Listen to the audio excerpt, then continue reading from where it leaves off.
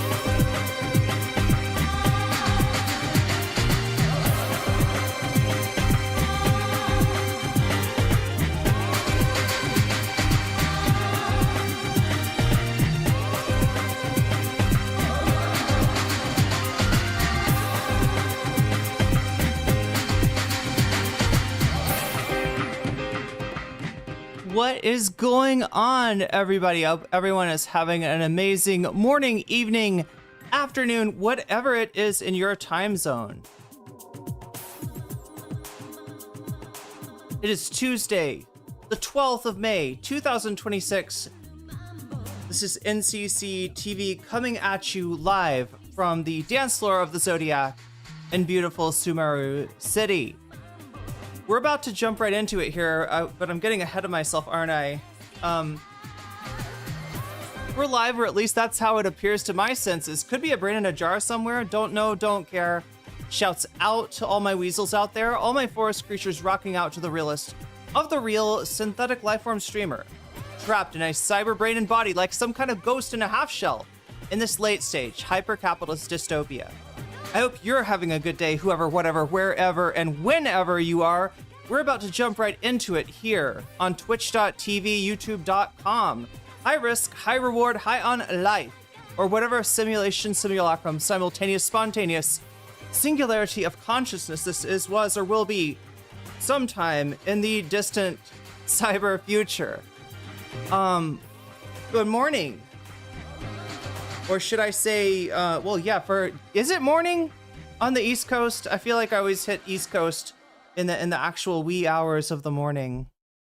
The wee hours, yeah, that's the hours that you gotta wake up and pee. That's why they call them that. That's why they named them. They're the hours. It would be convenient if you could wee in the day and sleep in the night, but no, I'm not actually talking from personal experience. I don't know, chat. I don't know.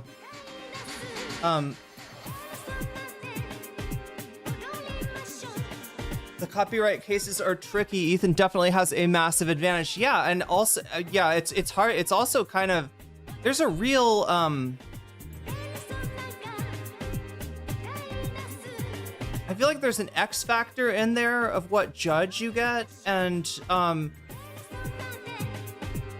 like where they go with it, because it really is a blank can. That case that Davi's talking about, the copyright case against now Frogan and Denims, right? Casey Tron, I guess, settled outside of court, made a hostage video and got the fuck out of it. But yeah, Denims and Casey Tron still lost it. Yeah, 2:46. Okay, so it's almost morning. I feel like 2:46 you can still say it's night, but that's like the real hardcore, like that's the the bar closed down, so we went somewhere else kind of night. Only vibes and dancing tonight? Yeah, sounds like fun. Okay, well Otto's up for it. Otto. Wait, why do I sound like I'm saying Otta when I say your name? I'm not saying Otta, chat.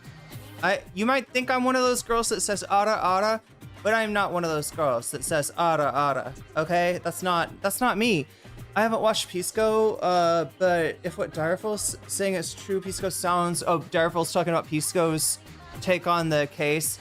Well, we're talking about a whole new case, or not. I want to make it really clear, right? In case it wasn't clear on the thumbnail, that at the moment, what we've got on our hands is a cease and desist, right?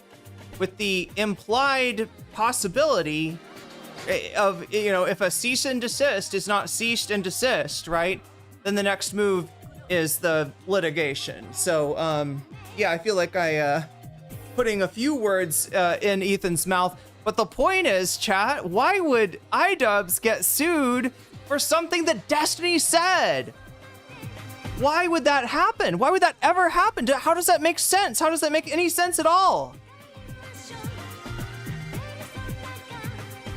iDubbz, I think in his, well, what is his content? Somebody said his content was like, if the VODs are like paywalled or something, so it's maybe not the easiest thing to access.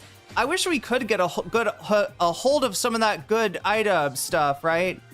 Because what I've seen is pretty funny, but I'll be honest, I've seen like one or two clips of iDubbz's latest shtick is that he does, or it's not latest shtick, I think he's leaving, I think he's stopping, he was doing a VTuber, dragon, he was a dragon, as a VTube dragon, and he talked about himself in third person, because that's the benefit of having a dragon VTuber, it's not you saying these things, you making these pronouncements, no, it's the dragon. The dragon says, I think iDubbz might have a point here. And it's goofy as fuck, but it was actually fun. It's a lot funnier than the freaking H3 podcast, right? It doesn't make me want to become Brian Kilmeade. How can I become Brian? Okay, anyway, Chad, that doesn't even make sense. That doesn't even make sense, does it? Maybe it sounds like it makes sense. Maybe it's too deep of a cut, chat. We're not trying to go for the deep cuts, even though this is iDubbz that we're talking about here. God, I should have put more iDubbz stuff on the thumbnail and stream. You know what I mean? It's like I do have somewhere, I think I have like some iDubbz like cutouts of like the iDubbz back in the day, and the what we do here is go back, because I mean that's always a good you know, soundbite to have loaded up. I've only ever seen clips too. It's too good, chat. I feel like it's a HBO show or something. It's like, oh, I guess, you know, like, right, you know, iDubbz is iDubbz the dragon. Wait, I don't even, could somebody tell me what it was called? I probably should scroll back and see what chat has been talking about, because it sounds like you're talking about the topic at hand, unlike me, who always wants to talk about something weird on chat, like peeing. Anyway, I'm gonna leave that one alone for now. That's the scorched legume. The burnt. Okay, yeah, I probably can't say those words without getting a hate raid. I don't know.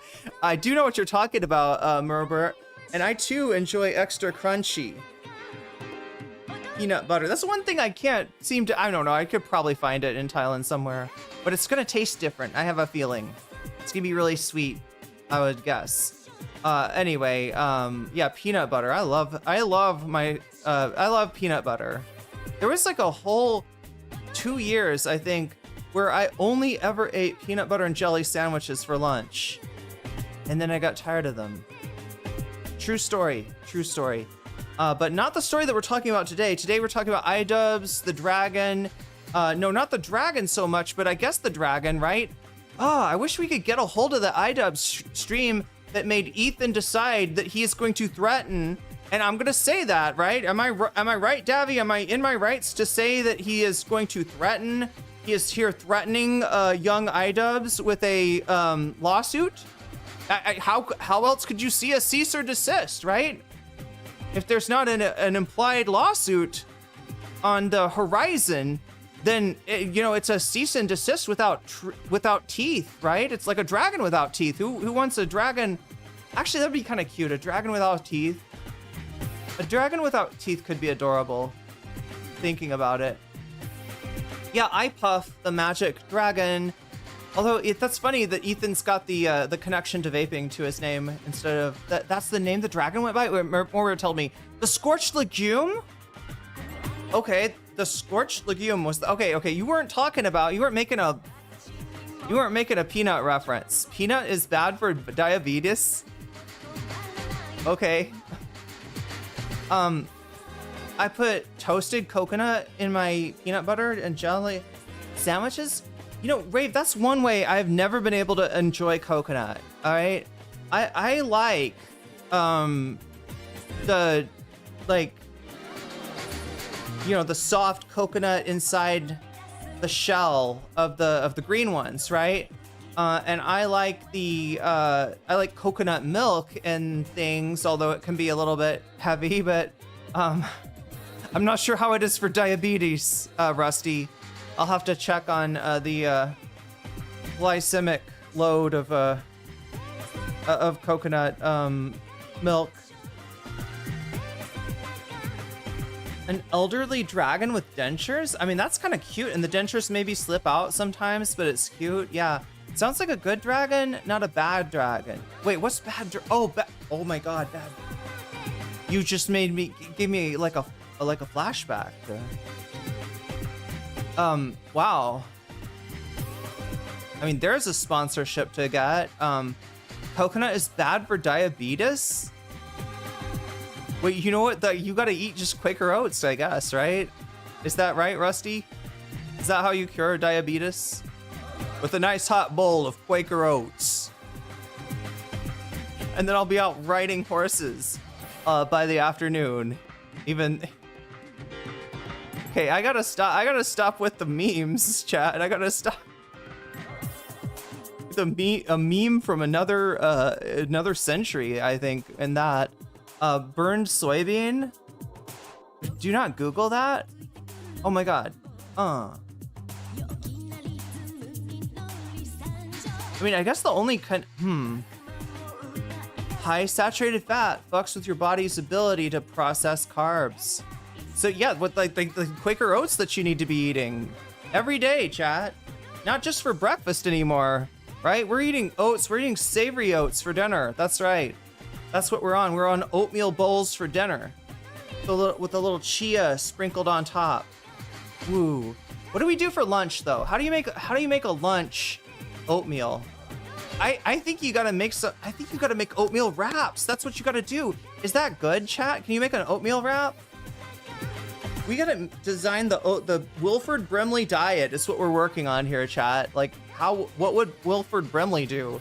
That's what I always end up asking myself when I'm faced with a strange events involving a cocoon or something like that. I've never seen that movie, by the way, chat, but I know that Wilford Brimley is in it. Cocoon. Oh wait, is it? Wait, chat, is it about do old people go into a cocoon and they come out young again? Is that Cocoon? Does Wilford Brimley get euthanized? I mean, not euthanized, but euthified? Euthanated? Does he get turned into young Wilford Brimley somehow? Has anybody seen this movie? Cocoon sounds like a good alien movie, though. I would watch that if it was an alien that comes out of the cocoon at the end of the movie. But you gotta watch the whole movie to see what kind of alien is gonna pop out of there. It's like waiting for Godot, but Godot is an alien instead of the metaphor for death. I don't know, chat. I still can't believe Wilford Brimley is 39 in that movie. But he looks so old. He's 39 in that movie? Was he just born as an old dude? That's kind of interesting. That's a vibe, right?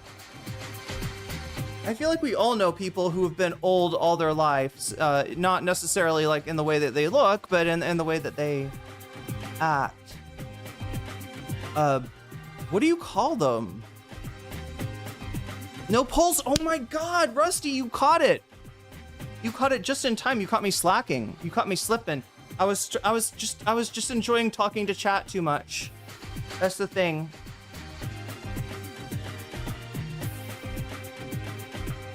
Old souls. What about a Russian soul? If you say that you're a Russian soul at this moment, do you think people would think that's a little Z-coded? If you were like, oh yeah, you love Putin, don't you? You love Putin. You like Putin. You think he looks sexy with no shirt on, riding a horse in the middle of the water, fighting a crocodile, wrestling a bear. You think that's sexy as fuck. You would absolutely.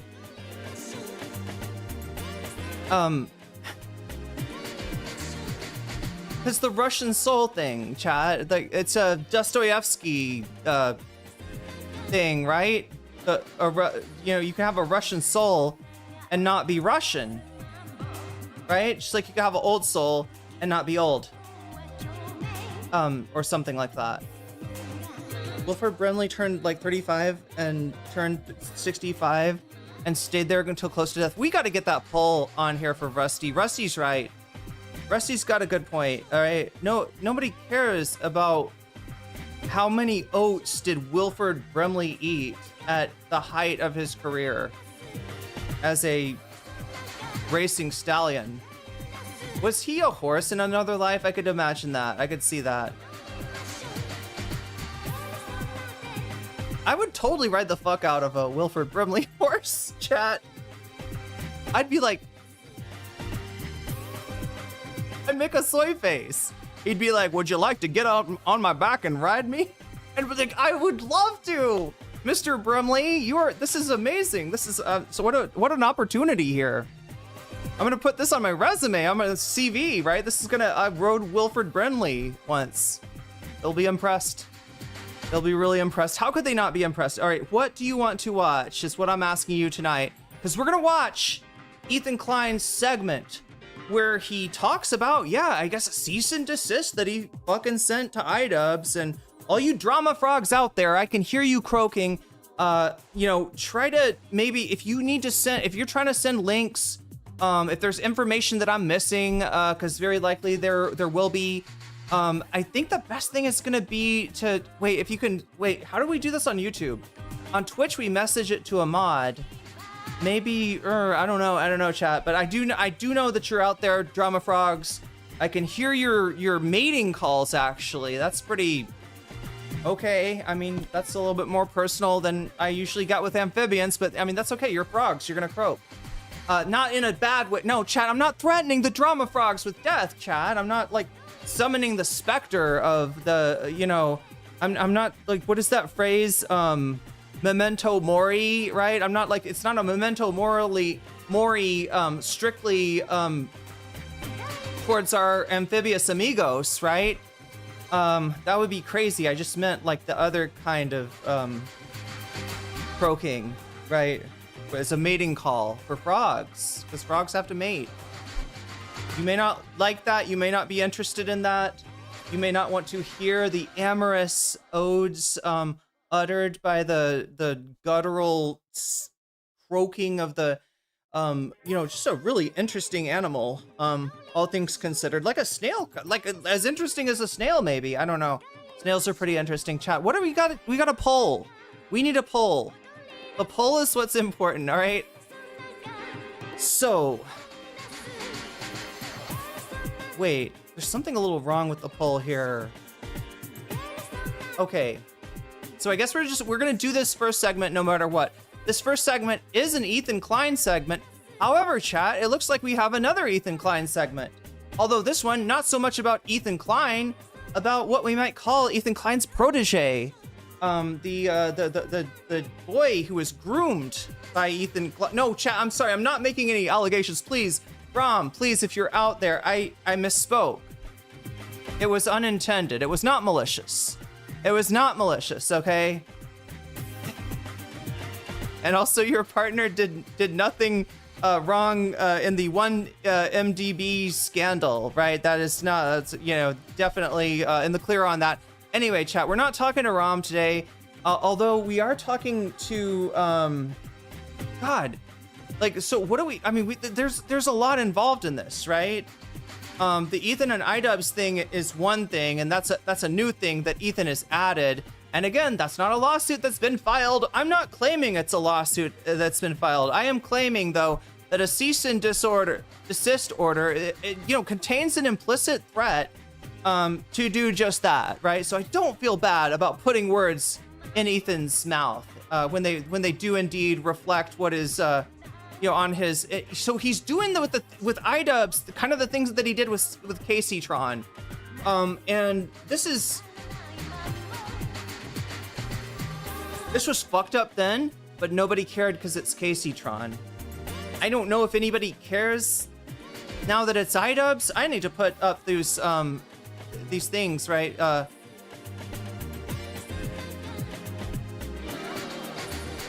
my God, there's too many words here, chat.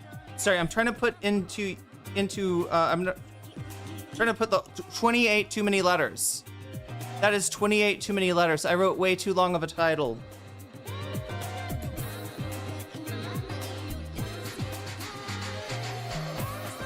What do you want to watch next? And the confusing part is that we're going to be talking about Ethan, but then there's another, how do I call, I could change this,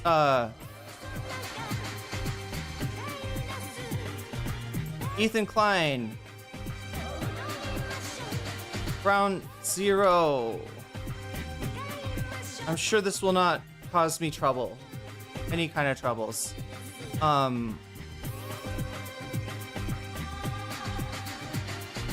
Ground Zero commentary Civil War. Now I have 9 too many. Okay, Ethan Klein, Ethan. We all know that Ethan Ground Zero commentary Civil War. Could turn this into something else. Okay, we're just gonna say Ethan Klein's commentary civil war, even though that's a massive truncation. That's an enormous truncation, chat. I've truncated the fuck out of that, right? On the way I've got it written out, how Ethan Klein became ground zero for the commentary civil war. I've been talking about this a little bit. We're maybe gonna get into this because there's a segment of the Kilo video that covers just that. That covers commentary streamers who have become the targets and the hunted. I will say, Nicholas Diorio, the hunted in the commentary civil war, which is, you know, started off very asymmetrically, but more and more, there's a liability.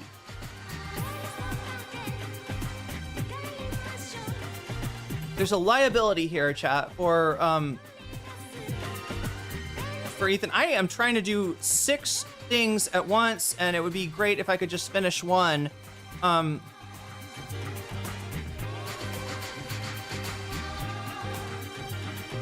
Okay, so we got Ana Kasparian, the Karen returns.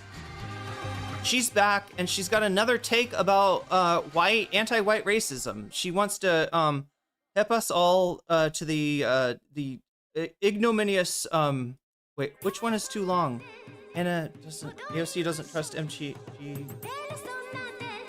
Oh my god. Fuck, we gotta change music, we gotta do, okay, 2 more characters need to die. AOC doesn't trust.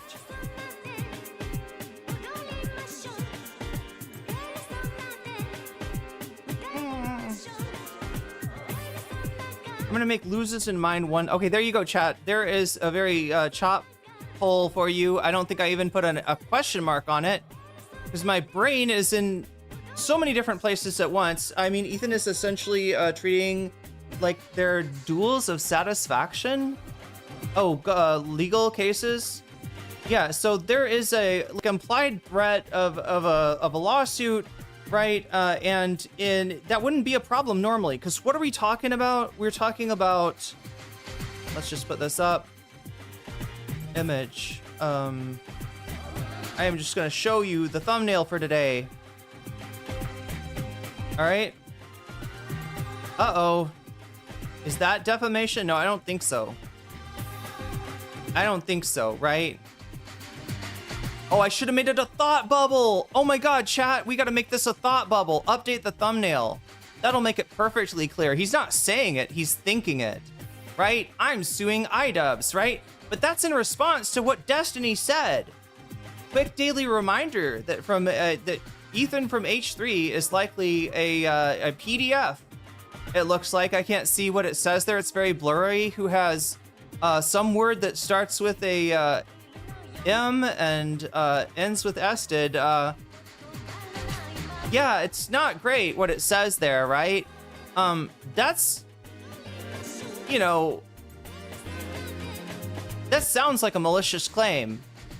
And if the person making the claim is not, it knows that it is,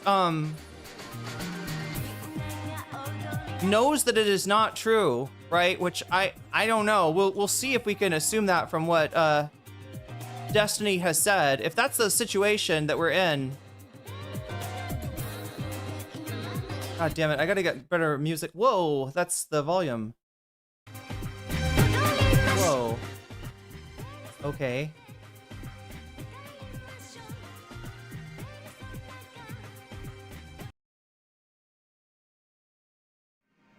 Okay. Maybe now I can concentrate, all right? This is something that Destiny said, as you can see, several months ago now. I don't know. What is it, like many months ago, chat. Many months ago, Destiny said this, right? Ethan sues or threatens to sue over like bullshit. Like, right, did you say that he backed a genocide? Oh my gosh, that's defamation. I never said I backed a genocide. I'm gonna, you know, you better lawyer up. Yes, he melted his own children. I think that's what happened. Like ice cream, crotchy, like ice cream. Finally, AOC does something I respect. The Biden years were rough. Oh, with MTG, yeah. But yeah, this is, you know, so this is obviously something. Now, I don't know. Does Destiny like wriggle out of this like in the United States because it says likely? Is likely too much of a weasel word to kind of like shoehorn in there? Is that too much of a allegedly in a video game, Davy, do you think? Or do you think that this is actually defamation, right?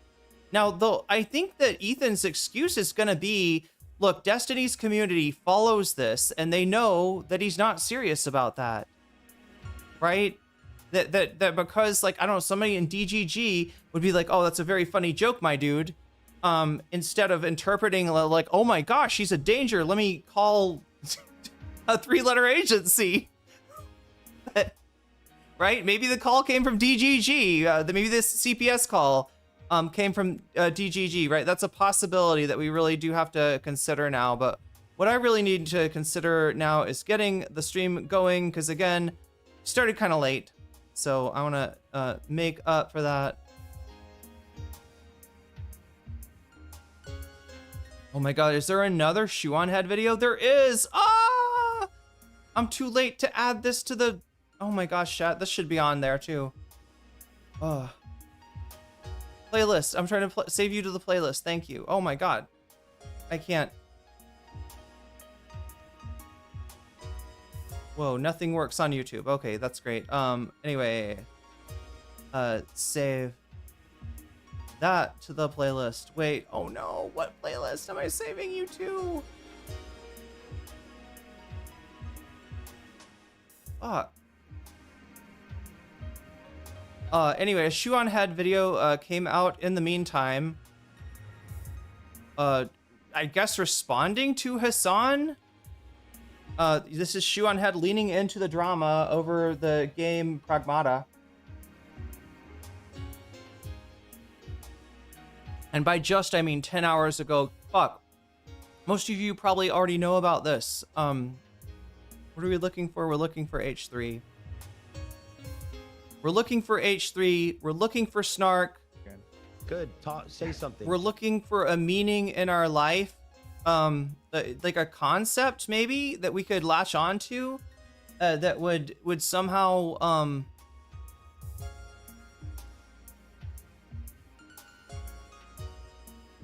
whoa, why is there...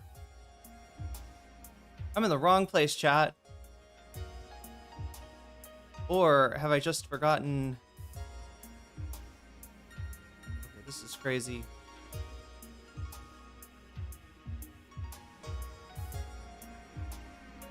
There you go. There you go. That is Ethan Klein. That is from today. And yeah, this is the video that we're gonna be talking about. So I was yeah. And again, so what is that? How is the question is how is the Destiny quote, which I wish I had just cut out. You know, I probably have it. I probably have it somewhere, chat. I just want to put it on the screen. I almost want to put it on the screen, except I think I might get demonetized. There's been a lot of that going around lately, YouTube. And although maybe not for posting vile, like everybody's had this on, right? I think Ethan shows this, right? So other people are streaming it, but yeah, it's you know, I wanted to blur it for the thumbnail at least, right? It's gross. It's gross what Destiny said, and you know, there's a lot of problems with Ethan. Obviously, that's not one of them. Obviously, you know, Destiny isn't taking that seriously, and you could argue that maybe DGG is not taking that seriously. But when you put some shit out there, right, it's not for nothing. It's not for nothing. Some people are going to see that and they're going to, you know, I don't know. If anything, if there's anything that he could sue on, in other words, right, you'd think it would be this. You'd think it would be the, you know, what Destiny said. So why is it iDubbz's fault? Well, so Destiny said that like months ago. Ethan has said nothing. Ethan has not even said a word. Not to complain, and certainly not to threaten litigation. But when iDubbz Okay, oh god, chat, I gotta explain this to you. And I don't know if I can find video for this. I want to find video for this. I don't know if it's gettable. So if in chat, let me know if we can find the iDubbz dragon streams, right? iDubbz has turned into a magical dragon, like I told you, and he's not iDubbz, he's the dragon. What was it called again?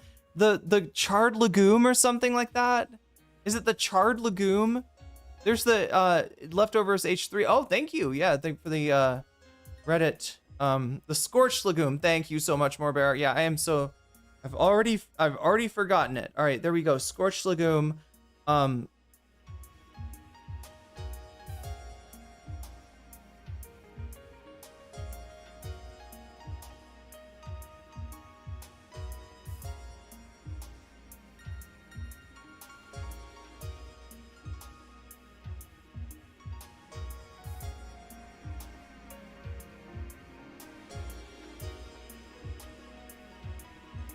Oh, it was the dragon was browsing the subreddit? Is that what this is? I'm sorry, I took a minute to check that out, more.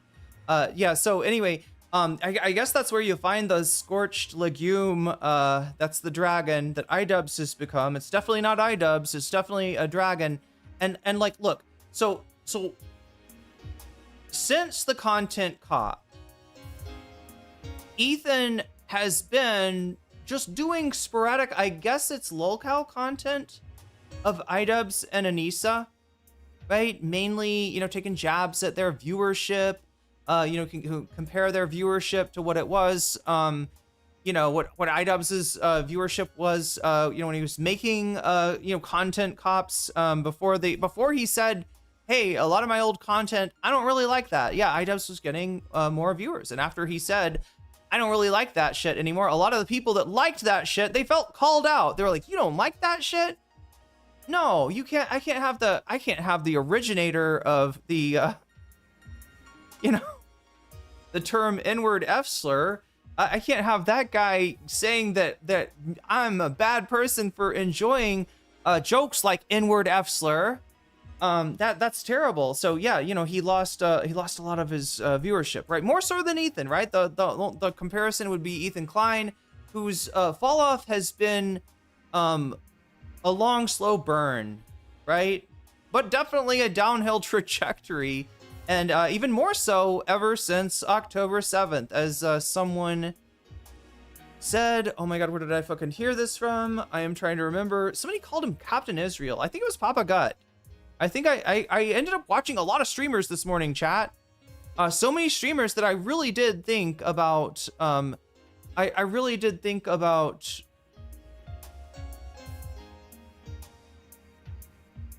doing a state of play. Does everybody remember the President Sunday video where he uses a crude MS Paint, you know, drawing to map out the different creators in the space and their relationship, and like, you know, kind of like the story behind them. It's the one where he's got like Vosh, and he says, and like, you had the Vosh spear, you had Xanderhall, you had Demon Mama, you had all these Shark 300, you know, all these people, like the, you know, the Vosh orbit basically, right?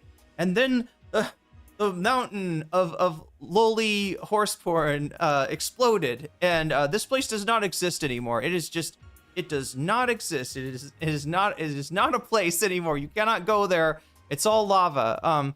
So I thought about doing something like that. I don't think we'll get a chance today to do that, but I think I've mentioned it in the past. It's a good idea.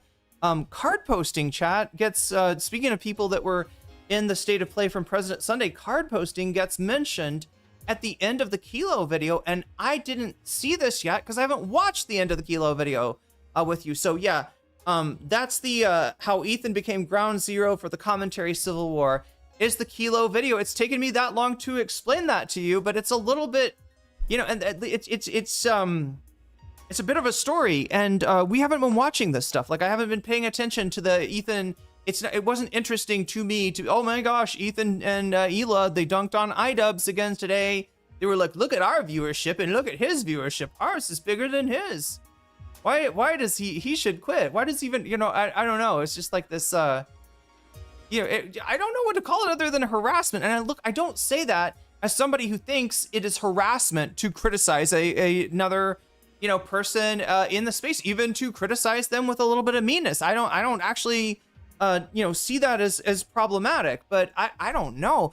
Like, what is harassment other than like a constant stream of you know, hateful, negative attention, right? They kind of like saying some stuff consistently to somebody with less reach than you that seems to be in the direction of, you know, you are pathetic, you should quit, you suck, get the fuck off the internet, right?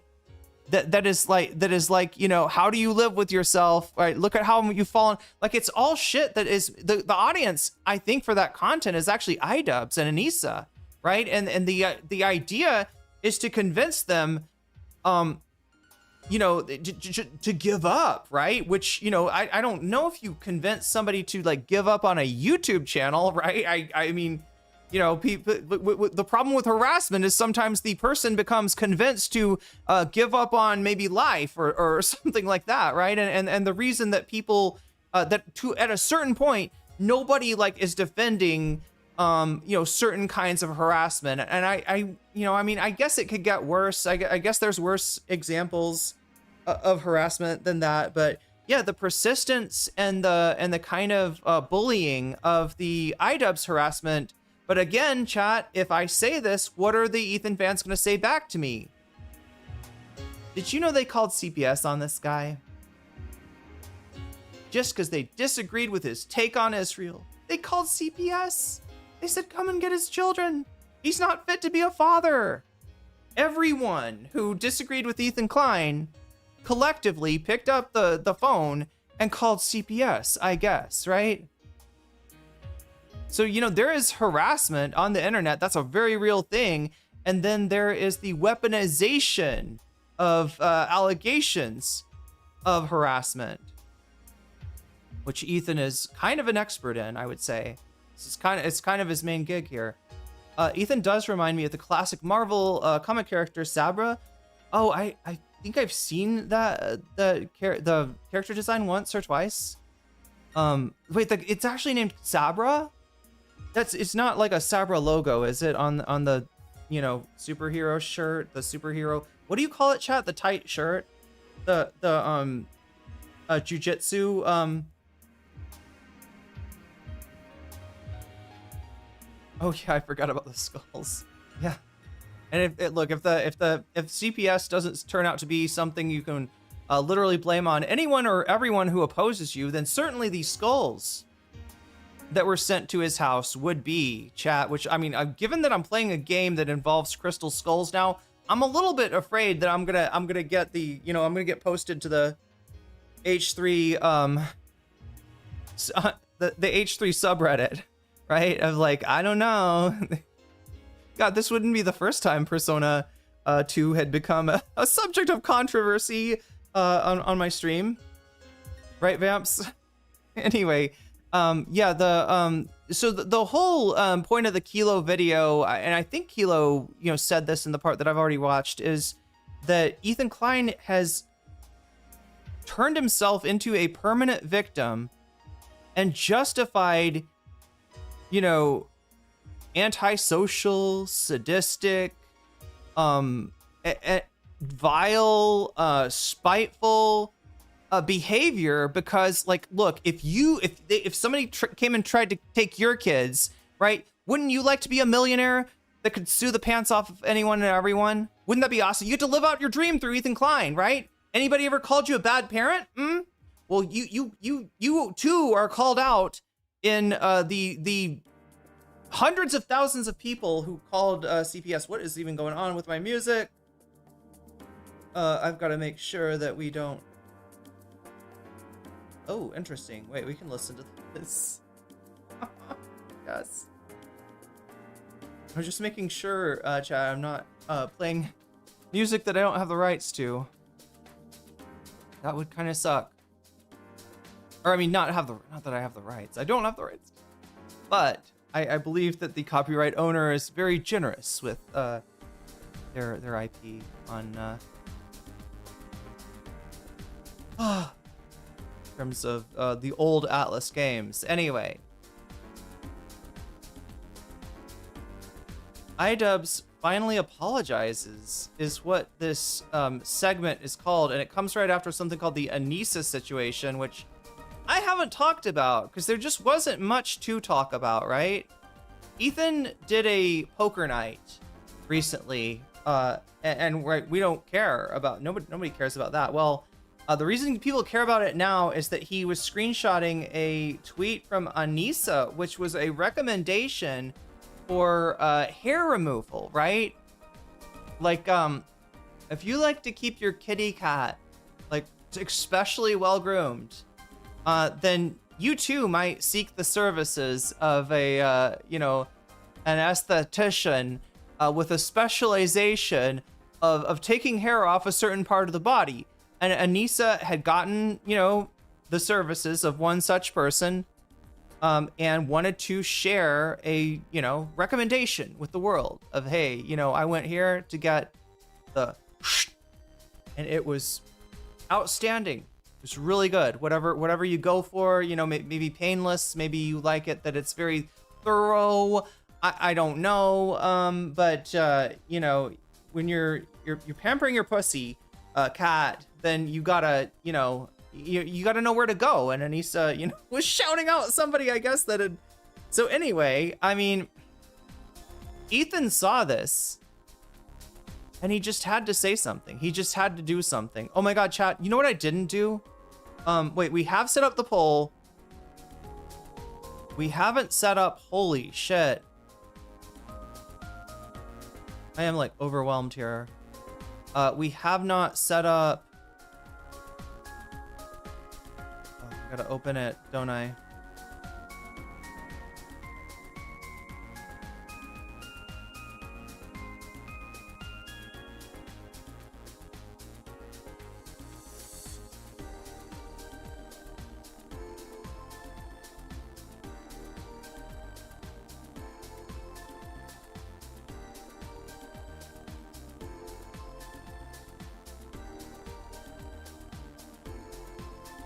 Okay.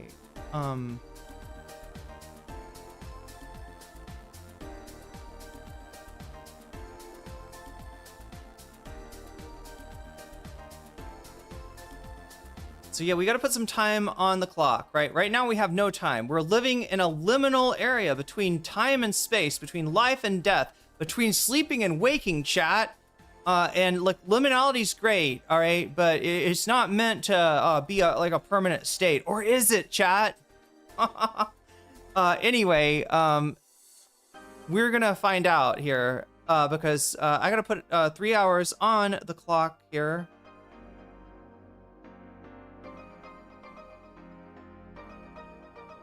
Somehow, I think I do it like this and like that. It should reset to 3 hours, right? We got 3 hours to try to cover as much of the stuff as we can, right? But you know, granted, I don't even know if we'll clear the Ethan content, right? It's up to you, chat, right? You've got the remote, both in this, in terms of you can vote on the topic of your choice for a follow-up topic. You can also help us get more follow-up time, because every time you support the stream, whether that support is through super chat, super sticker, if you get yourself a membership, if you gift a membership, if you support me on throne.com, which I'm trying to crowd fund the Vietnam trip for this year that I'm going to need to do in order to renew my Thai visa. I'm trying to get on that early because yeah, airfares might be a little tumultuous, right? And I would like to get locked in the lowest fare possible. So if you want to help me out with that, I've got that up on throne.com right now. You can also support me on Patreon or on Twitch. All these things make the time go up. And with Twitch, you can even do it at no cost to you. That's right. If you have Prime for Amazon, you can hook up your Amazon account to your Twitch account and you will get a free Twitch Prime sub. That is going to take money out of the pocket of a certain big corporation. And it's going to put it in my pocket. A little bit of the money goes into my pocket. And so you're supporting the stream and you're doing a solid, right? Because you only have one to give. And if you give it to, holy shit. That is a like a chime-like sound that I think means that somebody just donated on Throne. Let me look and see where. I'm so disorganized today, chat, and I'm a little bit dehydrated too. That's not great. I'll grab some water when we get started here. Oh wait, I don't know. Was that?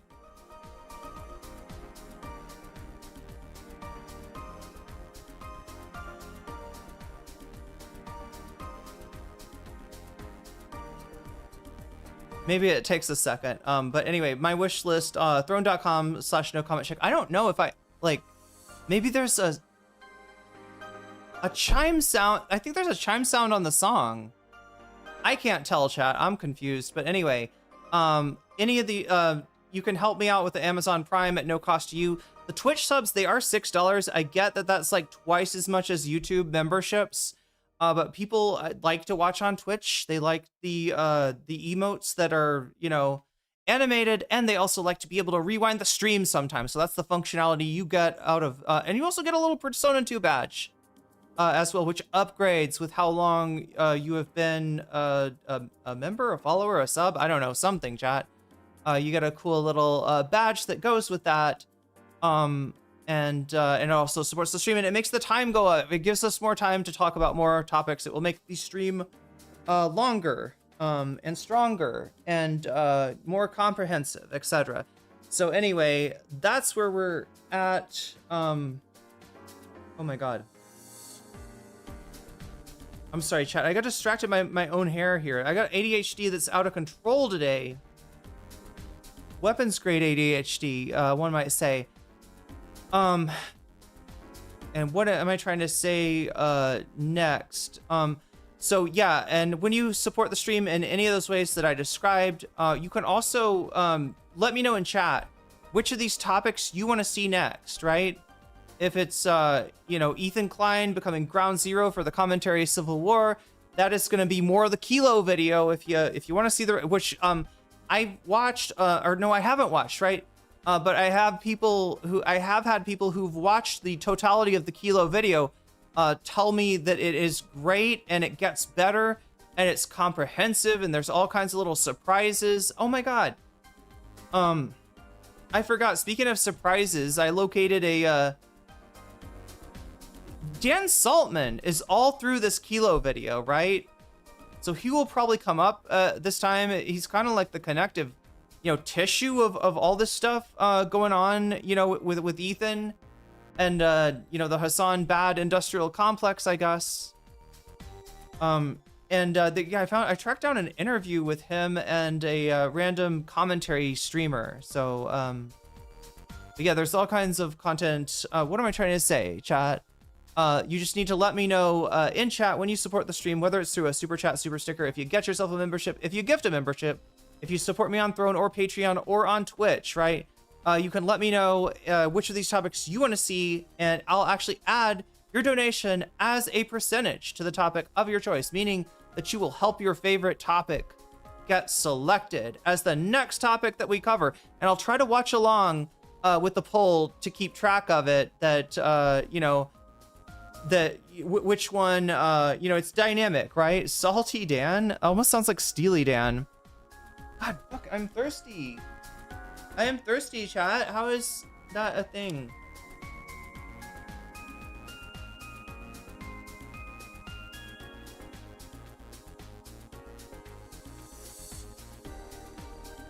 Only have one minor criticism of Kilo's Weasley Little Liars. Well, for a 4-hour video, that's pretty good. Wait, no, Salty Dan, for some reason that makes me think of that. It's like a, are they like a Minecraft streamer? I can't remember. Salty DK Dan. I can't remember if they were like a Minecraft streamer or like a animation commentary. Anyway, chat, we got Ethan Klein. We're gonna get into this. Have I explained? Oh yeah, I haven't explained half of the topics, right? So we got more Ana Kasparian. Ana has talked to a random, I don't know, maybe not a random. Is this like a celebrity with a podcast? I think it's a celebrity with a small podcast. Eliza something that Ana talked to, And, you know, that conversation was pretty comprehensive. And it brought up like all of her gripes with the left. She wants to like rekindle all of the drama from, you know, whenever, because what she's trying to do, chat, and what Ana hasn't hit, the jackpot that Ana Kasparian has yet to hit, is to see a whole bunch of very left-wing people attacking her and have it be with the right-wing audience watching, right? So now she's kind of got the right-wing audience is watching on Twitter, right? She has a right-wing following, you know, some centrists, some liberals, I guess, but mainly, you know, it's if you really if you've seen her tweets, right, and especially if you've seen the replies, you understand that it's a very different audience than the audience that watches TYT or the audience that would watch TYT. It's the kind of people that would, if they were to watch a TYT segment, right, they'd be like, well, why do I care about poor people? Or like, you know, it's only certain segments. Like, it's got to be her being like, Israel fucking sucks. Oh, right. That's when they're like, yeah, I agree. And then they sig heil in their basement. No, but that, I mean, that's Anna's new audience, but she hasn't been able to connect those audiences, right? Because she has not been seen to be attacked by the left. That's where she thinks she, and maybe she's right? I think there's like probably a multiplier effect for her there. She got attacked. She provoked, you know, like basically TYT supporters, the online left, like just anyone like that. The milieu, in other words, that she is working in, even though she has some kind of, like, she tries to throw some curveballs now and then she tries to be like, but yeah, no, I'm a progressive. I'm just doing progressive right? Progressive should not be overly friendly of trans people. That is the fucking, okay, we're gonna change it was on the freaking, that's crazy.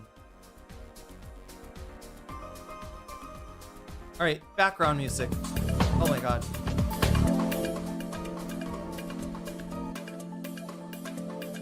Finally backgrounding. Wait, no, not quite backgrounding yet.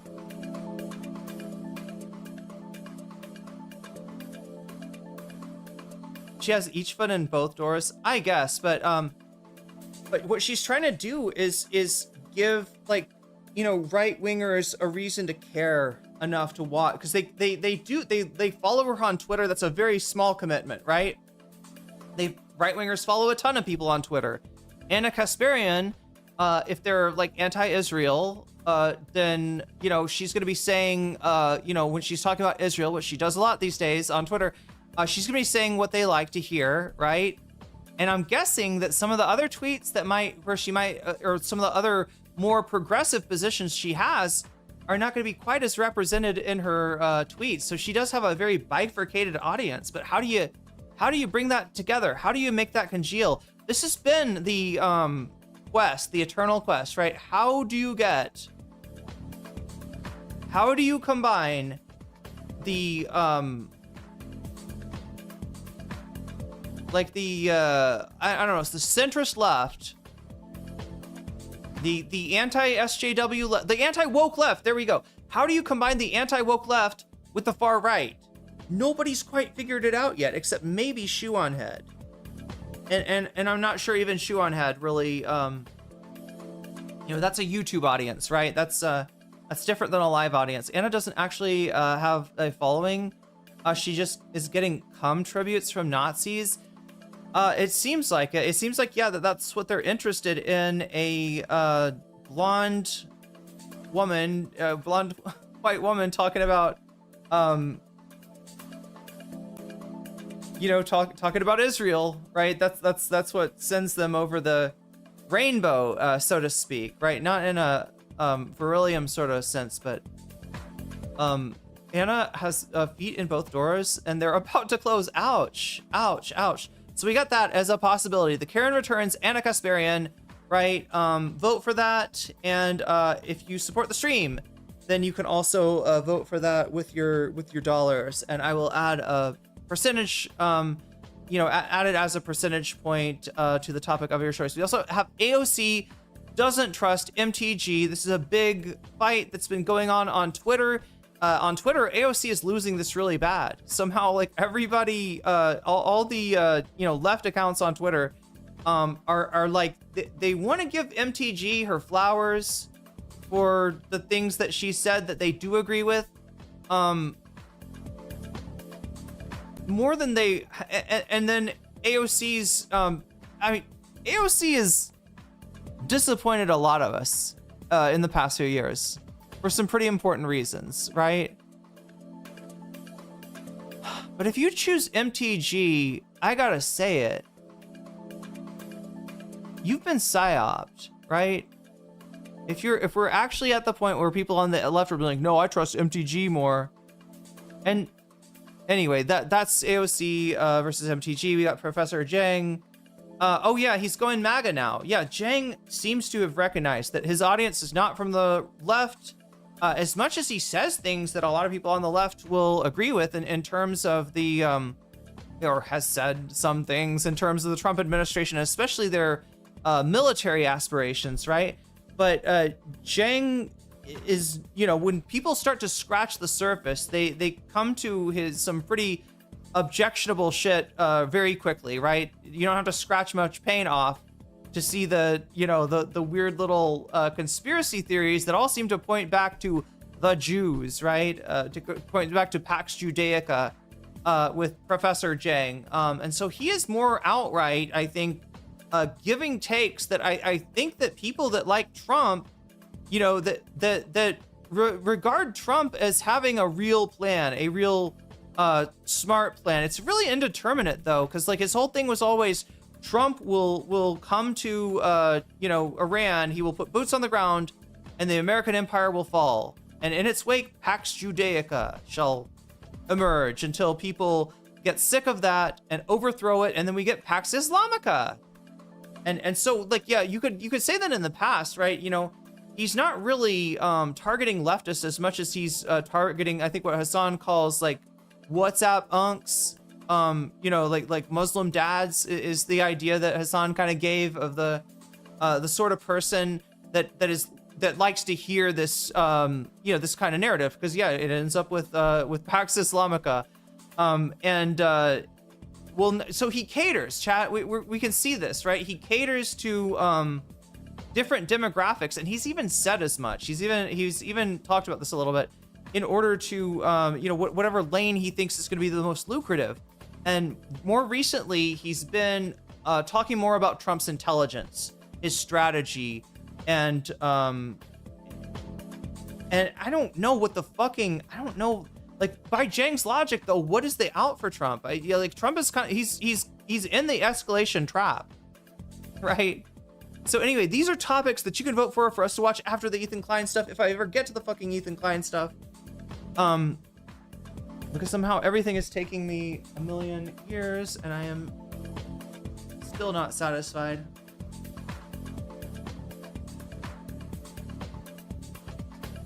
But I think nonetheless, oh yeah, we gotta start the, oh god, I haven't even started the counter. Right, start counter now. You got 3 hours, chat, or more, depending on if you support the stream. And I gotta put Ethan on.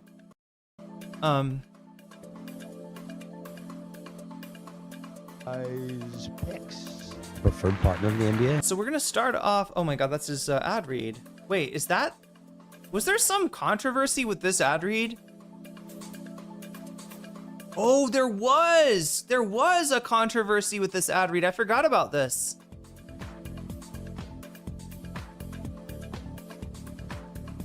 So anyway, I guess we're gonna start with a controversial ad read.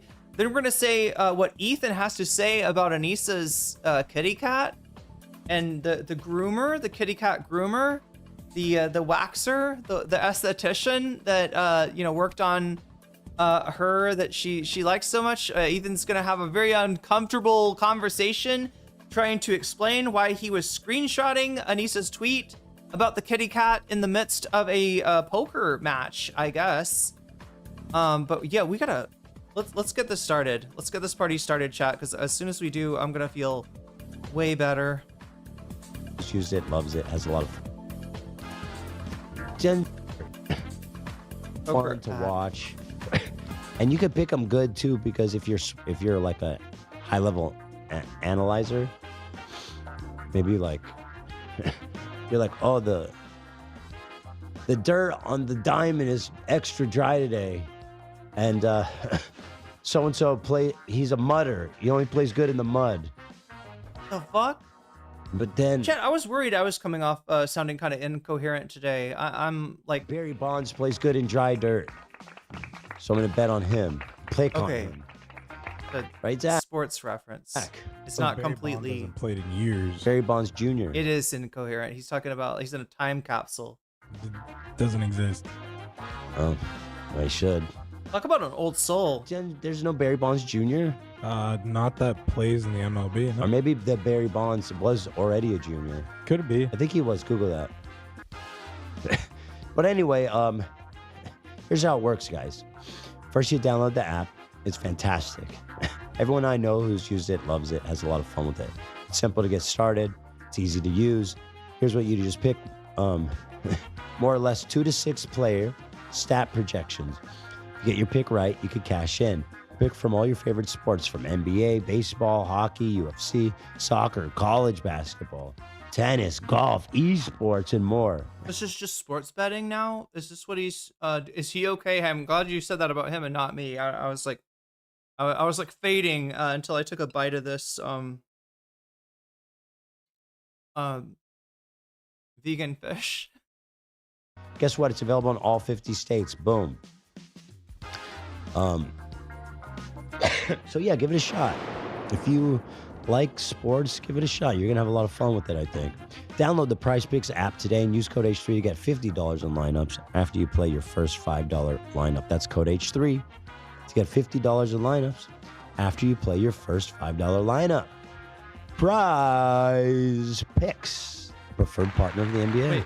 And with that, What was the controversy here that he says something like you're not supposed to call it betting, right? Is that what it is? Like it's legal, but only because they don't refer to it as gambling. Is that what it was? Maybe this wasn't the one, chat. Maybe I made you watch a fucking Ethan Klein ad read for no reason at all. God damn, I heard that. Why is this ill Victorian child trying to sell gambling? Brave, is this where the part is where he kind of fucks up in a he sounds faded? I don't know. What's he even on? Isn't it mostly like uppers and his employees ADHD meds? 70% of Tucker's viewers are probably live in the UK. Oh, true. That's a good point. Tucker Carlson doesn't have any real emotion. I'm gonna telling his average view. Oh, as far as people glazing up Tucker, yeah, I mean, Tucker does a little bit more PR to make it easy for people like Jink and Anna that are gonna, take the bait. Oh yeah, and his average viewer is a Muslim. Yeah, these days you're probably right, Davy. You're probably exactly right that same audience for Tucker Carlson as Professor Jiang. Only Tucker, I guess, has more. Because yeah, if you're super MAGA, you have left Tucker Carlson. You have made the choice. You view him and MTG as traitors. You're sticking with Trump, and so but people have replaced those views, right? Like I don't think Tucker's views have necessarily gone down. It's just that they've changed. They're different people watching now, and I think Davi's right that I think Asana said something similar that a lot of Muslim unks will watch Tucker Carlson. Rest of the topic is much more worth your time. Okay, you're saying this is not worth it. Okay, let's see. Let's just do this first. When it comes to hating on these two people, listen, and people go, "Oh, it's so." You're not always working. I'll tell you that. But oh shit. I mean, I sent this to work, chat. That's what I need. Right? No, I understand. Yeah, I'm just making that distinction. Well, I'm not working when I'm sleeping. That's the only time. But I am dreaming about work, so maybe not. Are you? Okay. That's sometimes where I get my best ideas. Yeah, but people go, "Oh, he's so obsessed." Bro, what are you talking about? I literally told you from the get when this whole thing started that I would never leave them alone, that I would obsessively fall. I will never, when everybody's forgotten about them and gotten over all their bullshit, I will never stop. I will never stop. See, he thinks this makes him like a guy that's not gonna, nobody's gonna fuck with, right? But in actuality, what Ethan is describing is a broken stair, right? So in other words, chat, if you're in a community and there's a guy that's just kind of crazy and he's not worth messing with, right?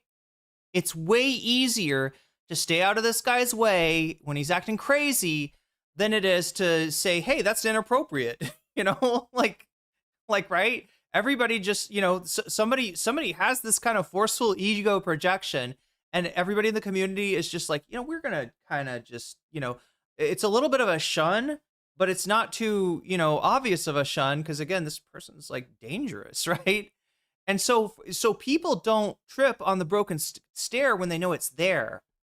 But other people coming in that don't know about, like, oh, who's this Ethan Klein guy? Oh, he's full of shit. I'm gonna, you know, I'm gonna disagree with him. And now all of a sudden he's locked in on you, right? And he thinks that fear, that if you become a problem for him, that he's gonna lock in on you like he did iDubbz. He's like finish the job on you, right? That's gonna make it so nobody messes with him. That's what Ethan's trying to get here, right? This is mob boss behavior. And chat, this is Trump behavior. There's so many ways that this guy resembles Trump that it is spooky at this point. It is legitimately spooky at this point, right? But you think that makes you safe, okay? And maybe it does, until somebody comes along that prides themselves on fixing broken stairs. Because the whole community is gonna clap when that stair gets fixed, okay? That is, and you don't want, like, that metaphor, chat. I left it vague on purpose, not because I have something in mind, right, of what could happen if you act like an asshole like this constantly, consistently, and try to just be like, yeah, people are gonna know not to mess with me, right? It could be, you know, any number of things. Like, Ethan, you're not that, you've fallen off yourself, right? If you know, somebody wanted to try to like consistently farm you that's slightly bigger, you know, they could probably reduce your numbers in a similar way to what you've done to iDubbz, right? There's a lot of, and of course, yeah, it could be in a really horrible, fucked up way too, right? It's just a stupid game that you don't want to play. I'm not saying this because I'm saying I'm the fucking stair fixer, all right? I, like anybody else, do not have time for that and know that it's not fucking worth it, right? But yeah, there are people who take that as a fucking, there are people on YouTube, let's just say, that take that shit as a challenge, right?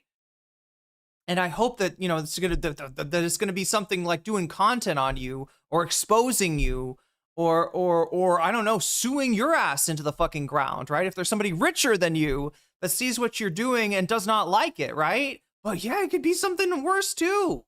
That's why you shouldn't be this guy, which I think is from what I've told, how Kilo kind of ends this his video. Don't be an Ethan Klein, be a Hasan, which is as a kind of rage bait, chat, but I don't know, not unearned rage bait.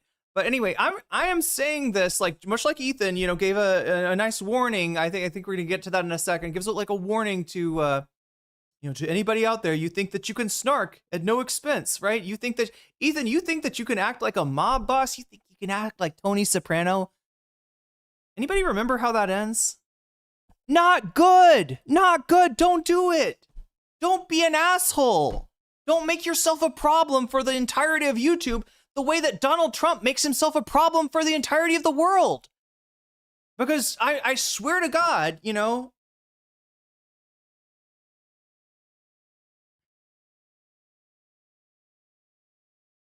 your ego will not be spared. Let's just put it that way. Anyway, Ethan Klein, the ego on Up. And so they're like, popsicle stick body. oh, I can't believe he's sending her nasty fucking lasered pussy update to the group chat and saying, ew, saying how nasty it is. Oh, I can't believe it. Why? Vagina. I told you I was going to be doing this. Tell Anisa don't post her fucking pussy updates on the timeline. It's disgusting. Why'd you do that? I know you're watching. It was so painless. I'm sad I waited so long. I wish I lasered my pussy sooner. If you're in Edmonton, I highly recommend it. TLDR, if any of that was unclear or sounded overly edgy, let me just put it succinct, right? There's always a bigger bully. Okay? That's what I'm saying. And half of them out there are crazy fucks that see themselves as heroes. Oh, like Ethan. Oh, exactly like Ethan. But seriously, there's always a bigger bully. And that is not a game that you ever fucking want to play. It's not a game that ends well for King of the Hill, right? It's kind of a game where everybody gets pushed off the top of a hill. I don't know, chat. I've never... what is the actual game, King of the Hill? I've never played. Nobody's in Edmonton. You're the only one. Idiot. By the way, what's it like 75 today? What's the weather in San Diego? Every time I talk about them, I need to do this. Weather in Edmonton, Canada. People in chat are pointing out that if you lasered your butthole, you would definitely let the world know. Which that does actually sound. Well, I right. wouldn't. Well, why would I do that? I mean, you probably just wouldn't do that in the first place. But if you did, I think you would let us know. Guys, I just lasered all my pubes. Oh, I wish I did it sooner. I don't know. Like, I don't need to know that her vag is fucking like, I don't want to know. It's disgusting. How can you be so entitled, right? Oh my gosh, somebody posted a vag on the internet. Actually didn't post a vag, chat. She posted a recommendation for an esthetician that grooms vages, okay? That's what she posted. And he's all like, oh, why do I have to see this? Well, motherfucker, maybe you shouldn't be following her. Maybe you should not follow her. Like, why do I have to see it? Because you're following her. That's why. Because you're obsessed with her. Because even if you are not literally following them anymore, you've literally clicked on iDubbz and Anisa content so many times that your algorithm knows what the fuck you like.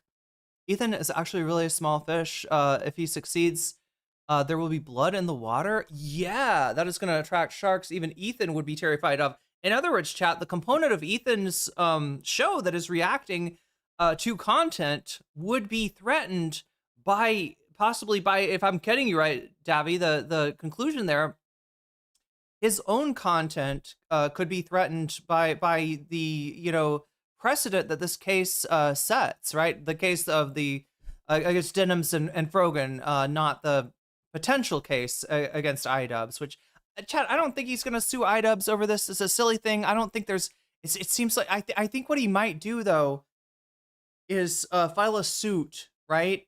Because Canada doesn't have slap laws. We're going to get into that in a second. That's the main topic. But I just wanted to cover this this creepy shit that he did with Anisa's post. And because, again, it's just like more fucking supervillain shit from this guy.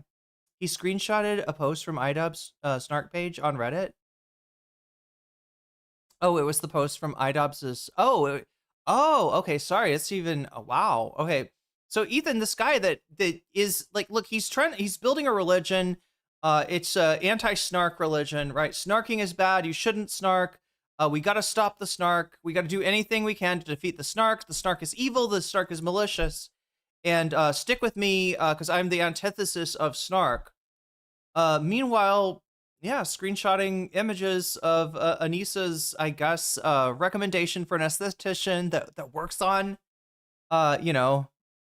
we'll wax your kitty for you for a price. And here he is, like, screenshot in the middle of a poker match. And I think his cope is going to be that he wasn't going to post it. He was sending it to the group chat. But how do we fucking know that? How do we even know that? There's so many assumptions baked into being an Ethan Klein fan these days. In other words, there's so many assumptions that you have to make to kind of see this guy as anything but a huge asshole.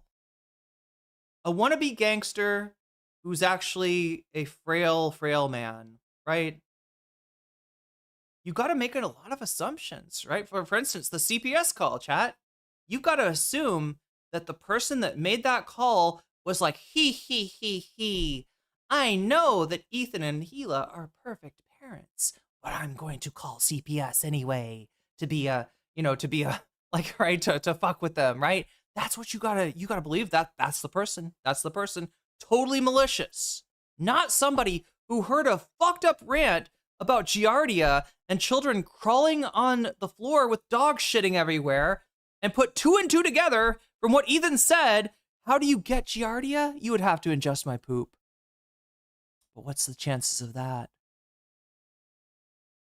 What's the chances of the anyway? We don't know. We don't know. It could have been an asshole. It could have been somebody that just, I hate Ethan Klein so much. I disagree with him. I think I will make a fucking, vexatious call to CPS in order to fuck with his life and possibly get his kids taken away from him, right?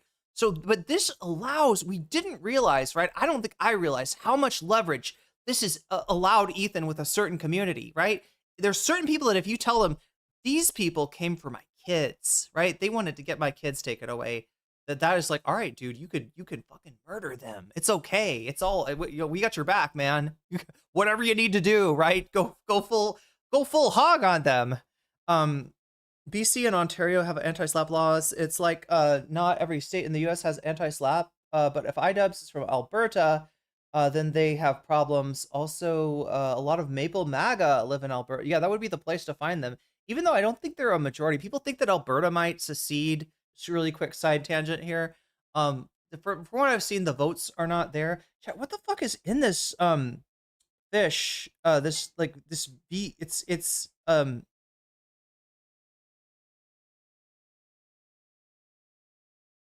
vegan fish, but the filling, the fish stuff, it tastes almost like bread or something. Is this like breadcrumbs? I think it is. I think the idea is the breadcrumbs take on the flavor of the, so it looks like a fried fish, but it's really more like a donut or something. I don't know, Chad. It's a fancy donut for sure. Comes wrapped in nori, and it's a vegan salted fish that I'm eating. We're building a religion. Oh my god. Was I quoting a song there? But anyway, yeah, all of the offenses that were done against Ethan by we don't know who. Chat, here's the deal. If we're really going to go through the scenario, right, it's possible it was a bad person calling in bad faith. Yes. It's also possible that it's a person that was like maybe overly concerned. I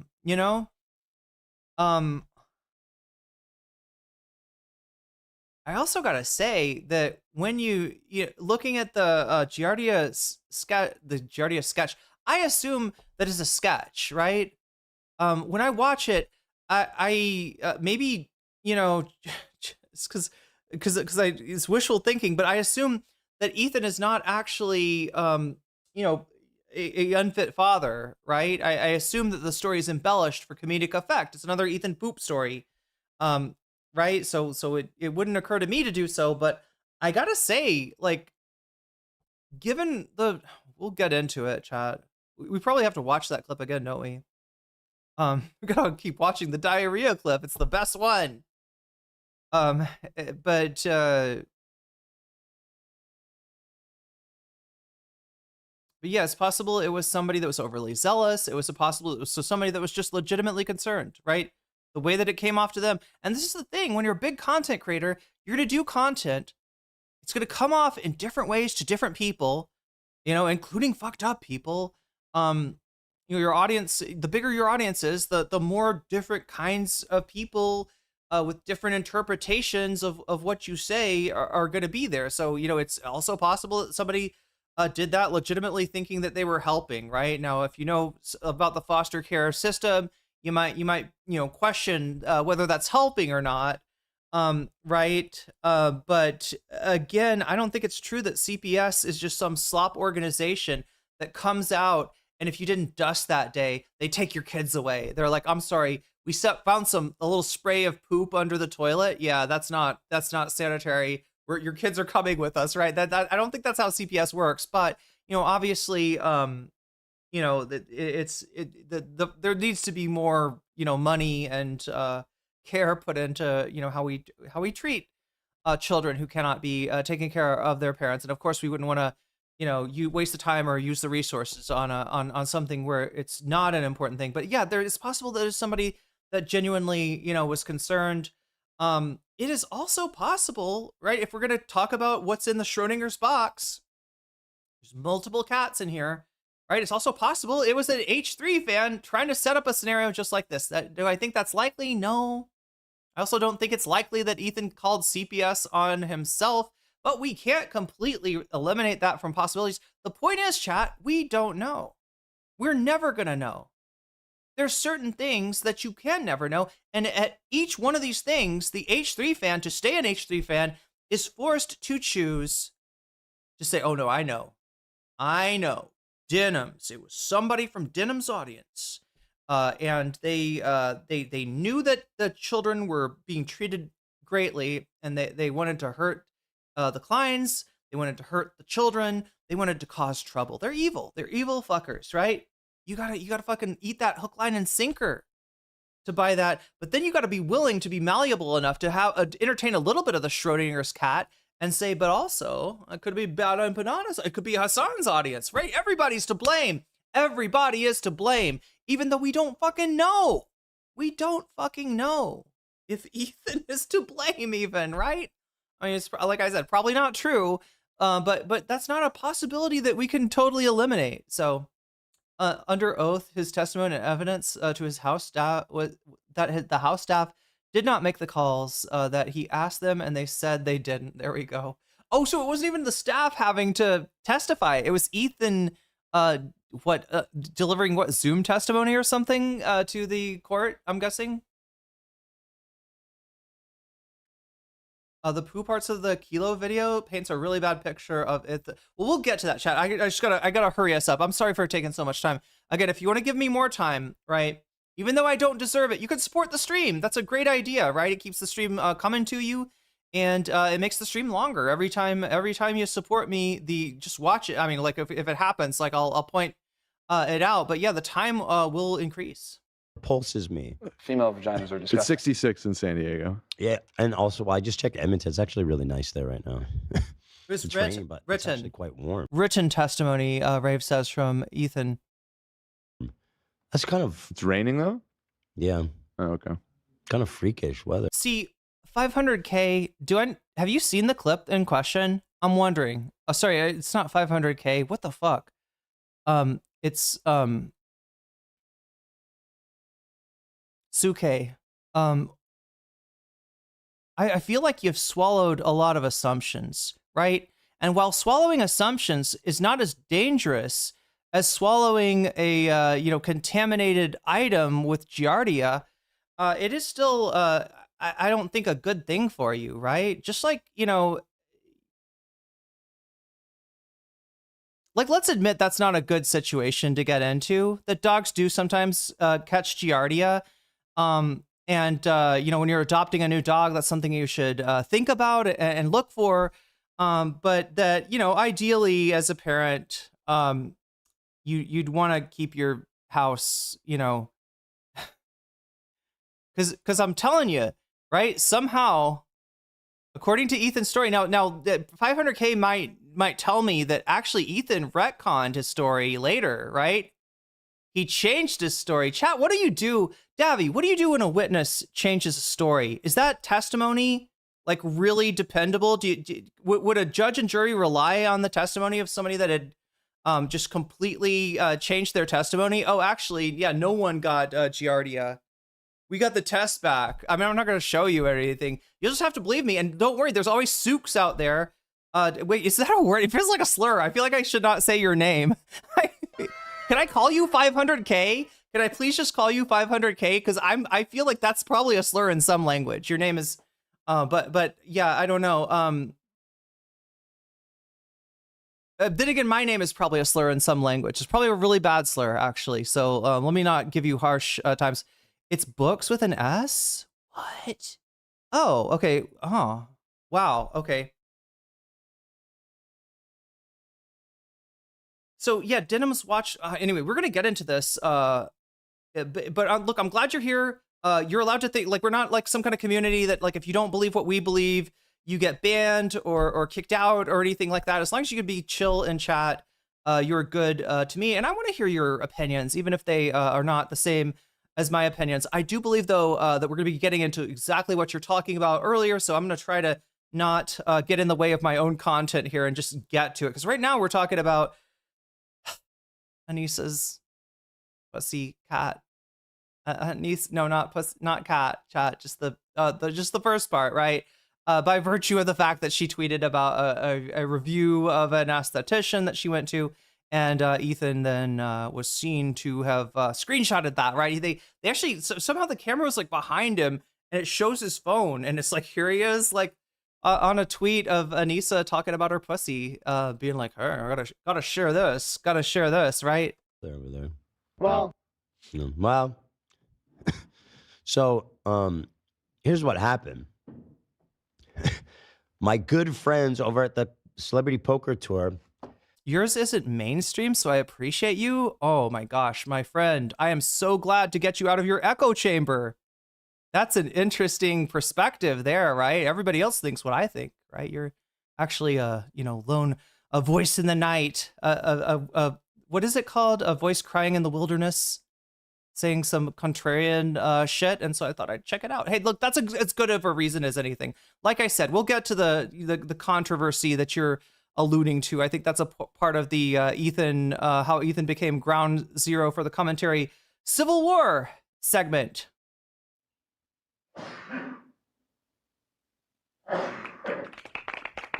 Oh, Crotchy with the, I'm sorry, I got so distracted. Yeah, let me put this up. So this is what happens when you support the channel. Not only do,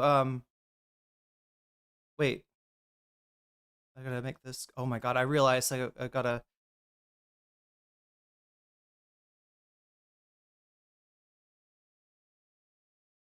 not only do you make the stream longer by supporting the stream, both in terms of the, time that I'll spend tonight and being able to make this a viable deal here. Wait, I'm trying to do that. Okay, I gotta put this up.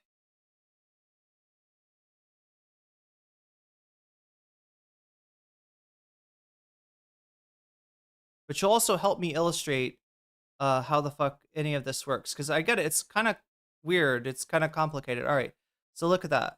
Crotchy with the gifted membership. And then Crotchy said, wait, where am I having trouble finding it? But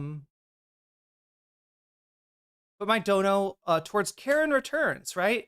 So right now, Ethan's commentary Civil War is ahead. We got 37 votes on the books, 46% going towards the Ethan's commentary Civil War. That's going to be like a little bit about Diorio and I feel like some other Ethan sweepers, but it's all going to tie into Dan Saltman and Ethan Klein and this whole anti-Hasan industrial complex that they have somewhat created. It was there before them, but they've definitely embellished, right? They have like added their own flair to this, right? So that's in first place. Second place, it looks like, is AOC does not trust MGG. Jink loses his mind, right? And then in third place, we got Ana Kasparian, the Return of the Karen, right? That is going to get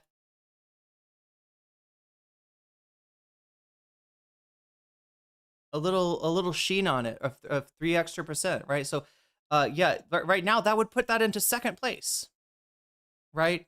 Effectively, Ana Kasparian has worked her way into second place after Ethan Klein's commentary Civil War, just by virtue of Crotchy donating. So that's what happens when you support the stream. That's what you can do to affect what we'll watch next. But before we watch the next thing, we gotta get done with the first thing. So let me get back to this. Girlfriend. Is he barfing? God damn it. Oh, he I is. feel like these cough drops make me cough more. Girlfriend. He's having trouble, chat. The cough button is helping though, right? The mute button. Very It's much. very so. nice. Yeah. Was that like Wesley Willis or something? Friend. What is he listening to? Chinese friend. My good friends over at the Celebrity Poker Tour thought it would be a great idea to put a camera to show me my fucking phone in full view of the camera and not tell me. Aren't you not supposed to be using your phone at the poker table? No, it's fine. I was Most wondering people about do. that. It was only at that one, the game I played with Steiny, the really high stakes cash game. Mhm. That one, they confiscate people's phones because there was like a weird cheating scandal there. Right, that's what I thought. But no, usually nobody gives a fuck if you're on your phone. Was Vegas Matt on his phone? I don't remember. Mm. No. So here's what happened, and I'll show you this post from Livestream Fails. People really got a kick out of this. So here, let's watch. Wow, this really made the rounds. Okay, 16,000 points. So people really got a kick out of this. And you can imagine the dumbest losers, snarker idiots.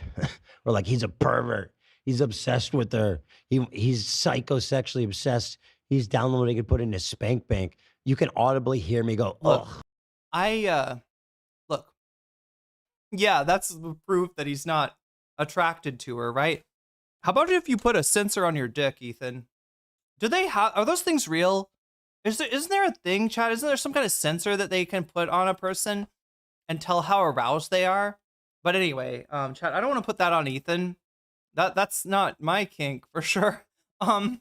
Listen, I don't think I want to hope that Ethan is not doing that. Is not psychosexually like obsessed with Anisa. That's some scary shit right there. It's not a conclusion I would jump to. However, chat, it is a conclusion that is in the Schrodinger's box, right? We don't know that he's not. You know?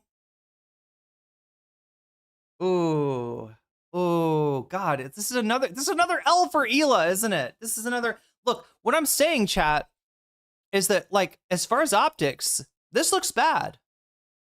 This is a stupid move. He's obsessed with Anisa and Ian, and it fucking bit him in the ass, okay? And yeah, it looks like you're gonna jerk off to her, Ethan. Anybody that doesn't fucking know you is gonna think that.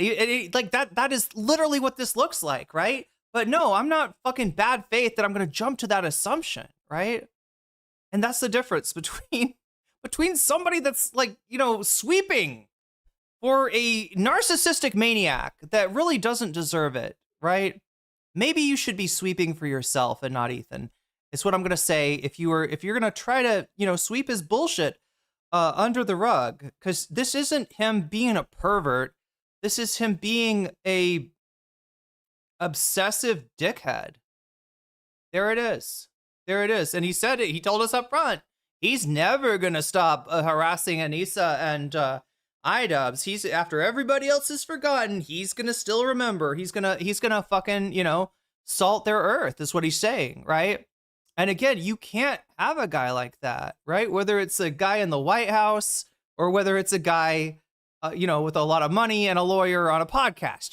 You can't have a guy like that. Something there is that doesn't love a broken stair, I would say, is the turn of phrase I'm gonna. The false coin I'm gonna mint today. I mean, Ethan does find every naked picture of Hasan and gets upset when I don't think Ethan knows how to process normal adult feelings of attraction. That's a possibility too. Yeah, I don't want to think about Ethan's sexuality, but you're right. That's in that Schrodinger's box, right? So that's what I'll try to frame it with, right? In terms of like, there's shit that we know, there's shit that we don't know about this. And I'm trying not to jump to any assumptions, and so yeah, assuming I don't think it's likely that Ethan is going to masturbate to the it's just a picture. There is a thirst trap on there, but I mean, Anisa's got plenty of thirst traps. If he wanted to jerk it to something, right? There's probably better pictures, right? If he was really like trying to, you know, stimulate himself to pictures of Anisa, I'm sure he could find, you know, those. God, I sound like I'm saying she has a lot of pictures like that. I'm just saying that they you know, she was posting a thirst trap on Twitter. There's probably more thirst traps where that came from, right? He doesn't need a specific picture just because she's talking about waxing her pussy. I don't think, right? Wait, maybe I don't understand guys. Wait, maybe I'm being too good faith, chat. I gotta admit, I don't understand guys. And so it's possible, I guess that could be a thing. You can have 50 different Carthages at once. Nice. when I pull it up. And then in group chat, it's with puke emojis. She is revolted. Oh shit! Let me add time. I almost forgot to show you, chat, what happens when you support the stream. Right? I add time now for for YouTube. I have to do it manually, so I got to type sub add time 3M, and then look, the time should be added. Look at that! You got 3 extra minutes, and that is courtesy of Crotchy. Thank you, Crotchy, and thanks for helping me illustrate like how you can affect what we watch on stream and how long I get to try to explain as much of this as I possibly can. So you're actually helping me. It's like a game where you can like help the streamer out. You can give me a 1-up. You can send me an energy pellet if you want. I will totally munch the pellet like a cute little woodland creature of some sort. But yeah, we added the time, and then what do? We got to have the sound, right, to show you that the time has been added. Here it is. Boom.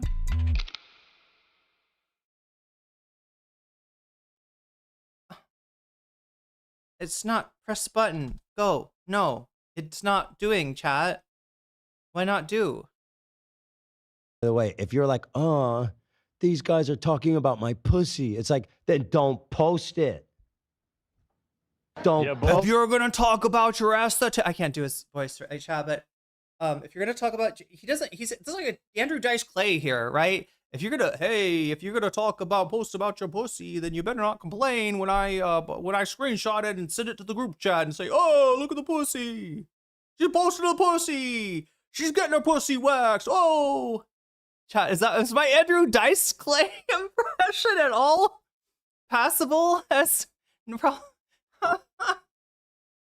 that's a callback. Where did I fucking see that? I think I was watching a thing about Saturday Night Lives that got pulled off the air, or they like deleted the episode, and one of them was Andrew Dice Clay was the host. Post it to the timeline and then act horrified when people talk about it. Idiot, dumbass, Edmonton. Come on! Broke. Repulsive. Here. Look how they do me. Look how they do me. You can see my whole asshole. Which Not I just really. got lasered. To the Eckler. I mean, We're ready for either baby one. number one. Oh, everything's neutral. Yeah. Got both You can names see. ready. Yeah. I think they zoom in on it.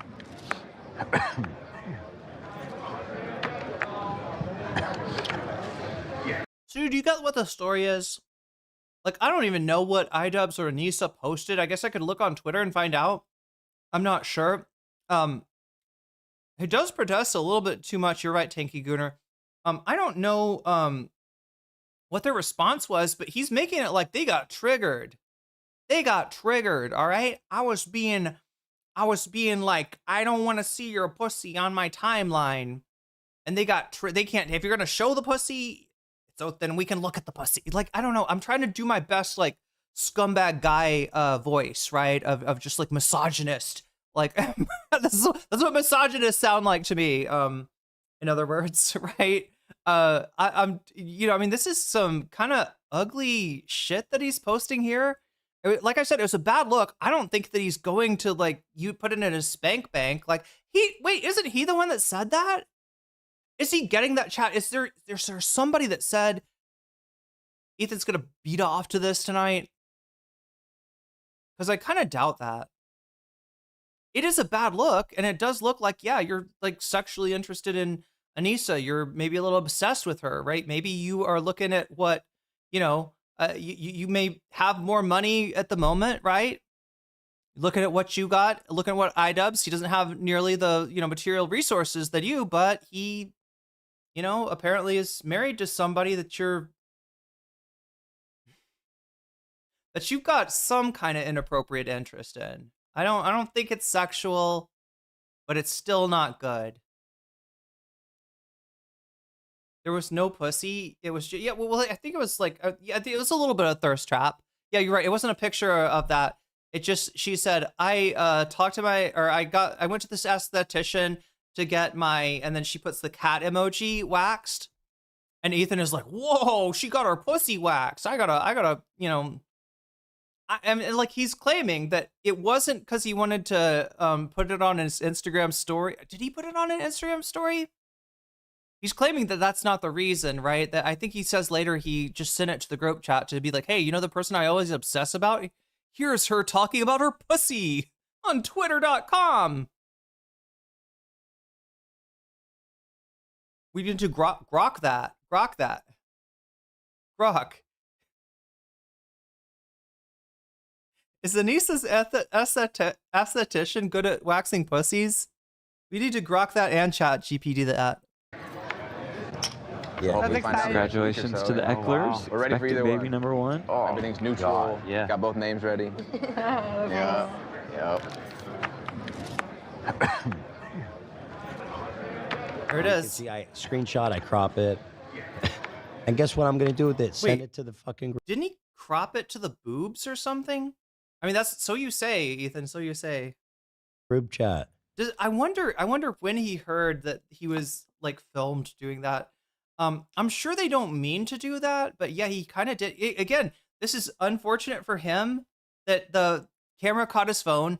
And I will say, yeah, it makes him look like he's obsessed with Anisa. And like for people that don't know much about what's going on, they might assume it's psychosexual. I don't think it is. I don't think this is for the spank bank, one for the spank bank or anything like that.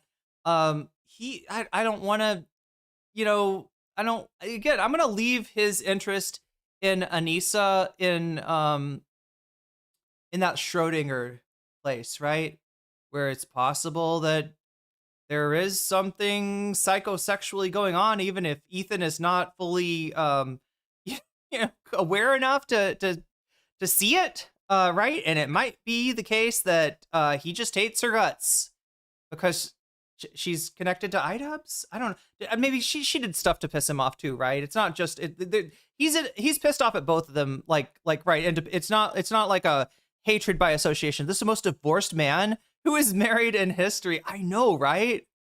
I know. Hasan's stupid soundboard can't read the word pussy without her. Oh, pussy and pussy. What's in that Schrodinger's box? Might be pussy. Oh, God. For work. Oh, God. Rather put my Oh, dick in a no. meat grinder than fucking jack off to that shit. Is that what you think about when you jack off? Meat grinder? Okay. Anyway, chat. Some people are really like sausage. I don't know. Schrodinger's box tells us we can't rule out that Ethan's and Hila roleplay iDubbz and Anisa. We can't even rule out that they're roleplaying the dragon and the elf, right? It could be the VTubers that they're actually roleplaying and that they particularly have, maybe not like a sexual attraction to like iDubbz and Anisa, but maybe towards the VTube avatars, right? Maybe they got some kind of thing of like, what if a small little elf and a great big dragon, they got together and made beautiful love somehow in a way that, unless you're to a particular niche, you probably would not get, right? But I'm sure that's out there somewhere. Psychosexual is the only lens I think he knows how to. Well, I mean, granted, this is charitability that I'm giving to him that I don't think he would give to other people. I don't think he would give to other people, right? He talks about iDubbz shitting his pants. And I don't know if that's a reference to something real or if it's just like, iDubbz said something weird or, had a stain or I don't know why that is. Like, again, I feel like he'll take anything and make it into something. Anisa said he shits his pants or used to. Okay. Well, if she's having to wipe his butt, then. Sorry. I know that's what they think I was doing, but I wasn't. But see, like, that's the sort of thing I should be able to, like, if with a regular person, if somebody said, so-and-so shit their pants or like, here's like, I would just automatically trust that. Whereas with Ethan, it's just like, I've seen him try to take shit that like where it's the optics are bad. Nothing else is bad about it and try to make it into something. Whereas I am, for whatever reason, avoiding doing that at the moment. Monster fuckers are everywhere. True. And there's nothing wrong with that. Yeah, exactly. I'd rather turn up like what was the whisper in Game of Thrones? But oh wait, God, 500K. Like, how do we know that Anisa wasn't joking in the Discord post? You just didn't understand that it was humor, right? iDubbz doesn't really shit his pants. That would be crazy. And for you saying this in that chat, I feel like that's a little bit defamatory. Don't you think that's a little bit defamatory? For you to say that when you don't know for a fact that it wasn't a joke? I can't believe you're relaying that from a untrustworthy source like Ethan Klein, who has lied about people before. It just seems a little sus, right? It always does seem sus when you apply his own logic to him. That's the point that I'm trying to make here, right? That this guy would wither away if a little bit of his own, supposed morality when it comes to other people were applied to him. Aries, he was castrated. Doesn't matter. Oh, berries, yeah. Yeah. He didn't have dick or balls. Whole thing cut off. Do we believe, or I don't know, do we believe Ethan Klein when he says that his dog with Giardia, his dog got Giardia, and then his kid, got it too. And the only way you can get it is by, now listen, I don't take Ethan's word for it, okay? On that one. On the Giardia one, right? Giardia, like some of the things he said about it are like incorrect. And I do think it's possible for a adequate parent to, have accidentally transmitted Giardia from a new pet to their child, right? It's unfortunate. You should obviously try to avoid it, but I do think it's possible. I do think it's possible.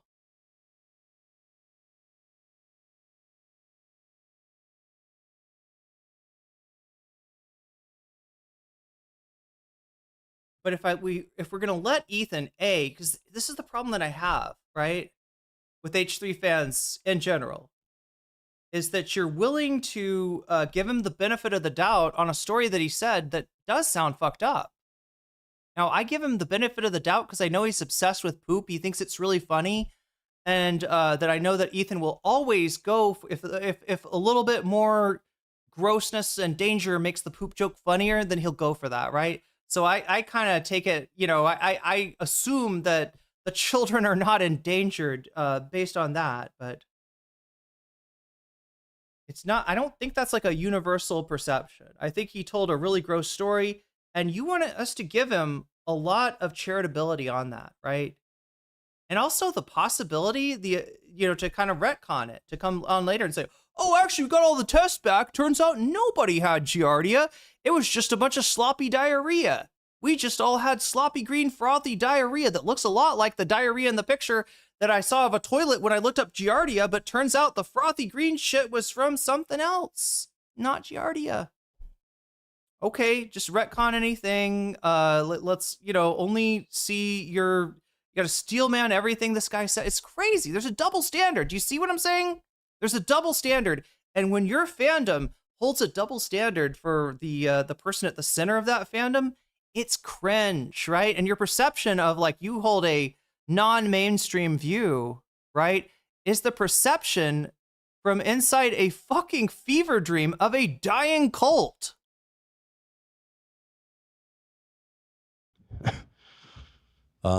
So yeah, it's pretty funny. The people in live stream fails got it. Now here, let me show you when I say, ugh, God, listen closely here. So hopefully find out Congratulations to the Ecklers. We're ready for either baby one. number one. Oh, everything's neutral. Yeah. Oh, God. You're expecting people to listen. 500K, like, how long have you, like, watched political content on Twitch? Because the assumption of the kids are eating shit is not it's not the wildest one that you could possibly draw, right? And by like Twitch standards, it's not at all, it's kind of like if it looks like if it sounds like you're saying something effectively to your ops, you are saying that thing. And if you left it vague enough to be interpreted that way, that's on you, right? Only Ethan can get, people, to kind of wipe his ass on this. And that's really what you're doing, right? You're talking about iDubbz, shitting himself, right? At least there, he's probably wiping his own ass. I mean, I hope so. Maybe Anisa's wiping it, but you're not having to wipe it. I'm not having to wipe it. Why are you so intent on wiping Ethan's ass for him? If he's got a dirty ass, right? If he's gonna post hole on main and it's not clean, like you can't be like, well, no, actually, the dust was on the lens of the lamb. That's the kind of logic you're giving us here, right? The best possible interpretation of every single controversy towards Ethan. What is the phrase, chat?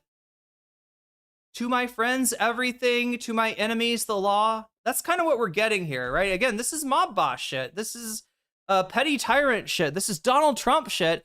And unfortunately, this is Ethan Klein's Giardia tainted shit, right? Because I'm sorry. I'm not trusting your retcon. I'm repulsed. That shit is frothy. And I'm so repulsed. It's almost like it's a subconscious reflex. I have it. God. I have it kind of ISO'd. It's not the greatest soundbite in the world, but God. Do it again. God. That's how I feel. It's a great example, 500K, because I doesn't really have a lot of stakes, right? If he shit himself, I mean, I guess that's funny. I don't want to think about how many of my friends have, gotten sick and shit themselves or had IBS. Are we really going to shame IBS here? That's my knee-jerk reaction. It's low stakes. That's why I brought it up as an example, right? God. Yeah. So, yeah, the people on livestream fails understood what it was. You can. Yeah, I say spray away, and try to work on your gut health, right? Spray away, iDubbz. Audibly hear him go, "Oh God," laugh my ass off. God. For some reason, I thought the title meant he was zooming in on the chick's tits across the table from him and taking a picture. Yeah, that would be perverted. That'd be a lot more scandalous. Okay, so yeah, I mean, I guess we're gonna sweep this. I didn't think this was that much of a controversy. Again, it's a bad look, and it's just more, evidence that Ethan remains obsessed with iDubbz and Anisa. But then again, he's not exactly hiding that. He literally just said that. So again, this is not a super interesting topic for me, right? This is not, because I'm assuming it is all going to be cope and sweeping from here out. Oh, is it Carolyn Kwan talked about this? What's your fucking problem here? What's going on? Mm-hmm. But second of all, if you were on camera zooming in on someone he's clearly been obsessing over. Now, by the way, I'm not zooming on her cleavage, right? I didn't zoom. I was cropping it, to be clear. We might come back to this. Chat. He's kind of cooking himself. I don't know. But again, low stakes shit. I don't think Ethan is, sexually harassing Anisa here. I don't think anybody, asserted that. But it is harassment of a sexual nature, nonetheless. Geez, maybe I'm gonna. He zoomed in. Well, I mean, he did zoom in, but he says it's for what? Can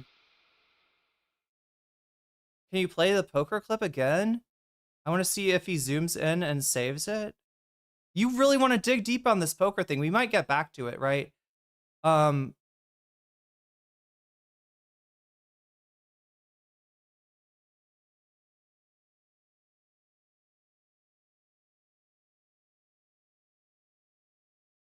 damn it. I've got myself into a fucked up situation here, chat.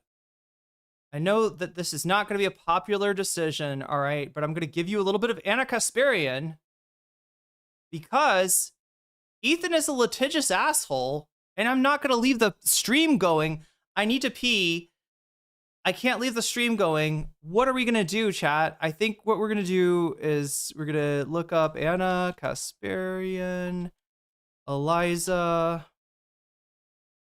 Yeah, I'm throwing you a curveball. I thought her name was Eliza, something with Eliza? No, I thought it was Eliza.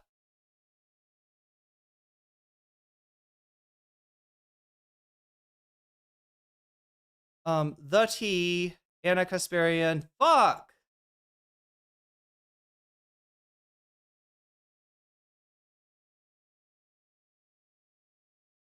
Well, there's a lot of... There it is. Dr. Miriam Francois. Who is Dr. Eliza? Oh, God. This is like somebody that talked to AOC. I think I'm thinking of an AOC clip, chat. I'm sorry. Everything's scrambled in my head because it's like 90 degrees in here. I gotta go fix that. I gotta get myself something to drink. I have drained like 2 fucking water bottles here. Let me put on Ana Kasparian. You're getting this for free, chat. I hope you appreciate it. All right, I will be back as quickly as I can, but I'm fucking dying here. And I'm not letting... People have in common, well... And I'm not getting, a fucking stupid-ass lawsuit from Ethan. So you can blame Ethan for this segment sucking, right? Even you, 500K, even you will suffer inferior content, right? Because this man can't be trusted. This man thinks he's the fucking bee's knees and the cat's meow. This man's acting like he's Tony Soprano. Well, that didn't go great for Tony Soprano. Again, there's always a bigger bully out there. And, well, I mean, Hasan is one example. He's kind of lucky that Hasan's not more of a bully because, if Hasan liked litigation the way that Ethan liked litigation, I think that, well, we'd have a lot more to talk about for one thing. But anyway, chat, what we got to talk about right now is Dr. Miriam Francois having Ana Kasparian on to talk. This is just going to be a little teaser while I pee and turn the air conditioner up and try to get myself like fucking suited for stream, which apparently I was not when I started. But yeah, we'll be right back. They all started on the political left and have shifted in some cases to become prominent figures on the right. Right-leaning shows account for around 2/3 of YouTube views and have roughly 5 times more subscribers than the left. Across Western democracies, traditional supporters of the left have become alienated and often politically homeless. Meanwhile, across Europe, radical right parties are now regularly polling above 20%, winning government roles and reshaping mainstream politics. While in the US, the right currently holds institutional power, including the presidency and both chambers of Congress, although the midterms could definitely shift that. So why are we seemingly seeing a cultural shift to the right? Is the paycheck better? Is the mood music just really reflecting a shift in the culture? And despite the success of New York Mayor Mamdani and a few notable exceptions, has the left just failed to provide an aspirational vision to buy into? What remains today of the traditional left's focus on worker rights, anti-elitism, and universal social protection? Some feel that identity politics and moral signaling have displaced the material struggles that once animated the leftist struggle. The result has been a political formation that seems increasingly hard to distinguish from the liberal centre it once claimed to challenge, the so-called liberal elites. So, has the left lost its moral clarity? And is the right really offering up something better? And how relevant are the traditional divides to the current landscape? To explore all this, we are joined today by Ana Kasparian, a veteran political commentator who has spent more than a decade shaping the progressive media space. As co-host of The Young Turks, she has reached millions, interviewing major political figures and built a reputation for sharp analysis, intellectual honesty, and saying out loud what many others are too cautious to admit. In recent years, she has become one of the left's most outspoken internal critics, unafraid to challenge the orthodoxies of her own side, which is exactly why we need to have her here in this conversation. Ana, welcome to the show. Thank you so much for having me. Pleasure to be here. Thanks for being here. So in September 2024, you launched your Substack, Unaligned, and you wrote, "I've changed. I'm done pretending that I haven't." This was in many ways your declaration of independence from the left, if I may, after being one of its most prominent voices. Take us through when your politics began to change and what inevitably made you decide to unalign yourself with the left. I just came to the realization during the COVID era, especially beginning in 2021, but it became more pronounced in 2022, that the issues that matter the most to me, which were, framed as a class war as opposed to an identitarian war, ended up just kind of being thrown out the window little by little by the quote unquote left in America. And, calling the left in America, the left is kind of difficult to do when you consider other contexts. Like in Europe, the left is the left, right? They really push for some of these economic policies that here in America, theoretically, the left, pays lip service to, but I really don't see much of a fight when it comes to those issues. Someone like Congresswoman Alexandria Ocasio-Cortez was elected on the heels of this big Bernie Sanders explosion. And what made Bernie Sanders so appealing in the 2016 Democratic primaries wasn't the fact that he was hyper focused on identitarian issues. It was the fact that he was able to speak to the very real material needs of Americans, and he didn't talk about it in a partisan way. He would bring people in with the way that he would communicate about these policies, and he was tremendously effective. However, the establishment Democrats ensured that he had no chance at winning the Democratic primary because they had already anointed Hillary Clinton as the candidate for the Democratic Party. So what I realized later, years later, actually, during the COVID era, was I wasn't really modeling myself after Bernie, right? I had fallen pretty deeply into the identitarianism.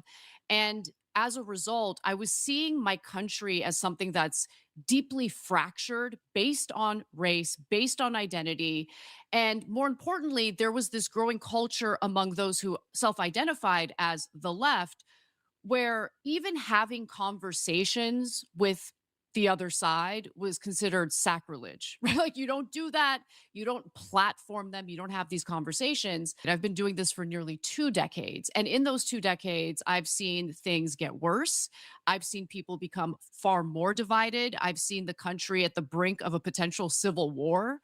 And I feel partly personally responsible for that because I spent much of my career demonizing half the country without even allowing myself to have a single conversation with them. So I think who I am today is a lot more rounded. I think I have a better understanding of the American populace, not just one half of the American populace. And I actually think when it comes to ordinary average Americans, working class individuals, we share a lot in common, and we have to build coalitions in order to accomplish things. If we treat our political party or our political project as if it's nothing more than some exclusive club where we can't wait to purge people on perceived offenses, we're not going to get anything done. And in fact, we haven't gotten anything done. So much to unpack there. Firstly, I want to ask you, it sounds like you're divorcing the political left, the institutional political left, but maybe not the ideals of the political left. So if I were to just push you a bit more on like what you would say are your core values today, kind of almost regardless of where we would situate them, how would you define them? Like, well, first and foremost, I'm anti-war, and I think the most important thing to do in our country is to completely remove money from politics. We have a baked-in corruption system here in the U.S. where, corruption is thought of as illegal, it's wrong. But here in the U.S., the Supreme Court has passed down 2 separate rulings, the most recent being Citizens United, which took all guardrails off of political corruption and allowed moneyed interests to buy our politicians as if they're prostitutes. And I mean that in every sense of the word. These individuals do not represent us. They don't care about us. They care about their donors. That's all they think about. And so you'll get some instances of politicians who understand the disdain that the American people have toward this system. And when they run for Congress, for instance, they say, we're going to reject corporate PAC money. We're only going to raise small dollar donors or money from small dollar donors. Those politicians actually tend to be a lot more honest. And even if in the very beginning you think there's no possible way we could work with them, the fact that they're real people and they haven't been corrupted by moneyed interests means that you will land on some issues where you can work together. And did I come in right when we were talking about Marjorie Taylor Greene and Tucker Carlson? That ties into the other topic. I think Anna responded to this too, but yeah. So this is Anna just like trying to find another platform to vent her frustrations with the left. Now, in the past, she has found platforms where she can do this with minimal pushback, right? even somebody like Josh Citarella. Sorry, I almost called him Shitterella.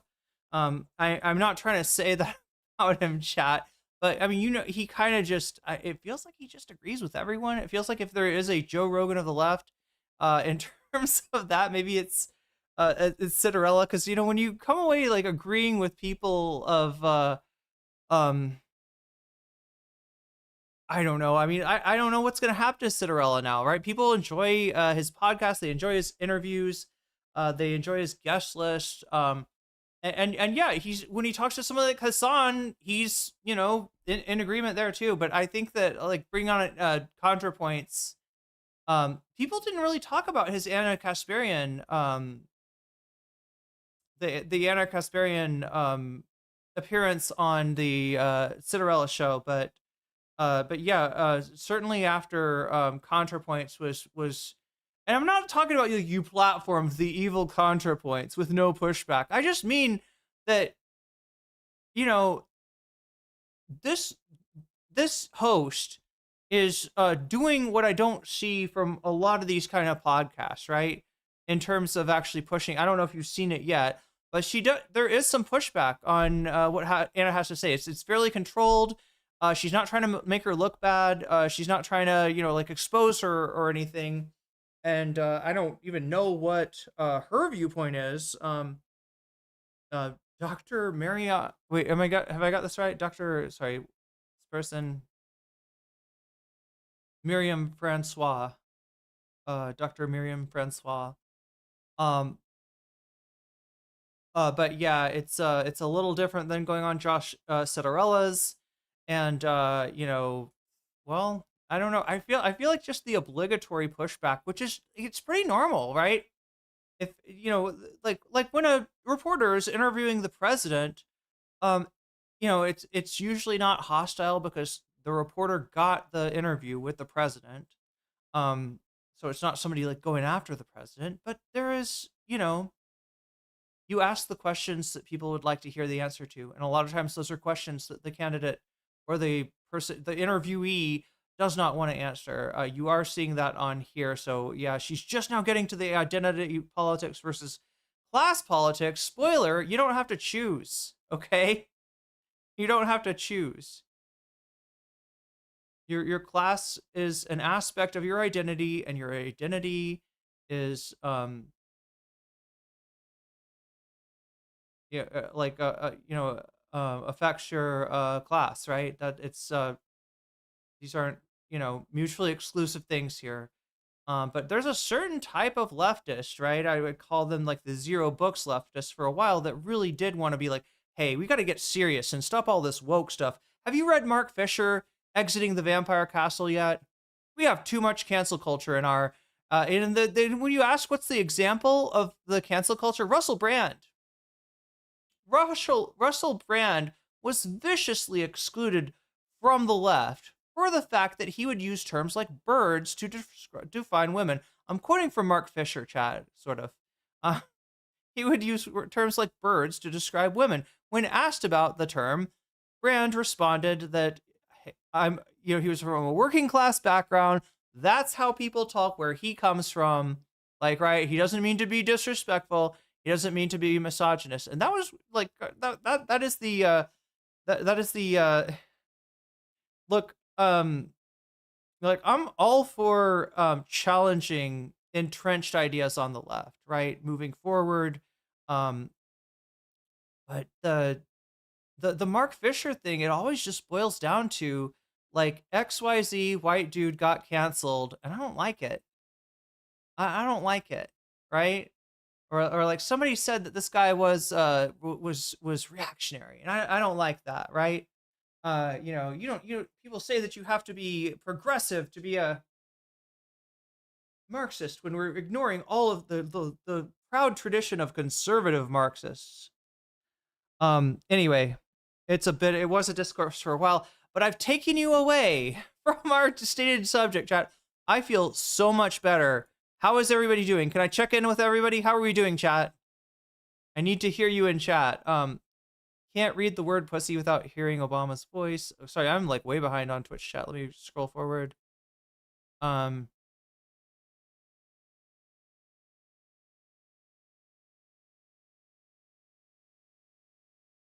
Didn't Russell Brand essay someone more like it's the kind of thing that Nicholas Diorio talks about in his Ultimate Rape Review segment. That's what Russell Brand is accused of doing to women, I think, including, I don't know that, oh no, yeah, I don't know that calling women birds and a chick was a thing. It was a thing in the 60s. I mean, I don't know what it feels like it's like, from what I've talked to British people, it's kind of like an old school thing, but Brand was trying to pass it off like, oh no, that's just my working class upbringing, you know, right? We all call women birds in my old neighborhood, or right.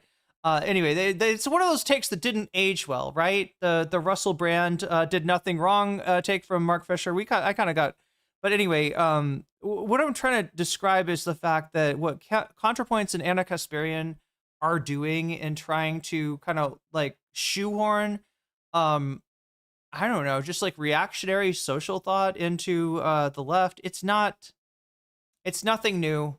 We've seen it before. It was cringe then. It's cringe now. Let's get back to what were we at? No, we're at the start of the other segment, right? We'll go back, chat. If we have time, we'll go back. I'm sorry, I'm like so disoriented tonight. I probably should have waited a little bit before starting the stream.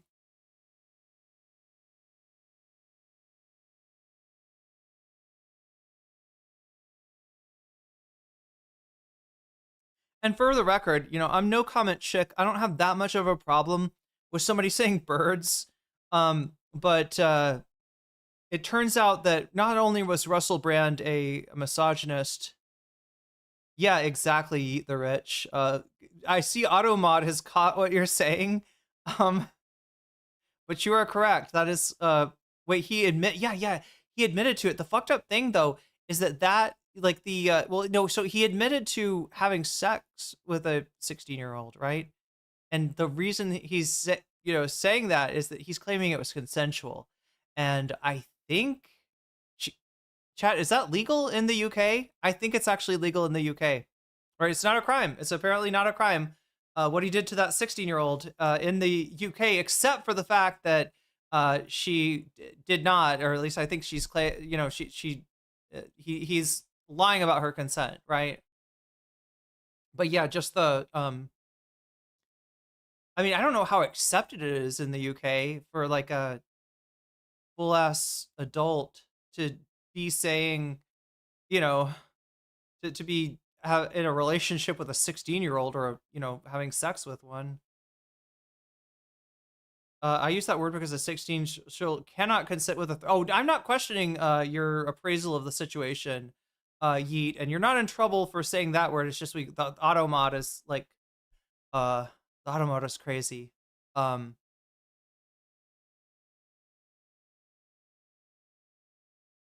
yeah, I mean, he's literally when he admits to that, right? He's hiding behind the legality. He's hiding about, well, the law says that it's not PD. But I think there is somebody maybe that's actually under 16 too, right? The Russell Brand allegations are crazy, right? You can marry without parental consent in Scotland, at least. Yeah, I think there's some countries, there's some states in the US too, but again, that's something that like lolicons and PDFs will try to use to say, hey, well, if it's legal in Texas, then how wrong can it be? And it's like, turns out pretty wrong. Turns out pretty freaking wrong. Anyway, I want to get us back to Ethan Klein. The stream's kind of like fallen off before it's beginning, just because I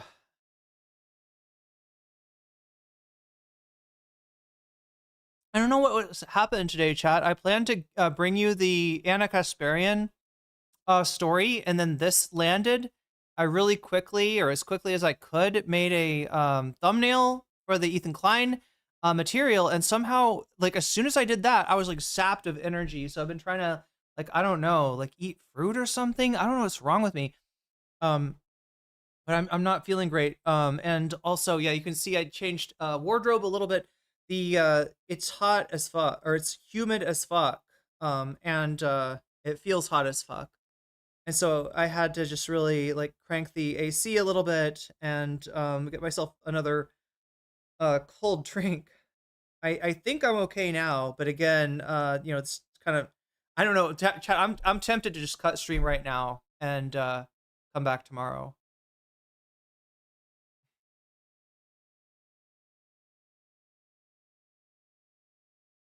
Like it just feels like we're not going to get anywhere. And I think Marjorie's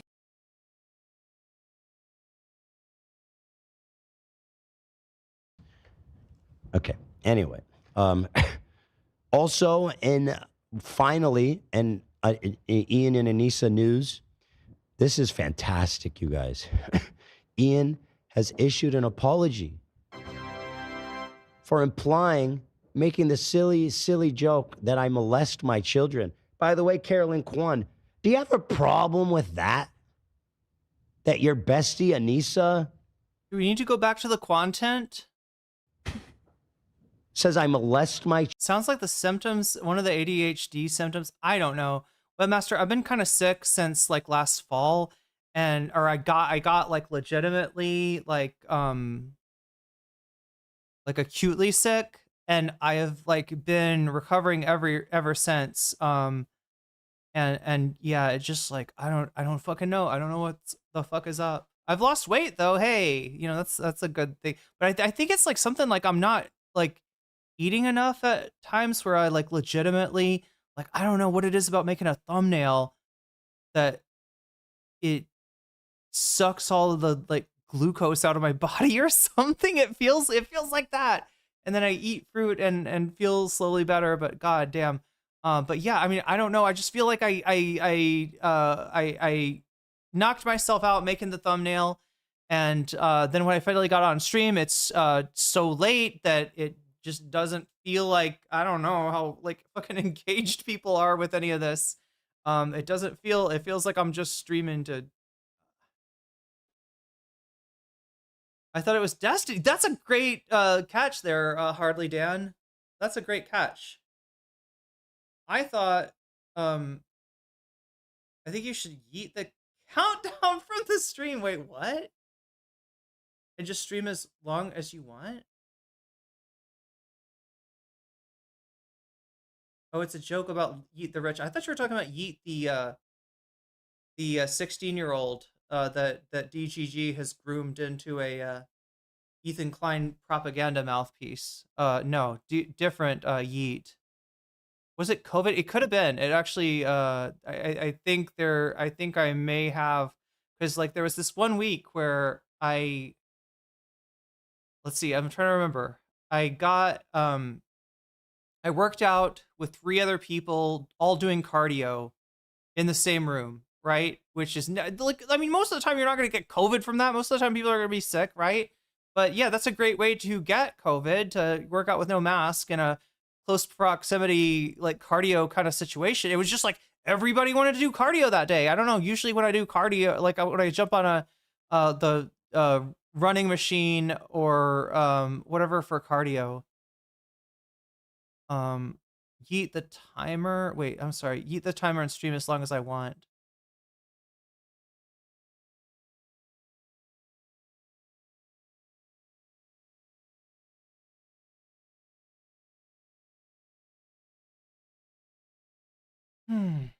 Children? You fucking degenerate loser? Dumbass? Probably not. Probably not. No, based, epic, awesome, feminist W. Good time for me to explain. So yeah, this is wow. He's really aggrieved, and he seems to he seems really convinced he's Oh, so this is the apology, right? I don't know if we're gonna see what we need to see here, right? Because I don't trust Ethan to get to it. But there's a whole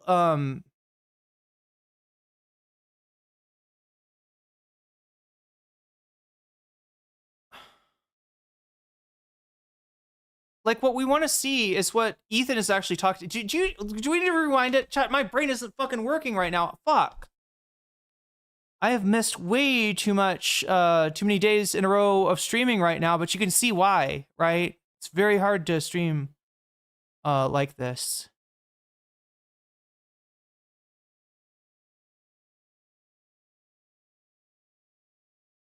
And I like, look, we're like here, like this is, you know, some fuck shit that Ethan is doing. But I started so fucking late, and I'm still not 100%. To you guys why I haven't had Scorched Legume on in a while.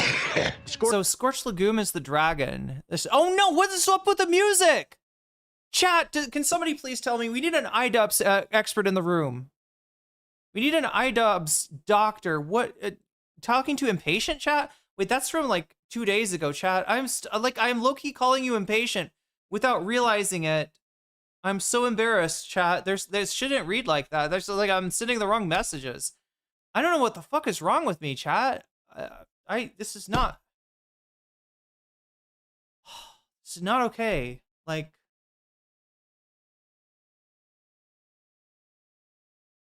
now, Scorched Lagoon is his alter ego, the dragon, the $1.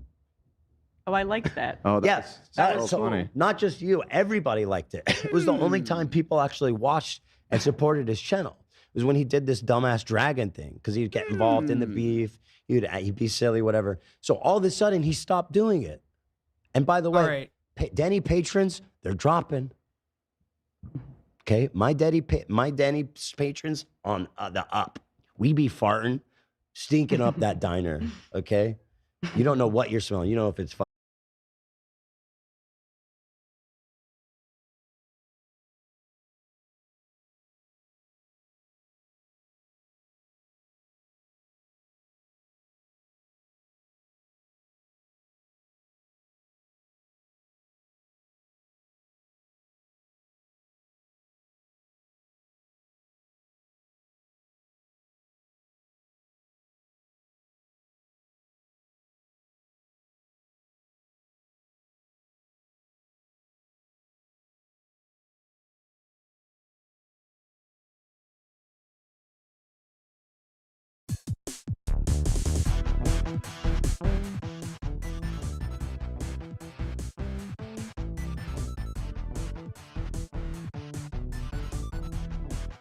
The other day, I made a video about the Pragmata video game drama and covered some insane opinions people were having about it. How the game activated some fatherly instinct in some men, and how people were calling those men creepy incels for having the basic human desire to start. For the record, chat, having children is kind of the opposite of incel behavior, right? What the game did, though, in terms of the discourse, was awakened a performative, at least, desire to do so from said incel community. In other words, the people that want to have babies, they're having babies, all right? Or if they can afford to, right? It's not like liberalism that's stopping babies from coming. It is actually conservatism. And by conservatism, I mean austerity. I mean the politics of austerity.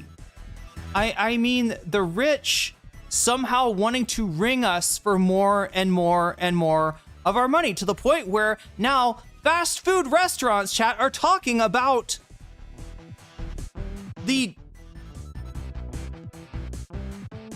their clientele has no more money. If you're a restaurant that provides, like, affordable food, your profits are going down, right?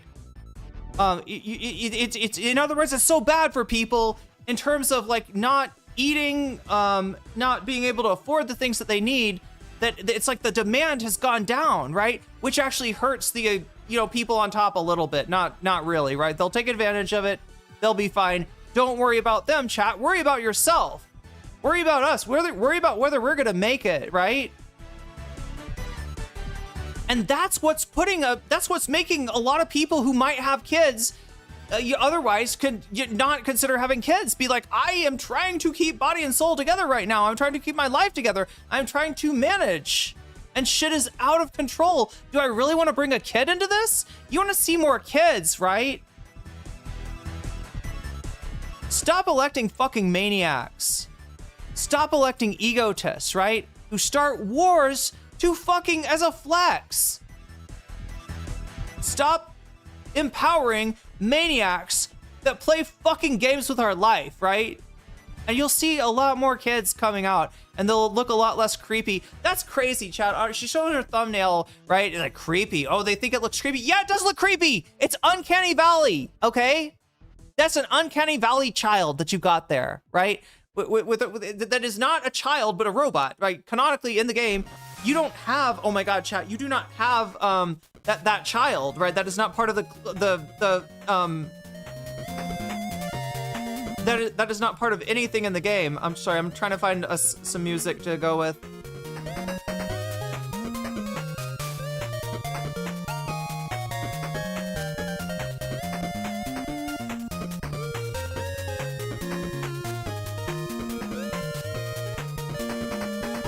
I can't believe I'm fucking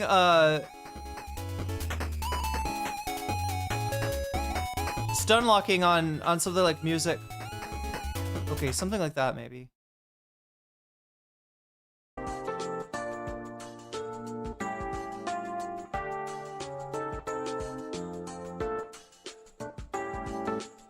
But yeah, when I was talking about the whole concept of trying to combine like the anti-SJW left or the anti-SJW center with the far right, Shu Unhead is a great example of that. The other thing that she does is like scrapes off the far right like their dog poo. It's like, oh, what? This person's, oh no, this person's not watching me. No, sure, Nazis don't enjoy you dunking on leftists, right? I'm sure that's not happening.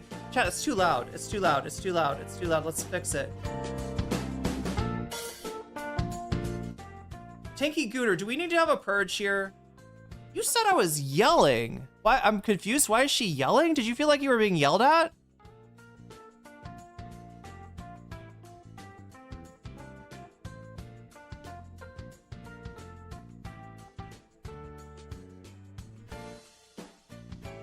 I was a little shouty.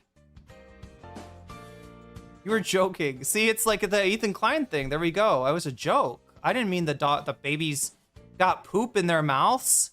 I just meant that the dog pooped on the ground with Giardia, and the baby got Giardia, and the only way you can get Giardia is by eating poop. What? Who could ever assume that I was implying that my dog or my baby ate something out of my dog's ass? Like, via that logic. Who could ever make that assumption? When one of the dogs snarfled up a baby poop? Are you talking about like on fucking are you talking about on like on an Ethan Klein segment, on an Ethan Klein stream segment? Wait, did that really happen, Burple? I don't remember that, for the record. I actually don't know what you're talking about. Why is she self-inserting? Well, to be fair, she was kind of gifted this, I think. If I remember correctly, there was a Hasan clip where somebody sends him the Shu video, and he's like, what the fuck is this? Why do I want to look at this? He looks at like 2 minutes of it, and he gets kind of mad. And so she's using this as like, I think, right? I mean, he has said a lot about, you know, he made fun of the creepy incels that are that have attached themselves like a barnacle to, you know, I'm not gonna say it's like a normal game. I haven't played it. I do think that they've hit Uncanny Valley again. And chat, this is a thing that happens in video games, right? It's also subjective. It might not be Uncanny Valley to you. Also, the child is not a child. The child is a robot. So maybe they're creepy and Uncanny Valley because they are literally supposed to be a goddamn, you know, mechanical person, right? Am I yelling at you now? Do you feel yelled at, chat? Does it remind you of like, is this like how your mom yells at you or something? Like what is, I'm trying to get the connection here. Because if this is shouty, then I'm pretty shouty, I guess. I just but I'm animated. I'm frustrated, right? About this mischaracterization. And again, chat, the propaganda's on the other side. This is not Hasan reacting to a regular fucking video that like everybody's like, oh, there's a little girl in this. It kind of makes me want to be a parent. Ha ha ha. And Hasan's like, no, you incel scum. What the fuck? Don't you dare have a child. Don't you dare go step away from that woman. Step away from that. Hasan doesn't have to tell these guys to step away from that woman because they've already prejudged themselves as being unworthy and it being impossible for them to ever have sex. That's what a fucking incel is, okay? And if this game, took some of those people, I don't know, chat. I don't know. Like the bullshit, the propaganda is like the celebration of this game as something more than I mean, I guess you could say it's a little bit like a God of War kind of thing. God of War is like a game where the main character has his child with him. The child is like helping, the child is learning, even though this, like I said, not a child, it's a robot. The symbolic nature, I sort of get this. But yeah, this, people are talking about like the white birth rates with this video. The video game is going to bring back white birth rates. And look, the reason that they're latching on to that is because they like chose like the character design is like blonde hair and almost like Freeman eyes, right? Very, very blue, very, very Scandinavian. So, again, it could be, it looks like just a character design, but, some people want to make it more. Some people want to make this the Aryan robot baby that is gonna, get your average incel a government mandated trad wife, right? I don't know, chat. Data boy, yeah. Classic, having an argument with the person you made up in your head. It's lucrative for her, unfortunately. Look, I don't know. I'm not gonna blame Hasan for this, okay? Because I feel like you yell it, just shout it. I don't feel like yell out, just shout it. Wait.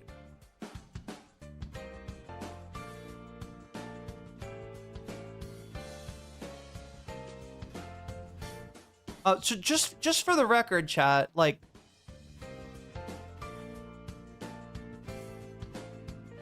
I'm not mad about I'm not mad at anybody in chat, and I'm not mad about Tonos. Appreciate the gift, the well-timed gift sub though, Burple. But that shit's just gonna ebb and flow as it will. And, if I can give you something back for supporting the stream, I will. That's what the clock is about, not about holding a sword of Damocles over anyone's head. If anybody's got a, the sword of Damocles, hopefully is not your problem to worry about, but it kind of is all of our problem.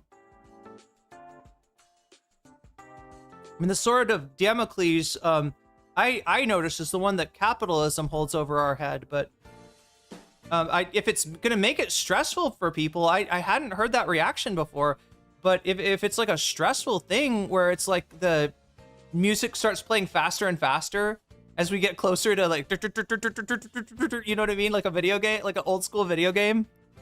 If it's stressful, then I guess we don't have to do it. I just wanted to give people a way to, to get more time on the stream, because like, look, on what is it, Mondays and Friday, or sorry, this is for me, this would be for you, Sundays and Thursdays, right?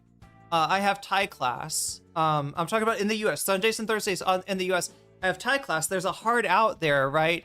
And we have at times where there's been time left on the clock, and I come on for a second stream after that, but like certain days there is a hard limit to how long I could stream.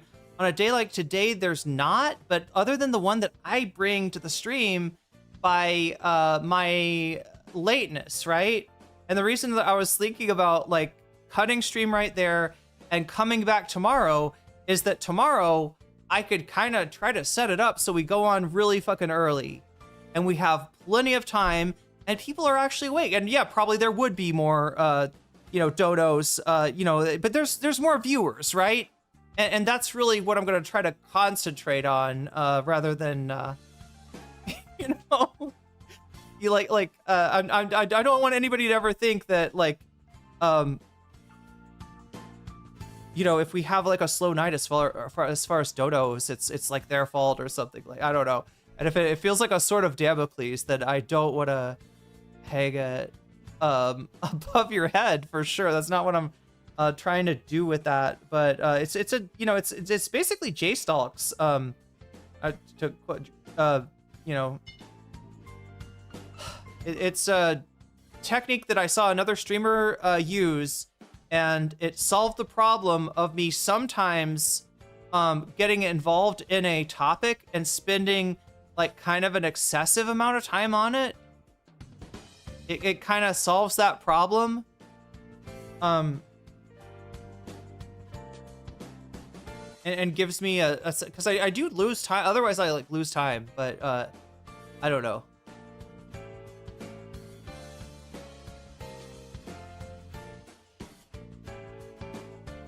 Well, I would say ignore me, especially when I'm drinking. Okay, I mean, probably just have to filter it through the right thing. But yeah, I don't know. I mean, I guess you can't put the genie back in the bottle, and once I've started a stream, I'm not gonna stop the stream in media race. I felt like shit when I started. I was hot. I was sweaty. My hair looks like shit when I'm sweaty, and it probably still looks like shit because it dries like that. I somehow had underestimated like the amount of like amount of liquid that I needed, so I was dehydrated. I took that break. It took a while for shit to like my brain was still feeling like shit for a while after I came back, but it is better now. I just like, again, I mean, it's great for, you know, if this is the time that you're up, if this is the time, if I'm filling a gap in, you know, you want some content and it's a certain time at night, like that's great. But again, I just want to, I'm trying to straddle the night, if that makes straddle the night. I should explain that. I am trying to have a little bit of my stream be in the evening, right? A little bit of my stream be in the late night, and maybe, you know, drift on to like 1 or 2 in the morning for you or something like that, right? Because that, you know, I mean, that's where most of my viewers are, right? It does kind of fuck over the people that come on really early and watch me. It does fuck over those people, right? So that's not great. But also, I've been fucking over the people that were used to watching me at normal US times when I was awake at normal US hours. I'm like one of the earliest streamers that comes on in your time zone. Nice. But anyway, I just needed to switch something up. And I mean, like, be angry at someone else, be angry at something else. And it turns out that person was shoe on head. But no, we'll get back to the Ethan thing, chat. We'll make that work. Again, thank you to everybody that does support me, and realize that even if you can't do so monetarily, even just thumbsing up the stream helps a lot, right? Like I said, Twitch Primes help. That doesn't cost you nothing. There's a tons of different ways that you can support the stream. But yeah, I don't want anybody to get shook if it's like you know, like a slow night for that, right? And the idea would be that a slow night for that means a shorter stream, not as a punishment or anything like that, but just as a, like, I don't know, practical consideration, you know, for my own well-being as well. Because yeah, wearing myself out with, you know, diving into a topic like I do, it tends to just like result in there being like in me having to take more days off, right? I gotta find some way to like bring this to balance. Doing 9-hour streams is probably a bad idea. I do enjoy it though. Like the reason I do it is because like I said, who was talking about ADHD earlier? It's an ADHD thing. Yeah, when I get into a topic, when I get into a subject, like there's something inside me that really wants to complete that really wants to take it to completion. I should say this in less sexual terms, chat. I'm sorry. God damn. I'm not talking about that kind of completion. I'm talking about like I just need to, you know, I need to exhaust the rabbit hole or something. and that is, you know, then as a result, I end up doing like ridiculous, like I've had like 12-hour streams just because like, I'm like, not quite, I'm gonna watch there might be like gold at the end of this tunnel, right? We gotta watch more of this, right? So, you know, it's to do that. But yeah, I didn't realize that for some people, maybe it's like a stressful thing. Believe me, I'm not trying to make my stream stressful for you. I'm not trying to make people, especially the people that feel bad about, you know, when I have a slow night for donos, are the people that, you know, you are generally the people that, you know, also kind of like need to take care of themselves, right? So, but anyway, let's finish this shoe thing. We'll get back to the Ethan thing. We'll see how I feel from then. Yeah, that's the whole thing. I'm a brokey. That's like Burple's the kind of person that feels bad, right? And I don't want anybody to feel bad. So if that's the effect that's happening, I'd also like to talk about that stuff like less often. It would be awesome, but it's just the only way I've been able to make the stream like you know, viable is to set up like a system where it's like, okay, so you know, if you donate this, you get this, and usually that is like more stream, more time, and sometimes it does get excessive, you know, with the subathons, but it's also kind of like a game. But anyway, I'm gonna figure out how to manage all this. I don't want people to worry about it in chat or take it the wrong way, or if I sounded like I was like yelling at people, like, I don't know, I was yelling at myself. If anything, a lot of this is just about me, I don't know, trying to recover from everything I've been dealing with. But anyway, let us continue with Shoe on Head. Let's finish that out. Then we'll watch whatever the fuck is up with Ethan. I had some requests from chat to get back to the Anisa bit, and there didn't seem like there might be more than that. There's like a Carolyn Kwan clip that Ethan is watching. So yeah, he's like latched on to another enemy of another friend of Hasan's. So a friend of Hasan is an enemy of Ethan's for the most part. But yeah, let's finish this. Let's make me really pissed off with Shoe on Head, who's like somehow got away with like no change in style, wardrobe, or content since for like the last 10 years or more. Probably more like 12 years. Start a family. A small part of that video. I'm not saying that it's a bad aesthetic, right? Except for the American flag. Yeah, the American flag kind of ruins everything, doesn't it? Okay, it is a bad aesthetic, right? But I'm not like against her fucking like emo girl look. I think it's kind of come back into style. Am I wrong? Maybe I'm wrong. I do hear people talk about this look a lot. This does seem to be like the current nostalgia a little bit. So I guess it works, but yeah, I mean, was covering far-left Twitch streamer Hasan Piker's awful opinion about it. I will play that segment in its entirety so you have some context. What's really interesting about this is all of these unfuckable losers in the gaming sphere always talk about like starting families and stuff.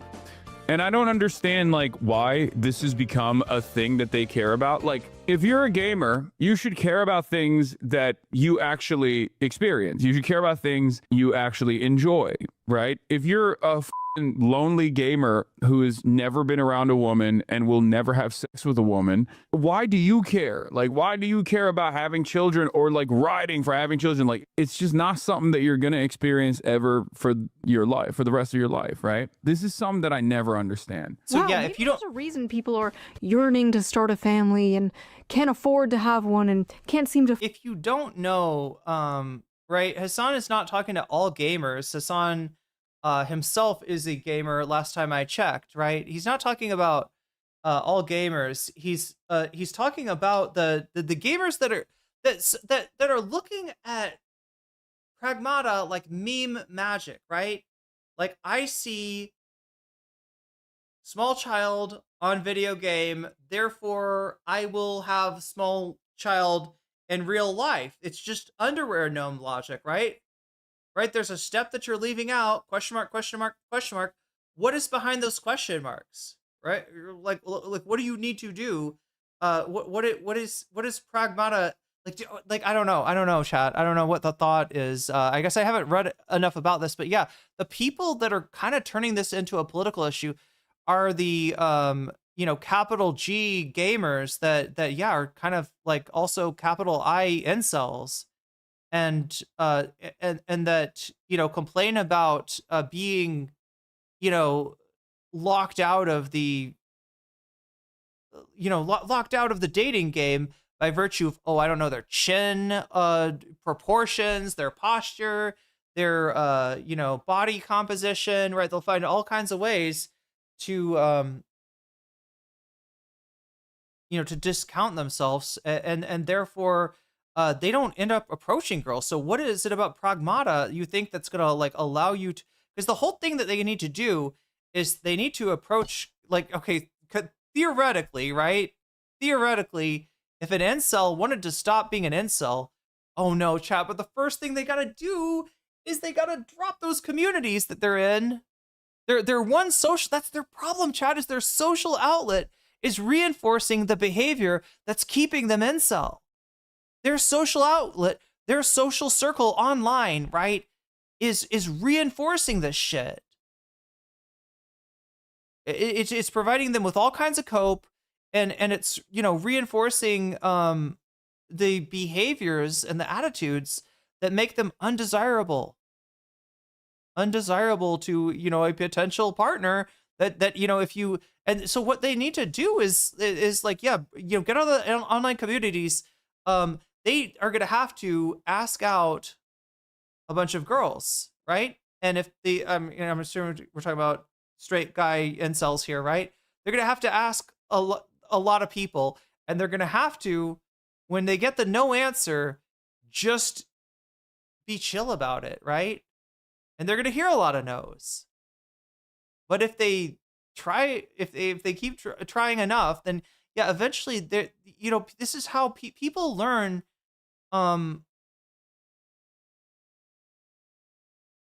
to send the right signals. And I think that a person that doesn't have a lot of experience, like an incel, like a person that doesn't have a lot of experience, with dating or asking people out or something like that, right? They're not gonna be, they're not gonna do well. They're gonna give off really bad energy. It's gonna feel like red flags. Maybe it's just inexperience. Maybe it's just nervousness. Maybe it's just self-doubt, right? But there's no way for the person on the other end to know that, right?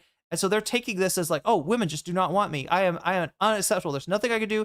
There's nothing I can change. And they join a group that reinforces that, yeah, there's nothing you could do. There's nothing you could change. But I don't know what is pragmata going to do for these guys, right? Find a partner, they feel alienated from their work and atomized from their community. If only there was a political... Oh my God, you could mail women your cum like Elon. Well, I mean, I guess that works for Elon because he's a celebrity, but can you imagine... And I know you're not saying this, Tanky Gunner, but could you imagine, like, I don't know, talking to somebody on the internet, they're like, I want to have a child, and you're like, yeah, I really want to have a child too, and they're like, yeah, I could mail you my, stuff, and like, I can't imagine, like it's one thing to go on a date with somebody that you like meet on the internet, like that's always very, I mean, like I'm not dissing it, right? It can end up, I know people that have, met their significant other that way, but no, we're not talking about like having an online conversation to decide, do you want to marry this person? It's like, do you want to put this, like, do you want to become pregnant with a rando sperm, right? I'm just imagining how much that would work out too.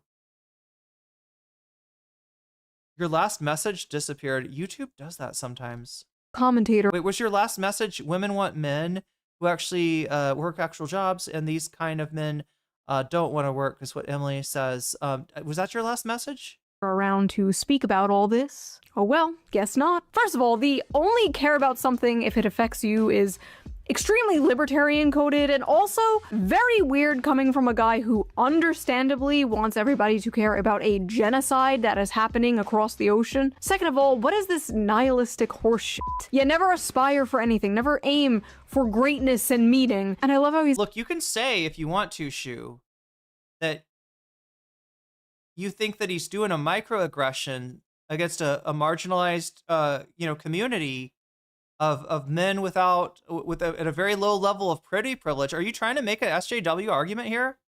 Because that's a little bit out of character for you, Shu. Is that what you're trying to say? It's mean to make fun of incels? She's dressing it up as something else. That I mean, look at the picture, chat. Look at the I want to show you the thumbnail again. Right? This is how she's selling this video.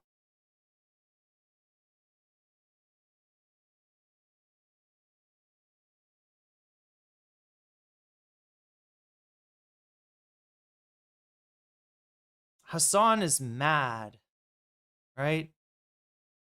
Again, when you have to use an AI thumbnail of somebody to get like the expression that you want, it may be the case that you are mischaracterizing the subject here, right? But we've seen this shit before. I mean, this is every anti-Hasan video ever uses a similar, but you couldn't find him actually looking like this because he doesn't make that face. You had to engineer it. You had to AI it. You had to AI prompt.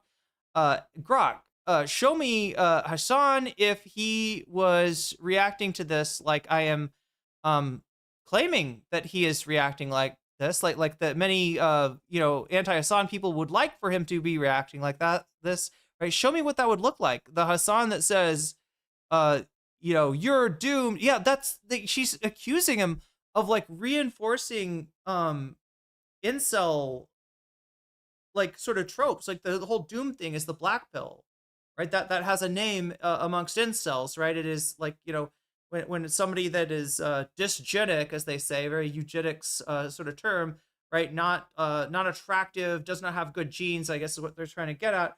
That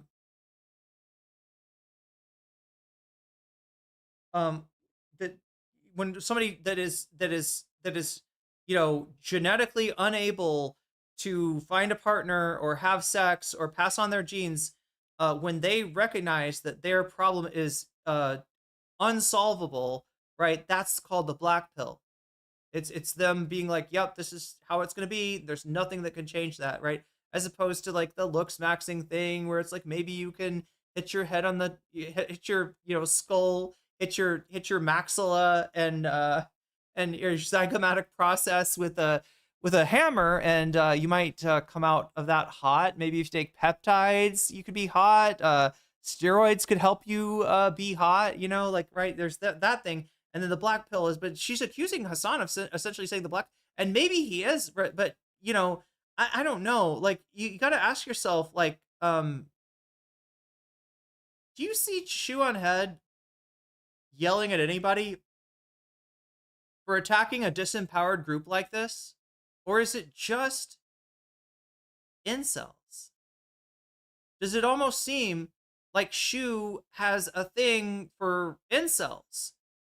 Does it almost seem, chat, like she's trying to portray herself as a quirky, available, manic pixie alt girl that is not like the other girls? She's not about the money. She's got the money, all right? She's just looking for your quirked up white boy ass. And maybe you have a chance. Yeah. So I'm explaining Shu's marketing if you weren't catching on, right? That is her whole concept. That is what she's been doing. That is her whole fucking, content approach, right?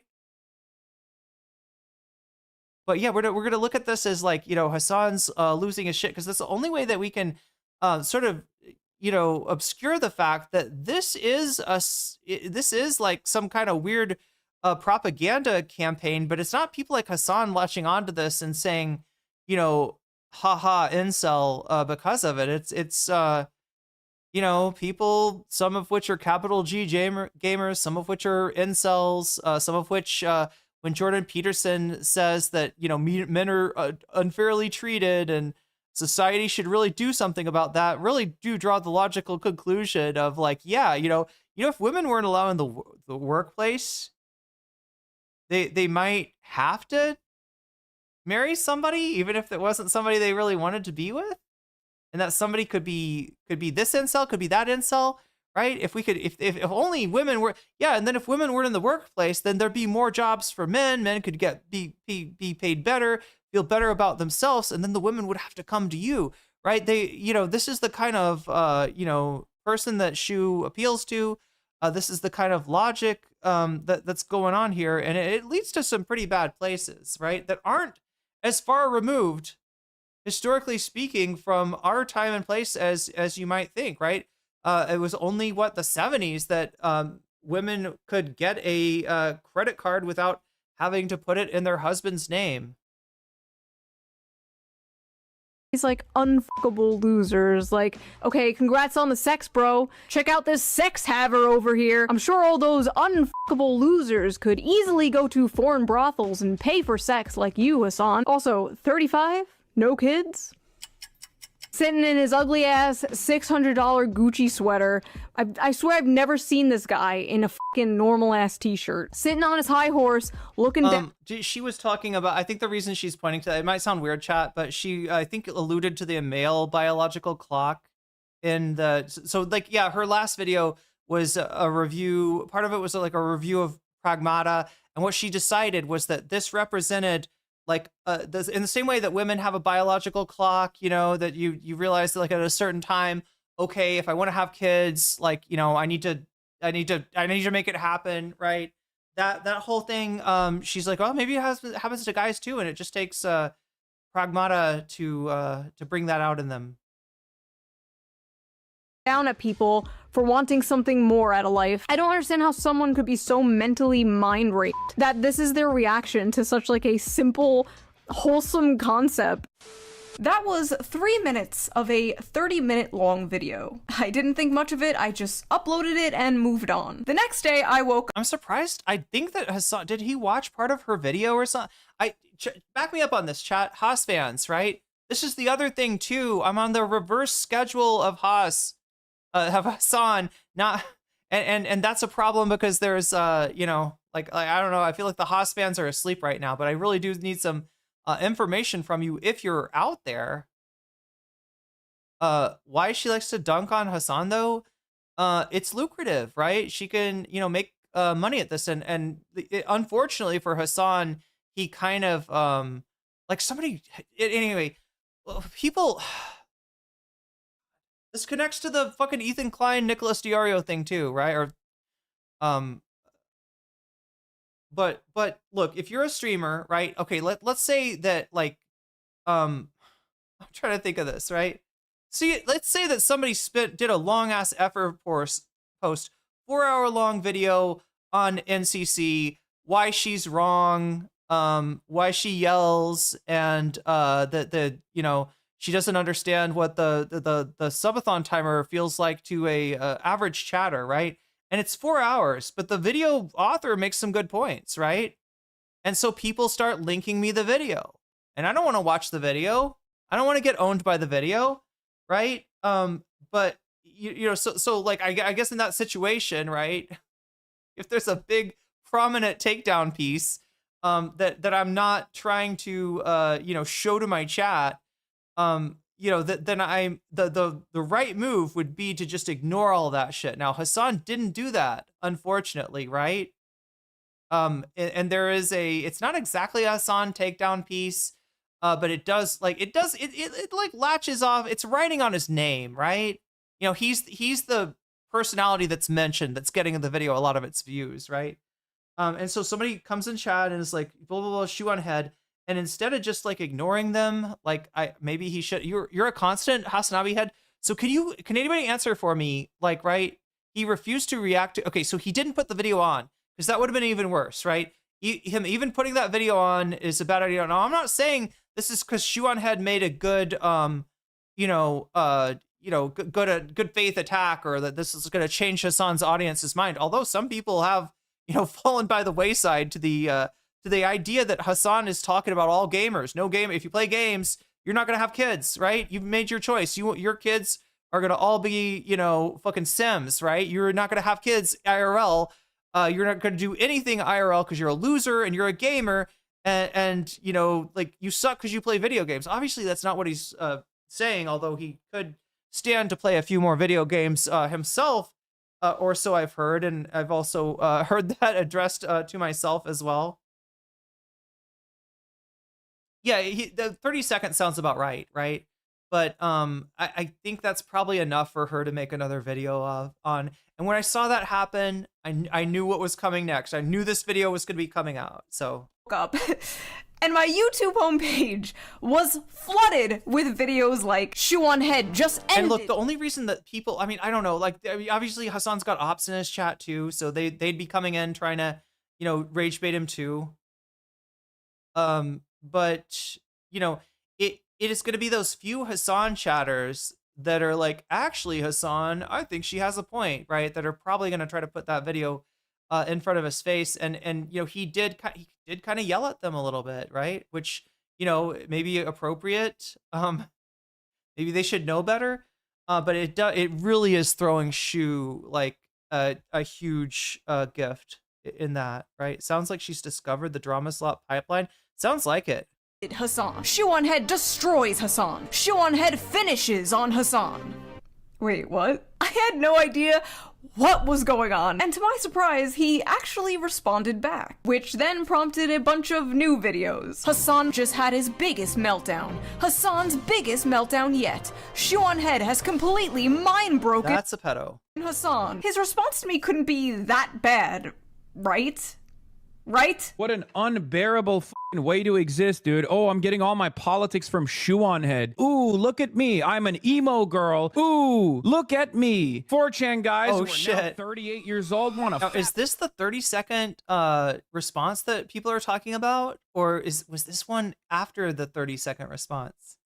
To me. Look, he's also traveling, chat. I'd be crashing out too if I'm traveling. Hell, I'm not even traveling right now. I'm freaking out. Why would you openly admit that you listen to Shoe on Head? What the is wrong with you? In this video, I'm going to show my raw reaction to his response, and throughout that will be sprinkled in like normal commentary. Now, I'm gonna be completely honest, I was really debating whether or not to do a response to his response, but like, everyone else is covering this crash out, so why wouldn't I, the subject of said crash out, cover it myself? Like, there's currently a resolution in Congress to like disavow Hasan Piker, the same thing that they did to Nick Fuentes, disavowing private citizens for what they said on the internet. What are we doing here? Does our government really have nothing? Wow, that's amazing. That's amazing. Hey, look, I'm not for the anti-Hasan, anti-Candace spell. Just like I'm not for people trying to deplatform Nick Fuentes.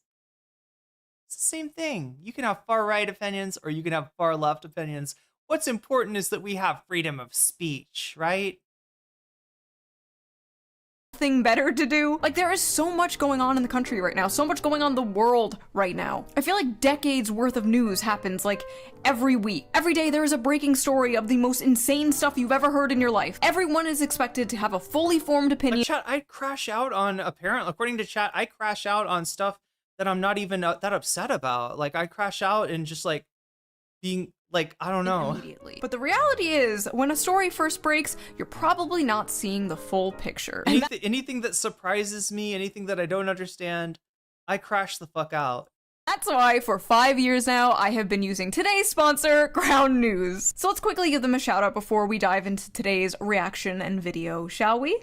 We're gonna do a Ground News segment, chat. If you want your news filtered by some AI bullshit that you have to pay extra money for each month, you too could become a member of Ground News. There we go. I did your, there's your ethical react for the day, chat. And look, I'd criticize her more for it, except there's a shit ton of people taking this sponsorship. Skipping the ad. I can always count on you. It is so ridiculous. I needed somebody to like bounce off with because I felt like I needed some like emotional. So I brought a pedophile VTuber along with me to. Just kidding. I don't know, chat. VTubers just have a bad name. Chat, I should not. Now people are gonna make it. Somebody's gonna make a video and be like, she thinks all VTubers are pedophiles. No, it's just like a shoe on head. So you know, if you take a slice of VTubers and the Venn diagram, shoe on head fans, VTubers, right? That little slice right there, has got more than your average concentration of pedos. But yeah, I'm sure this person's fine. I'm sure this person's fine. Moral support because I feel like I'm going insane watching this. So I am joined here today with the lovely Smug Alana, the VTuber, everyone's favorite Oshi. Hey guys, I'm a JPEG and I would bow, but I can't, so just pretend I am doing it right now. No, nice bounce. Well, I mean, it'll get the views in, you know what I'm saying? Bro, you were on the last shoe on head video. I will literally myself if you bring that shit up in here, okay? Why? What do you want me to do? Myself in the face, not die in the process, but at least lose significant chunks of my brain so I can operate at the same substandard, suboptimal IQ level that Shoe on Head and her dumb audience operates in so I can do a regular response to that? Is that what you want me to do? Why is he so mad? Still has yet to bring up anything. Nothing. 0 points. Like, 0 points addressed. How many seconds in are we? I basically made the same joke in my video. 0 points addressed? Oh my god, do you not understand? Look, again, this is why, like, I'm not telling him how to do his thing. Obviously, he knows how to, do political live streams, but god damn it. God damn it. Right? If you could have just not said anything. Like, this is fuel to a person who is running out of cultural relevancy. If you don't give her shelter, she'll have no place to hide. And yeah, every time you're like, no, I will not answer this fucking ridiculous emo bitch. Right? It's just like, it's fuel. That's fuel. You're helping her rekindle the good old times, the nostalgia of a lost day. Video about some would say a nicer time to live, certainly a less expensive time to live. Giving myself brain damage. Is that what nostalgia is? Is that what fucking nostalgia is? Is you remember when things weren't like, when food wasn't like priced out of your ability to afford, and you and so everything that was like, everything you watched back then just seems nicer. It has like this nice glow to it, like a fireplace. You're like,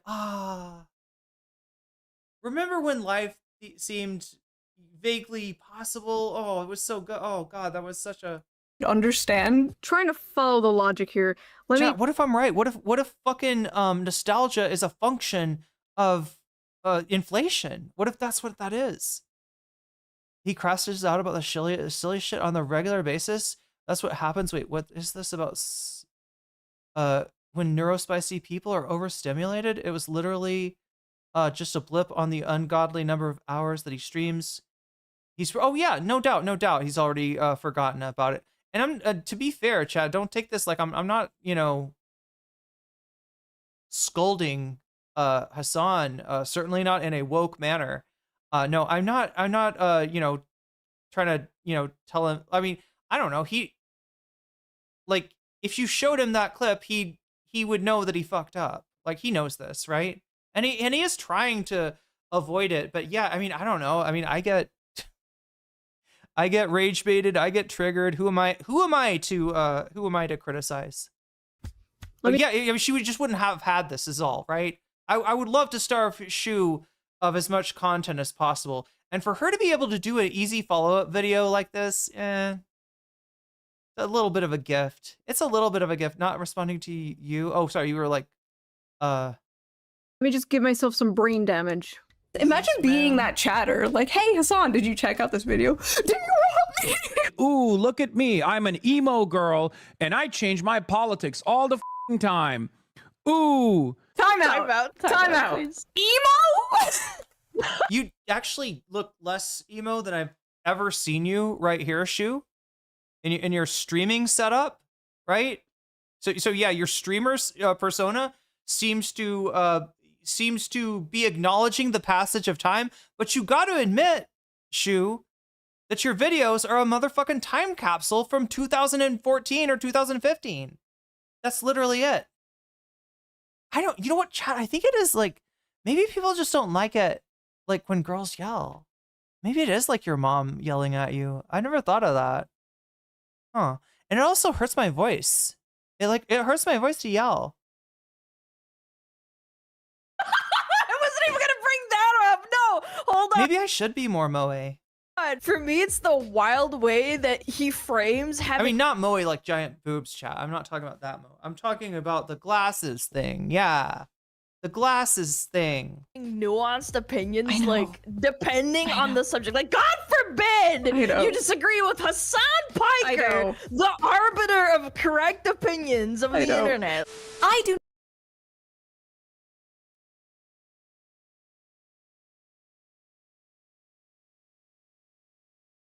I mean, look, Hasan is not the arbiter of correct opinions on the internet any more than Stephen Hawking was the arbiter of correct opinions on physics when he was alive, right? But do I think that my take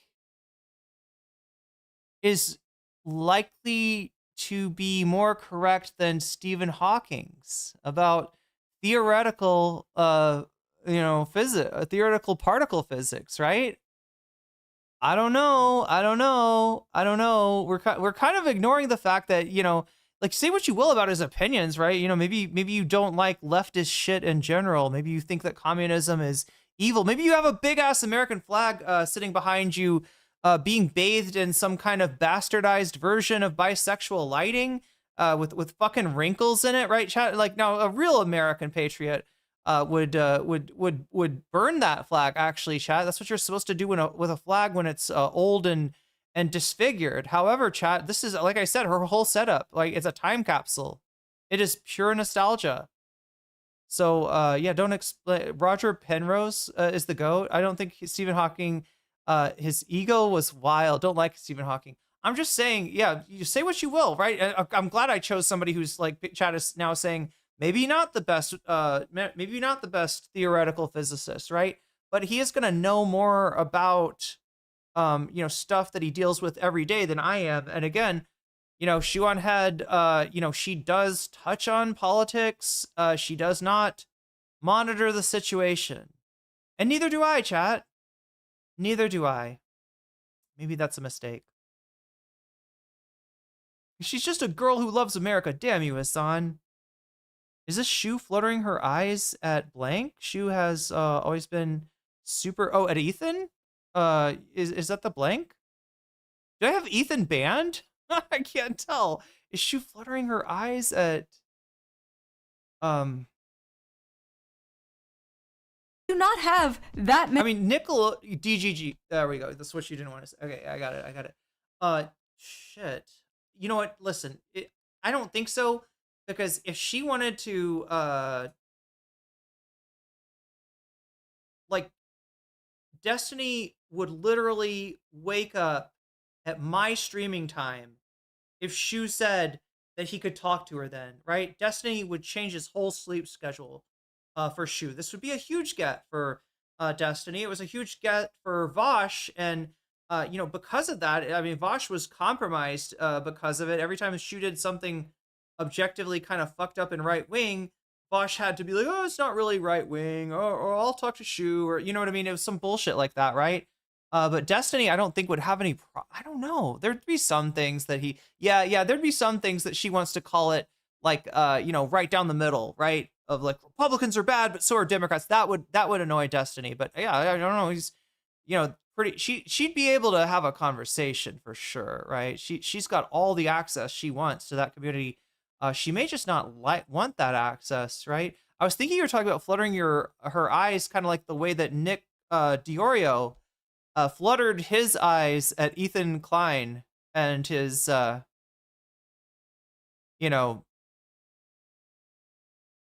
his gravy train of just absolute suckers getting taken to the laundromat every fucking month because you know what, chat?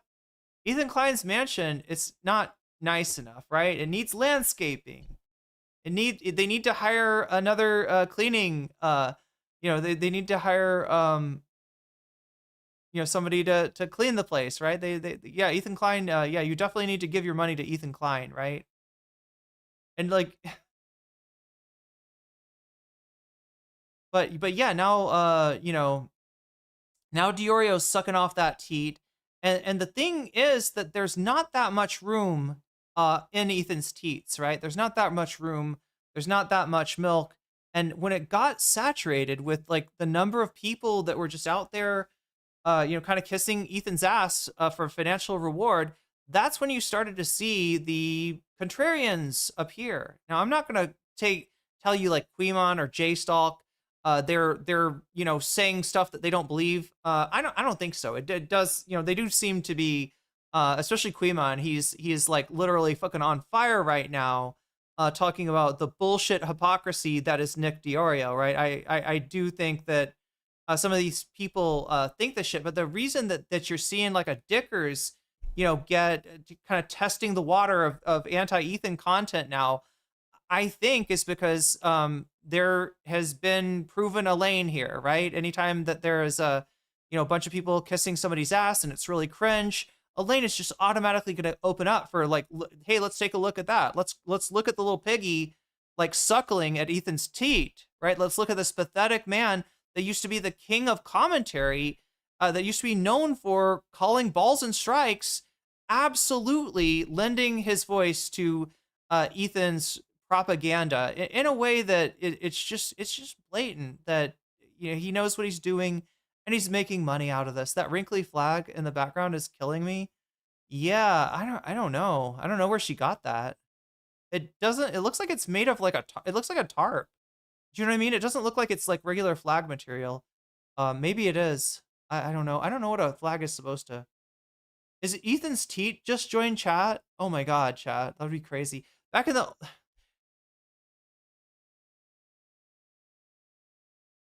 Destiny is thirsty. Oh, thirsty for what? You mean thirsty for clout or thirsty for an emo girl?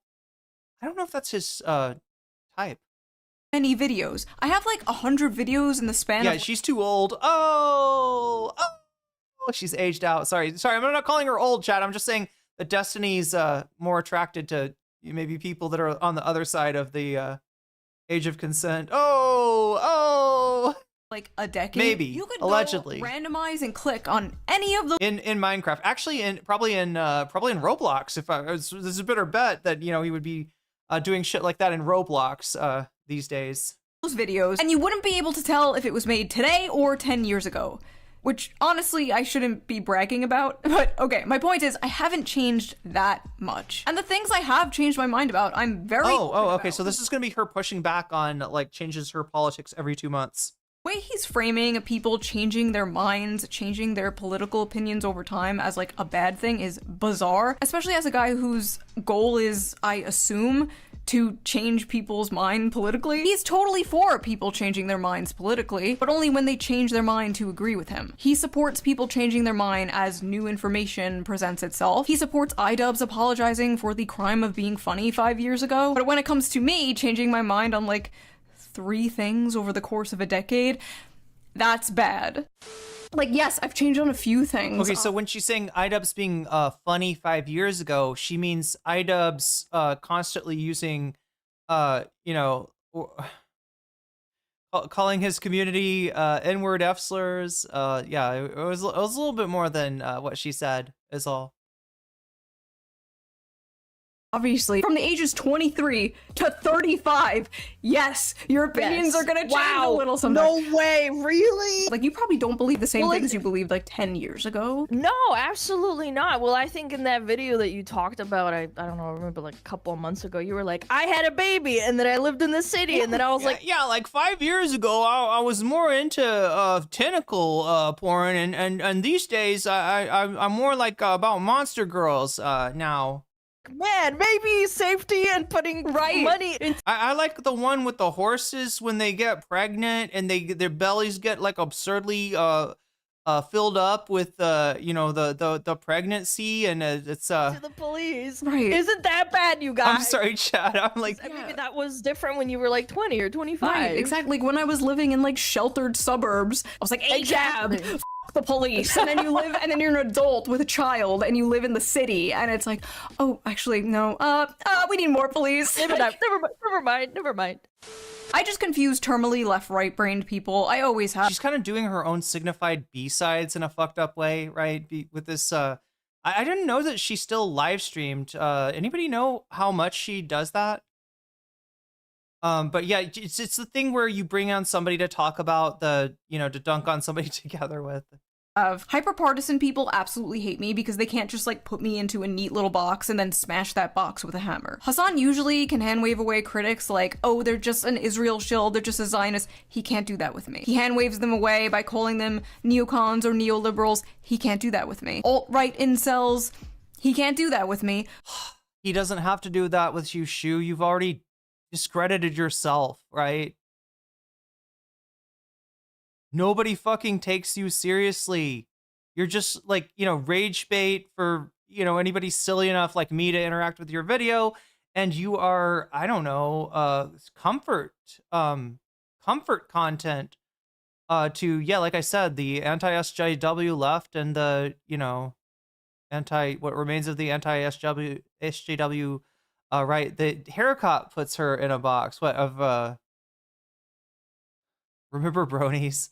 No hate to, I don't know enough about bronies to hate or to have an opinion on bronies. Bronies. So what does he do? He malfunctions. Bronies feels like a million years ago. And starts calling me emo. Like, okay, man, you got me. I'm sorry, is that a malfunction or is that not, you do have her. Like I said, I don't think it's necessarily a bad style choice, right? It's a little weird to have her, YouTube be a time capsule. And especially considering that she does her hair a little differently, when she's on stream. So I almost get the feeling that this is not even like her look necessarily these days, but it is, so, I understand maintaining it for your, anyway,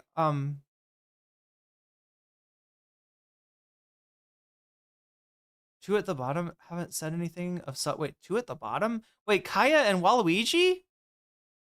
Emo is when they currently said he gets yelled at a lot, got upset, and I changed over time. Oh, okay. I'm sorry. You're talking about Shoe on Head and the VTuber. Wait, you thought that Shoe on Head was a different girl? Oh my god, see what I mean, chat? It's a different look when she's streaming, it seems.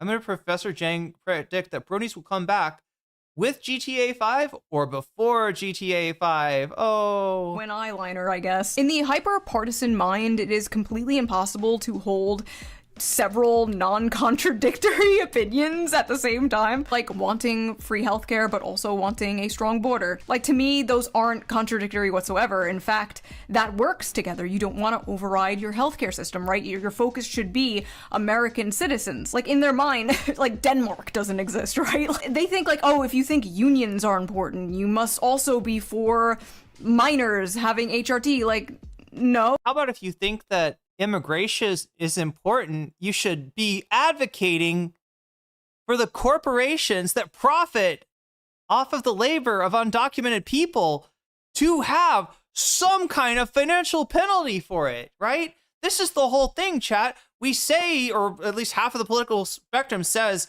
immigration is evil. This is where the violent criminals come from. It takes stuff away from us. We don't have enough from our own citizens. We can't, like, let more people in, and at the same time, this is gonna be her points aren't even logical. I mean,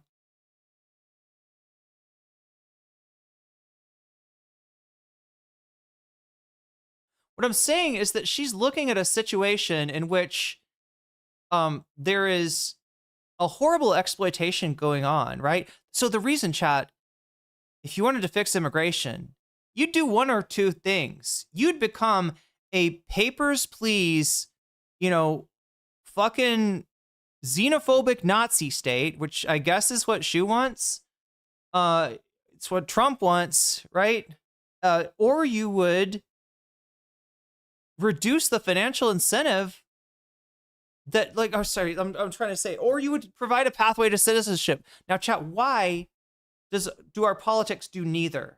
Why do our politics do neither? Well, I mean, I wouldn't say they do neither. I think we've come this whole mass deportations shit looks a lot like something out of a a Nazi nightmare, right? So I guess we have tried that. Do you feel safer?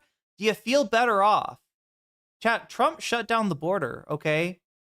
Trump deported a ton and intimidated a ton more into self-deportation, right?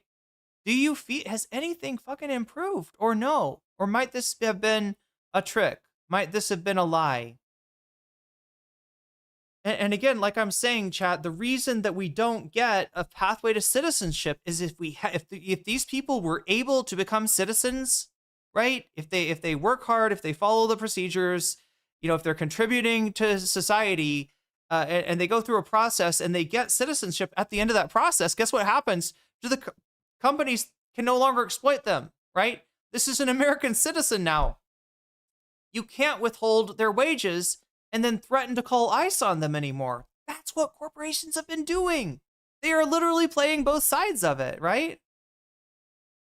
And that's why for the longest time we stood in this kind of like, this oh my god, what the fuck is it called? Like a stalemate. Yeah, we were in this stalemate, and now you got the right wing agenda being enacted. Now there are people like Asmongold that'll tell you that he doesn't think Trump is going hard enough. Nick Fuentes is of this opinion as well. Like he wants a more brutal, more mask off, kind of racist, ethnic cleansing to go on. But I mean, this is the Trump plan, and the only real criticism that they have of it is that it's inept, not at what it's trying to do, but that it's not doing it fast enough, it's not doing it hard enough, it's not doing it brutal enough. It's getting public kind of blowback, right, from when you shoot American citizens in the face. But yeah, there she goes with her fucking, people say that it's I think it's kind of a false dichotomy. Ha ha ha. We can have tight borders, and we can have what was it? Healthcare. If you believe in public transportation, you also have to believe in abolishing prisons. Like, no. Sorry, no. I don't know how my ideology is confusing. I don't know how they see that as like flip-flopping or being a grifter. When to me, it's like completely normal, common sense stuff. Like, you can't have a country in decay like this. You can't. It will not be fixed by people like Hasan telling you. Yeah, it's in decay, Shu, but you got the exact wrong prescription. She's acting like, chat, that we're still under Joe Brandon. What the fuck? What the fuck? The country's in decay from too much leftism? Are you fucking serious? Are you smoking something from 2016, chat? Men not to aspire for anything and saying stupid shit like telling people it's cool to steal. Would you steal? Oh my god, what the fuck? Okay, we didn't talk about this, but it's the greatest time as any. I'm trying to get some freaking... I want rice, chat. I want rice. I can't get it out, though, because it's in... The chopsticks won't... I need a rice paddle or something. I don't know, chat. I didn't think this out too well. Steal from Whole Foods. I'm pro stealing from big corporations. Like, what in the fucking LARP is that? Yeah, stealing is so cool, dude. Let's just... No, you know what's cooler than stealing? Is defending Walmart, you fucking shithead! Oh my god, sorry, not Walmart, Whole Foods. Let me get that straight, right? Defending Whole Foods, right? Oh my god. Whole Foods that's making so much more of a profit now because they've eliminated jobs. But please, whatever you do, don't put an extra lemon in your basket, right? Don't try to pass off the organic lemons as being non-organic, which is slightly cheaper, right? That's what he's not talking about. Fucking going into Whole Foods like a supermarket sweep, chat, and just like you pull all the stuff out of the shell into the basket and run out of that before the security gets you, right? He is talking about what I'm pretty sure a lot of people in this chat, myself included, may have indulged in, right? Which is if you're gonna take away jobs and put up a automatic checkout stand, then people are gonna take a little tiny pittance of the money that you have squeezed out of us with excessive prices during COVID that were calculated. Why? Because you needed to charge them? No, because you could charge them, right? Because you could. Almost as if it was like a punishment for, oh my gosh, you know, people got paid to not go into work. You know, people got their unemployment extended during COVID. People got that check. Oh, well, we got to take it right out. And they did. They took it out of us and more. Yeah, great look there, Shu. Defending Whole Foods. God damn. I mean, this girl likes her Whole Foods. Maybe she's more of an Erewhon girl, chat. This is the whole thing. It's impossible to tell with Shu because, yeah, she is a different person on, you know, on camera, on YouTube than she is in real life. It's kind of impossible to tell, you know, to what degree she might be a little bit bougie, like lip-coated, which is generally that's generally her criticism, right? That's generally how she does it. Is she's like, you know, the socialist, like Hasan Piker, well, he has a mansion. He has a nice car. That doesn't sound very socialist to me. Maybe he doesn't have the best interest of the working class in mind, right? This is, and there's just no telling, like, to how much, you know, how much of a hypocrite she is on that shit. But she is here defending the profits of Whole Foods. Defending the profits of any grocery enterprise besides maybe a publicly owned one is a little bit silly, shoe on head. But hey, look, there you are.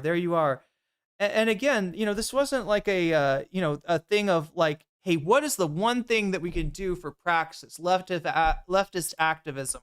What is the one best thing? Oh, I know, steal from Whole Foods. That would be the best, right? Because we all go to Whole Foods because we're all a bunch of posh PMC liberals, right? According to Shoe on Head, that's the straw man that she deals with every day, chat, for more than 10 years now.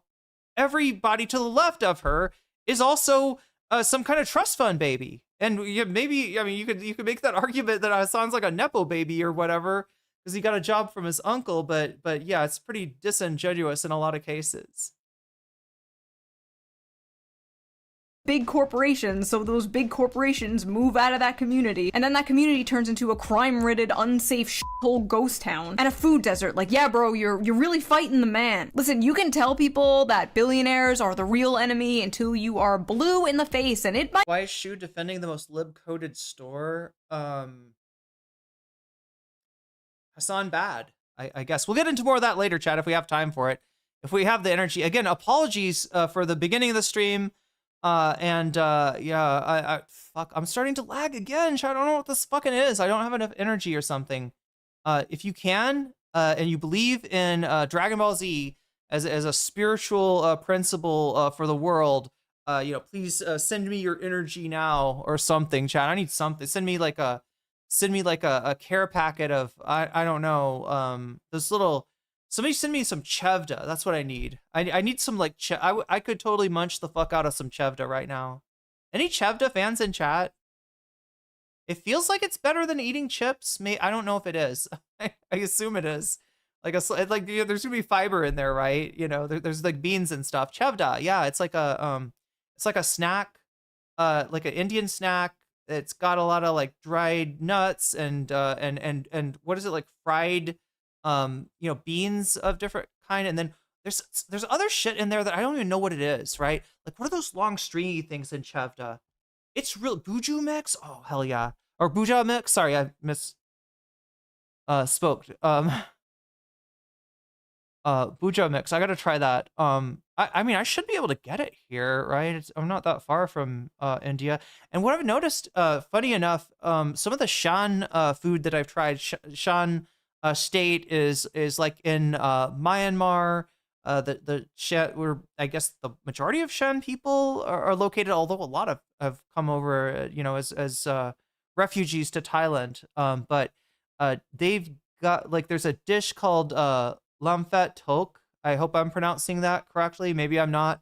But anyway, it's a salad made of tea leaves, right? So you know, you make the tea, and then you got the leaves. Then you pickle those things, like you soak them in like a vinegar or lime-based like salad dressing, and then you combine it into a salad with like chevda stuff, with like you know, peanuts and fried like lima beans, and I'm trying to remember what all's in there.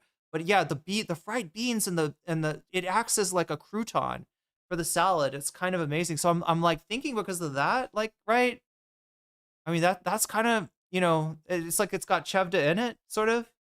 It must be. It must be. I just need to find the place I can get chevda. Anyway, psychically beaming you the last of my non-specific baked good. Oh, baked good energies. Oh no, that might get me high though, I'm afraid.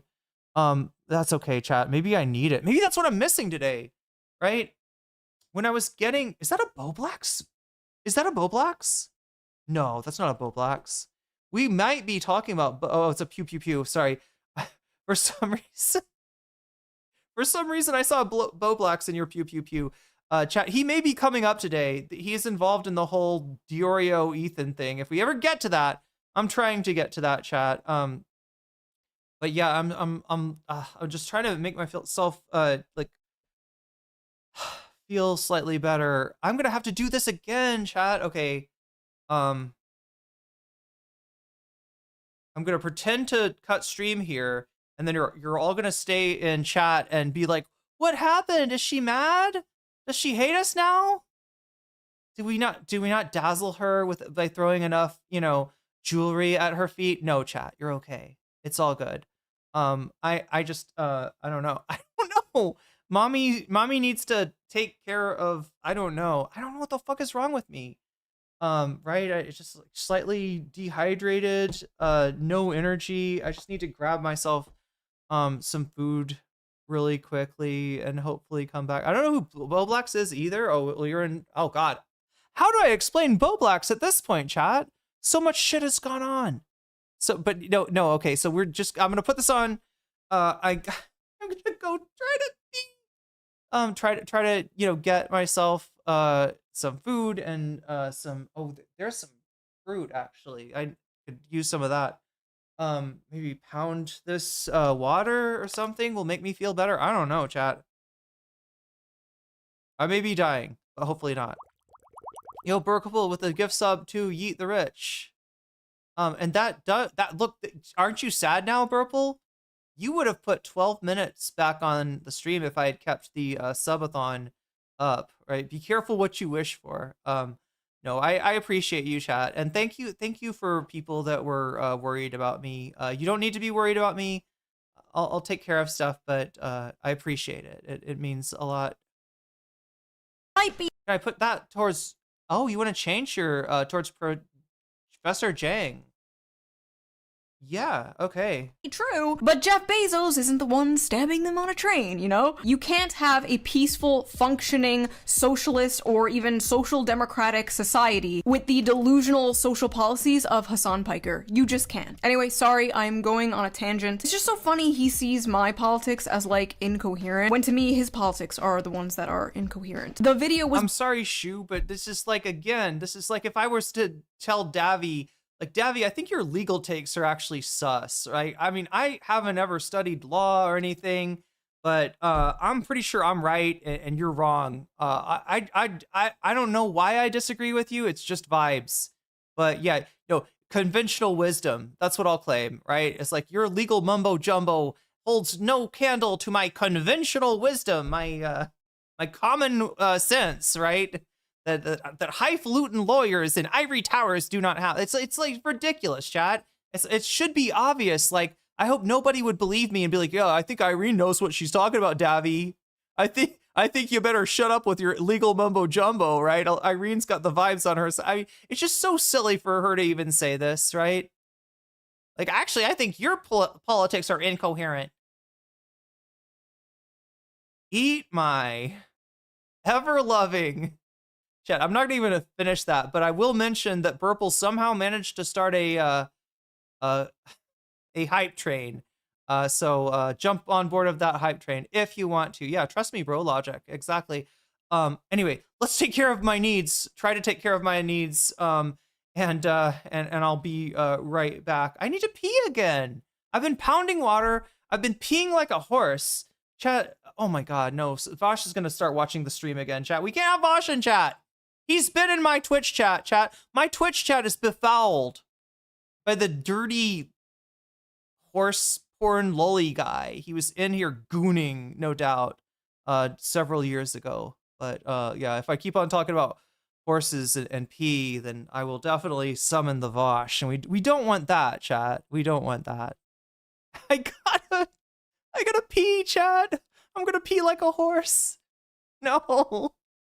Barely political. My response to him was about his like nihilistic mindset when it comes to young men. Because for years we had to watch the media shove this guy down our throat like he was the Joe Rogan of the left. Oh, he was gonna save young men from the alt-right pipeline. By the way, this guy is never going to be the Joe Rogan of the left because like Joe Rogan, at least Joe Rogan from years ago, I don't know about now, was all about listening to other people's beliefs and hearing other people's opinions.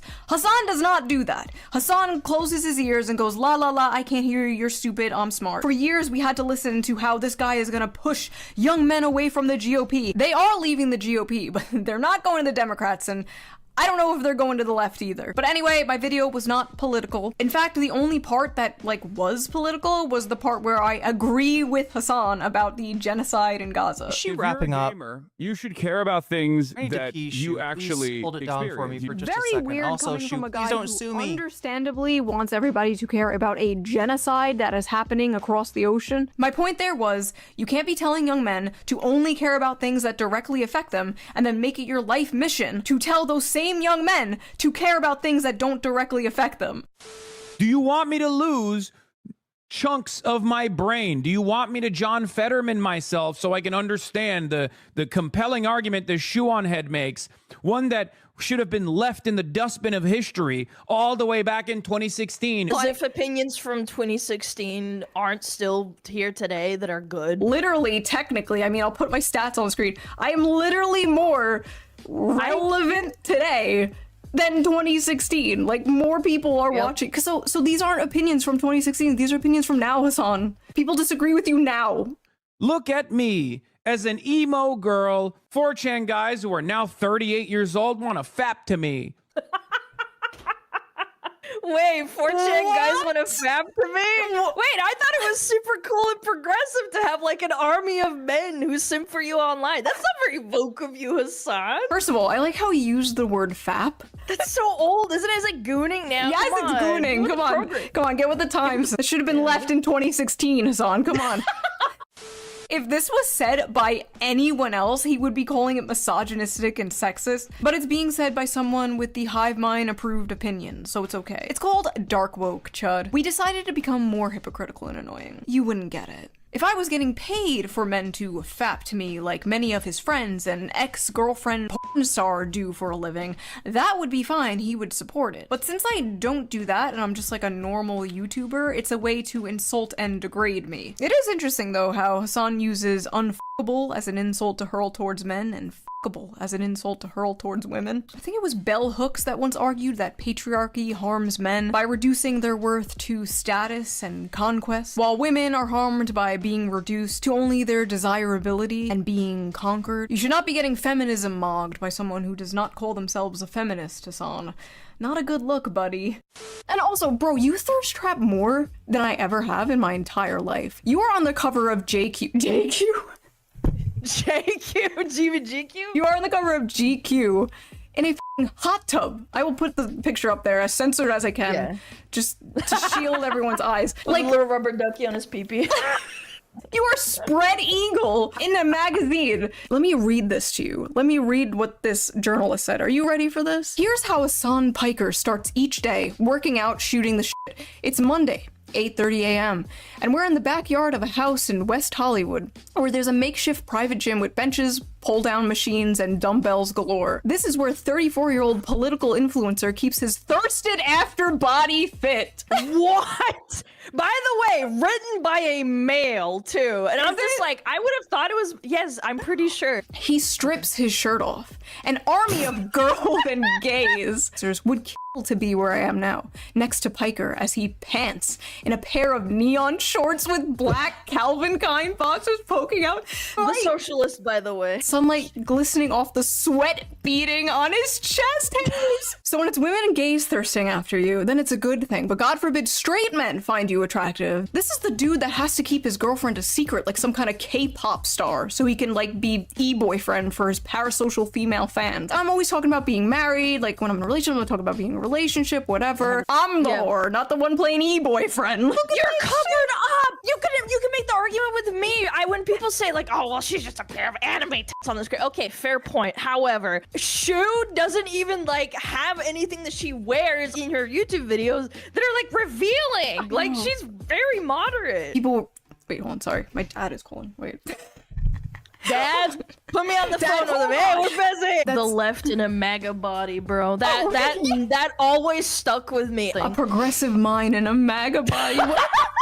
What do they even mean by that? Being attractive and eating healthy and working out is right wing. What the f are we smoking? For like a good 3 years, there was this really weird campaign to make Hasan Piker like the face of progressive masculinity in a bizarre attempt to move men to the left. A progressive in a MAGA body, they said, which like, what the f did they mean by that? Hey guys, we're not all ugly dysgenic freaks. Look, there's one of us who's attractive.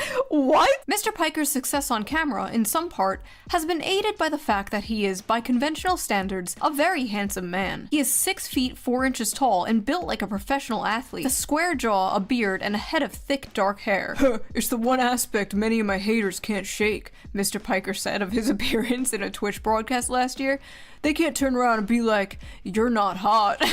Indeed, tens of thousands of viewers may watch his videos for his political views, but many also tune in for their view of Mr. Piker himself, whose social media profiles are littered with suggestive images of his muscly body in states of undress, or thirst traps, as the pictures are known. Some of his fans scrape, screenshot, clip, and repackage them into fan cams that travel across the internet, glorifying Mr. Piker's appearance and indirectly his beliefs. That is yet again another mainstream article saying one of the only reasons people watch Hasan is because he's attractive, and that he uses his appearance and thirst traps. Oh my god, we're really getting into this, aren't we? This is a whole ass video. Like, the one thing I'll say about the last video, Hasan was just the, you know, his sex appeal or whatever was just the, you know, the thumbnail bait, right? She was talking about a lot more than just Hasan. This one is like that video did really well with Hasan on the thumbnail. What if Hasan was the main topic? How would that do? So second wardrobe change of the stream so far. I'm gonna try to like fix my hair, chat. Like when I started I don't know what this is, but like somehow I never set the air conditioning to be high enough when I begin the stream, or somehow like I'm doing so much stuff that like I get overheated, and then I start stream and like my like hair is melting. Maybe have the blue butterfly, best butterfly. We'll see, but I really need to comb this hair out. So because again, like I got just everything that I did to my hair got like ruined in the first 5 minutes of stream.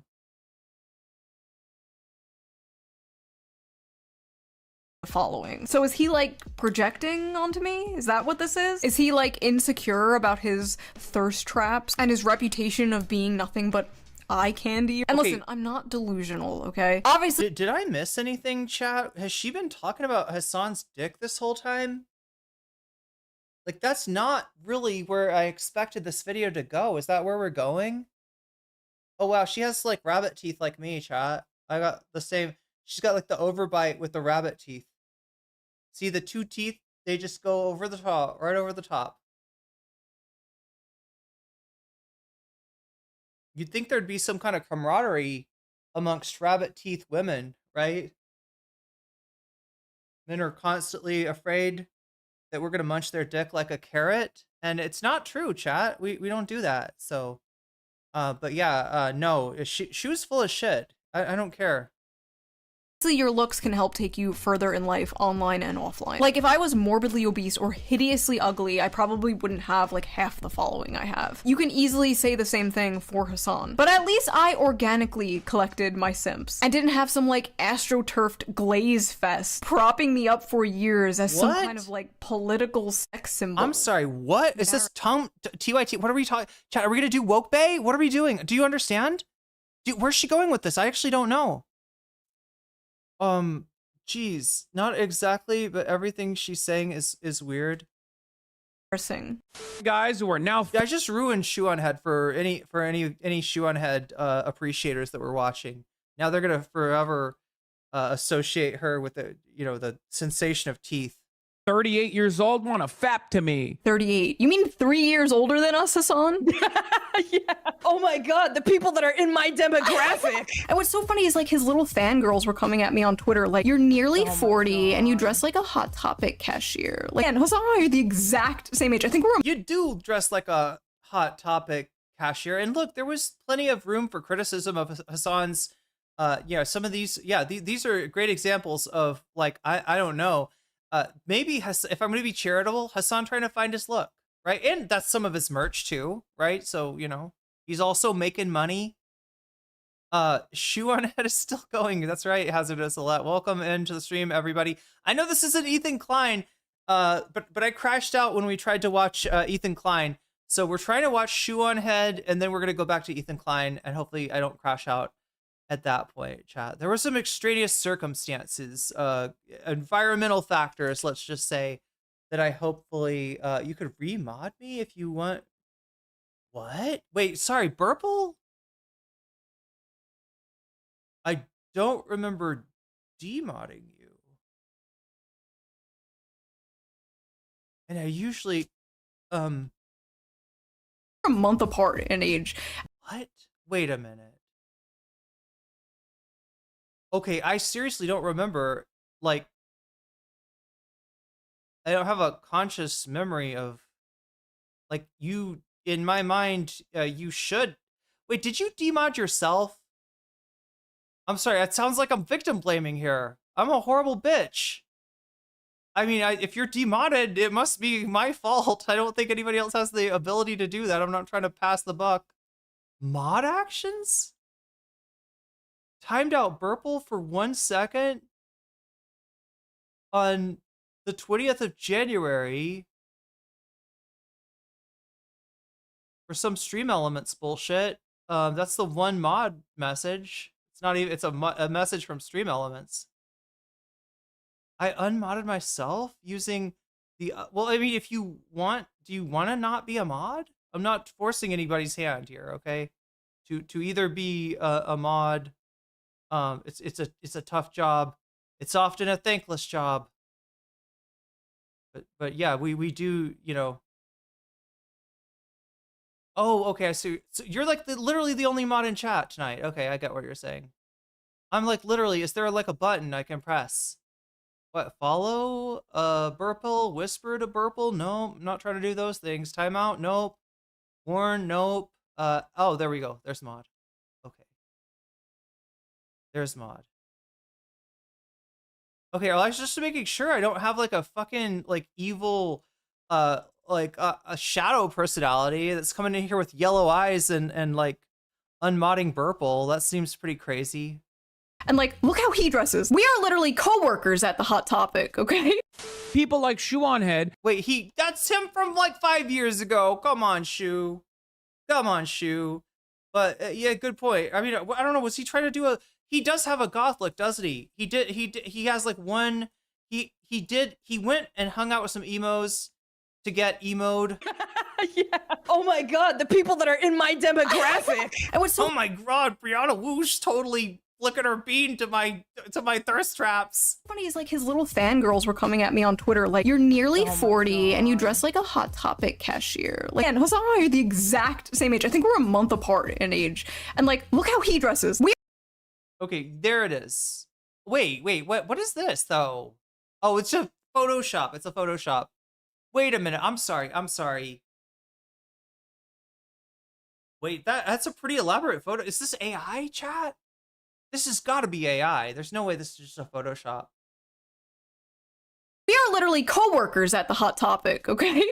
People like Shuonhead are basically a humanoid version of a f***ing Reddit aggregator. Reddit? Reddit hates me. Literally. That's not saying that you're on Reddit all the time. For fuck's sake, I'm sorry. That's not saying that you're a Redditor. All right, but it is saying that, yeah, that is a common place that people go to for their topics. It wouldn't just be you. I'm sorry, it's not even an insult, really, right? It's an open secret, right, chat? Does everybody know that that a lot of YouTubers will go on Reddit, and it's a really easy thing to do to turn a Reddit post into a video. If it's a, you know, weird story, you can like react to it, you can like, you know, depict it somehow. Right, there's I mean, this has been going on forever. This has been going on for fucking ever. And yeah, her son, he's just saying that your shit has the air of a Reddit discourse to it. I think that's what Hasan is going for here. Right? She's taking all of the things that he says that are not even like really insults and oh my gosh, you think Reddit hates me? Bitch, Reddit hates me. Shut the fuck up. Reddit faps to you. Be thankful. I mean, oh god, chat. They probably do both to me. Oh my god. Only 80%. Probably not anymore though. Probably not since I stopped doing videos on Vosh, unless it's fucking H3. Of his audience are f***ing Redditors. Are we f***ing for real right now? Bro is loved on Reddit. Like, why didn't he say 4chan or Twitter? He's not even funny. Yeah. Like, he can't even banter or do the jokes correctly. Unironically, I think this entire rant, this clip, just sounds like if you were just to post the question, what do you think of Shuonhead on r/politics, and then read the comment section? Yes. It's just angry Reddit-coded malding. You wanna know the worst part? This is the best thing you could come up with. This is the best you could do. Jesus Christ. What an unbearable f***ing way to exist, dude. Oh, I'm getting all my politics from Shuonhead. If you're getting your politics from a person oh my god, she has milked the fuck chat. I mean, I don't know if this is the 30-second clip. I'm guessing this is like the second clip. It feels like a little longer than 30 seconds. But do you see how she's milking this? Like every sentence is like, and there's a whole fucking like, oh my gosh, VTuber, isn't it crazy what he said? Yeah, he's pretty fucking crazy. Yeah, he could work at Hot Topic too, couldn't he? Yeah, he would absolutely fit in right there. Okay, you know, like then Hasan says, and then she's like, oh my god, he said and but, well, whose butt? Who are we talking about? VTuber butt? Hey, let me show you my boobs. Oh no, chat, I got in trouble for that once. I can't do the boobs thing. I'm apparently not allowed to grab I'm not allowed to grab my boobs in imitation of someone else and say, boobs, I've got boobs. Check out my boobs. It's sexual harassment on x.com, chat. It's Elon did not agree with that. Elon sided with the trans meds on that one. That was a bridge to, yeah, no boob gate, right? Well, I'm the one with no boobs, right? I wasn't making fun of this girl for not, like, she's actually, I mean, she bragged about getting her, oh my god, some people are gonna figure out who this is, but I don't give a fuck. She bragged about getting her top surgery paid for by aristocracy or something, right? As if I was gonna be like, well, you know, you've been on my streams too, so I feel like stabbed in the back.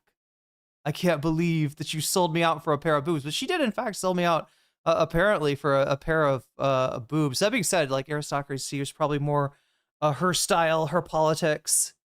But yeah, but it had to let me know in a really creepy stalker stream where she, you know, emulated my whole setup and was like, look at this no comment chick, I got boobs.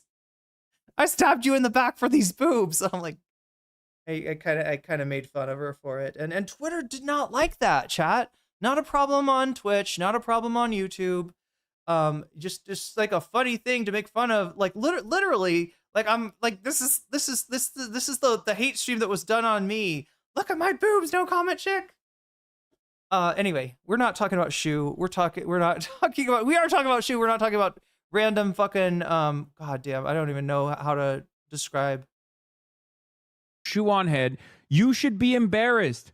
What do you mean, get your politics from Shoe on Head? I don't expect my audience to get their politics from me. I expect them to be entertained. The point is that your audience knows even less about politics than you do. And so, yes, they do get their politics from you. Shoe, you are definitely the political, you're the political account followed by multitudes of apolitical people. You're like the most political they get. And they think of you as like, look, you got the American flag. You're talking about political issues. You're talking about the meme wars, the culture wars, the SJW versus based red pill wars. You're talking about all that good stuff. They love you, Shoe. To laugh, to think, to engage with the discourse at hand. We're talking about your boobs? Yeah, don't try to like pass yeah, off. that's right. We're talking about my boobs. I think I can do that. As someone you should get your politics from. I don't think my audience should get their politics from me or any YouTuber for that matter. I think they should. I wonder if Israel's going to start sponsoring top surgery now for like, right? If they could get like an army of trans meds that way. Oh my God, chat. Do their own research, come to their own conclusions. I just say my opinions and people are free to agree or disagree. Hasan, on the other hand, like, really thinks he's some serious political commentator. Bro, you're a Twitch streamer. I'm a YouTuber. But that's the difference between you and I. I know what I am. Oh my God, the things I want to say to people like this. Then say it. Say it, pussy. Did he change into a suit because I made fun of his I changed my outfit, yeah. I mean, I don't know about Hasan, but this is my second outfit. This is my second wardrobe change so far, chat. Gucci shirt. Like, you can literally see him scanning his chat of domestic terrorists, like Redditor for insults, right? This is so lazy. I find it more compelling when someone deconstructs why you're being stupid. I swear, I think if he had an audience that thought it was okay, he would obviously bring up. Wait. Oh yeah, God, I forgot about that. Yeah, you're right, Bukzilla. He's literally at political rallies campaigning. Now he has of recent, like, I guess he's kind of feeling himself in that suit, and you know, I don't know, pretty privileged. What does it feel like? Hasan could tell me. But yeah, he's feeling himself in that suit. He thinks he looks good. I you know. Calling your own beliefs common sense isn't lazy. Oh, to be fair, I may have put that on her. I may have been the one to talk about the but it's just a general, like, I don't know. It's like her outlook, right? That actually, you know, Mr. Political Streamer, from my dilettante position here, I want to say that you look like the one that doesn't have a very coherent political perspective, right? It's just like, I don't think you're using those words, but I don't think you know what they mean, Shu. It's kind of cringe. It's kind of cringe because the one real, insult that I don't think Shu is ready to push back at is that she is, in fact, a lightweight. And I am not talking about her, I don't know, body composition, chat. I am talking about, just knowing the basics about the political issues that she discussed, right? It's a very surface level engagement with any of these issues. And that's why I can't really take her seriously when she's commenting on the coherency or lack thereof of Hasan's, ideology. What am I trying to say? When you buy an expensive suit, you feel cool wearing it. I totally understand. Yeah, I think that's probably it. I think that he just has not done this very much. And in having to do it for political events, he has acquired a taste for dressing up. Your girl. Stupid woman. It's like he's fighting his bro. Yeah, that's right. He's being misogynist again. That's correct. That's correct.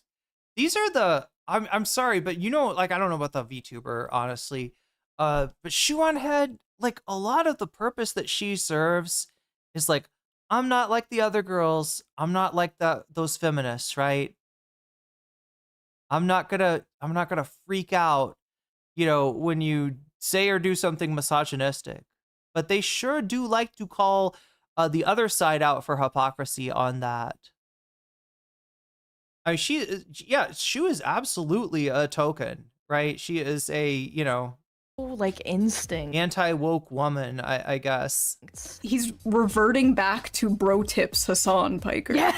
Bro tips. This week's bro tip is about bringing out the alpha male in you. This is a classic example of what happens when your father doesn't pay attention to you. You turn out to be a slut who's craving for attention, and then I tend to pick you up at a bar late night and bang you out on the first date. All his insults I've already 8-miled him on because I've already made fun of the fact. Sorry, I don't think you 8-miled him on that. That's like as if you put up a fucking, you know, that's not 8 Mile. 8 Mile is Eminem playing Eminem, right? That's kind of the opposite of 8 Mile, right? This is the, you know, Bro Tips was not Hasan Piker playing Hasan Piker, is Hasan Piker playing Bro Tips. Like this would be more like, I'm trying to think of a movie where somebody is like totally not the, okay, Robin Williams plays a serial killer, right? At some point. This is like, oh God, well, I don't even know what the fucking movie is. God damn it, chat.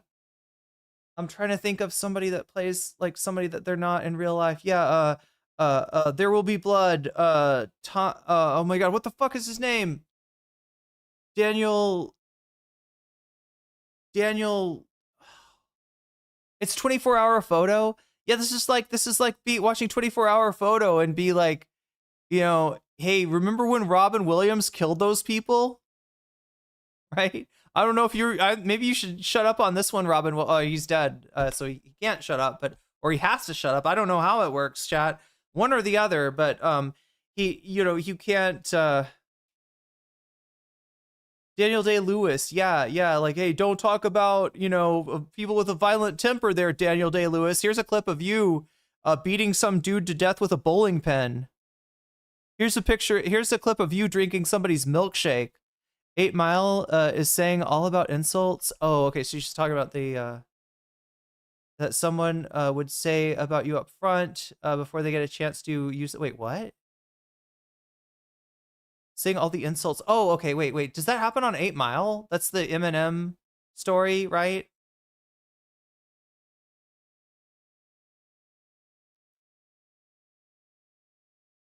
That my eye. So she's saying I'm self-aware. I'm self-aware. I'm a. Oh my God, chat. This is like the weakest claim ever.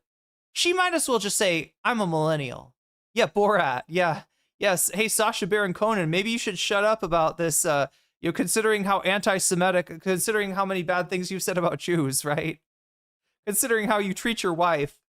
Maybe you're not the person to speak on this, but no, like, so she's saying she 8-miled herself. She's already said any insult that he's gonna, and to be fair, calling Shu an emo girl, I don't think it's really much of a anything.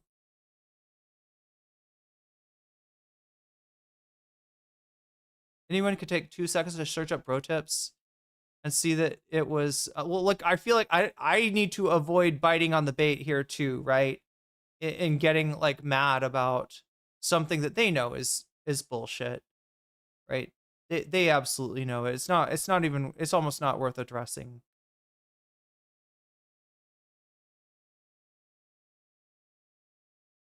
Live, laugh, love. Yeah, more like Chug, right? Can we call her Chug? Chug on head? I mean, this is a very millennial, but I mean, not that there's anything wrong with that, chat. Least of all from me. But yeah, that is literally what she's doing. She's like, oh my gosh, I'm self-aware and ironic. Ooh, wow, you really, that's some cutting edge shit there. You know, that's some real cutting edge shit back in 2012 or whatever. Eyeliners from 2008. Chugon head, yeah. I'm in no position to talk about style. I still do my makeup like it's 2009. I already made fun I underestimated of the fact that you shouldn't get your politics from me. If you were going to chew on head for political information, you are deep fried. He never self-insults. Like, you can make jokes about yourself. Like, I've joked about a million times, like, oh, wait. I'm a 400-pound man. Look. All right, you guys.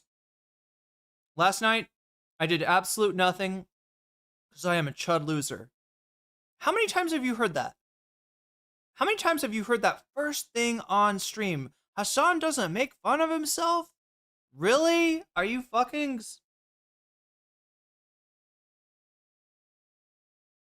Are you calling Shu a quirk, Chungus?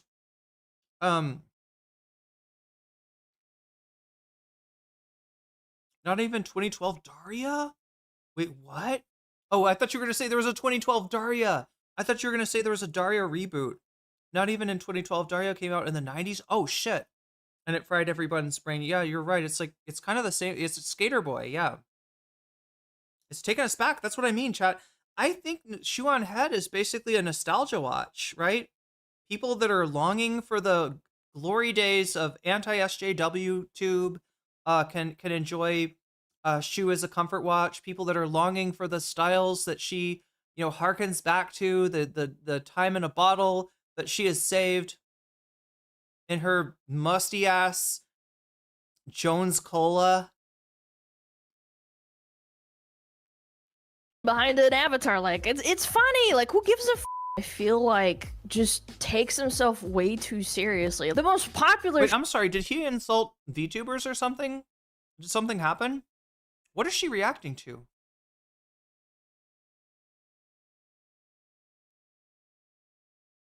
Million times, like, oh, I'm a 400-pound man behind an avatar, like. And just things that people say about VTubers. Oh my god, chat. I'm trying to eat. This is like bamboo stalks or bamboo shoots, but also there's a few yeah, I think this one. It's actually coconut shoot.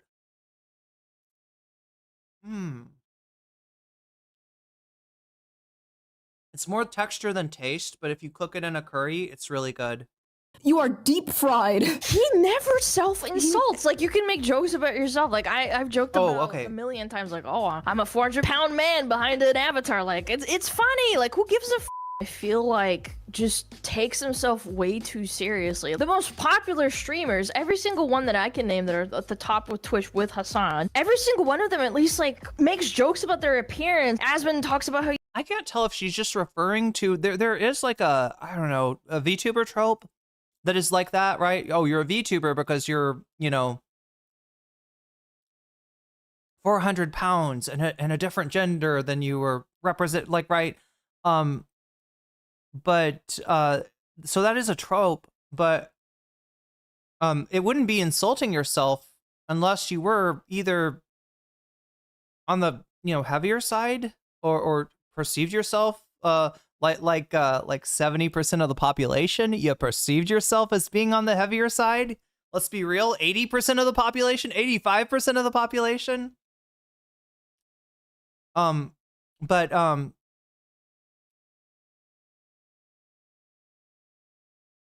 I can't tell if, like, is this, like, is she trans and she's, like, making a fucking, like, self-hating joke at herself? I don't get it. Why would that be the equivalent of Hasan making fun of himself, right? Like, that's like me saying, like, I'm addicted to video games, right? Because streamers, they play games. And gamers sometimes play games too much, too long. Right? So, but that's just not a thing that applies to me. You know, if I want to insult myself, I got to find something else, right? I suck at video games. There's an insult. There's an insult that really hits, but like, I just don't understand what is, it sounds like she's saying, like, you know, making fun of yourself by, you know, calling yourself shit that doesn't apply to you at all. That you're, you know, this type of clip chimp shit, taking 30 seconds of the video. Oh, that's the whole thing. Like, I don't think Hasan ever gets, like, longer than, I don't know, it's probably more like 20 seconds, right? He pulled a Beetlejuice meme today. Wait, Hasan did? Gamers sometimes randomly turn into political commentators that hate Hasan. Yeah, it's been known to happen. Literally believe the right-wing VTubers are teal-funded. That, you know, you're right, Davi. That is very Dime Square. That has Dime Square energy. I think you're right. He's bald and doesn't have any teeth. He leaves himself so. Wait, is that how he would make fun of himself?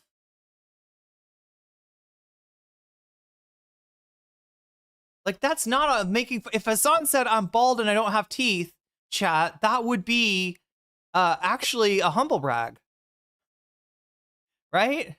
That would be bait for people to say, you have a great head of hair, Hasan. You have an amazing head of hair. And obviously he knows it. He took fucking oh god, what the fuck is that shit called? why do I want to say prolapse? It's not prolapse. Prolapse is the thing with the friend of Ethan Klein's, that Howie Mandel. What is it? Propecia, not prolapse. Different thing than prolapse. Yeah. Finasteride. Or yeah. No, he didn't take Rogaine. He took the it's finasteride. I think is the generic. So yeah, I mean, like, I don't understand what she's saying. I'm sorry. This is a weird thing for me to get hung up on. It doesn't matter. VTuber's stupid. I'm okay with that. Exposed to being made fun of, and then he wonders why everybody makes fun of him. Like, just join in. It's part of being a human being. Honestly, good luck, dude. Thanks. We crash now. You like to wipe the drool off his mouth. People should. He's like frothing. Frothing at the mouth like a bulldog.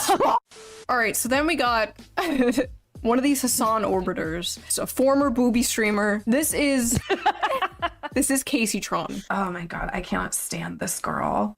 This shoe on head girl, pick me woman. Shoe on head and her dumb audience. Her dumb audience of incels. Like, I don't know. It's like, shoe on head, if you like care so much about these incels, go one. Oh my god! Wait, no! No! What are you talking about? That's a great idea.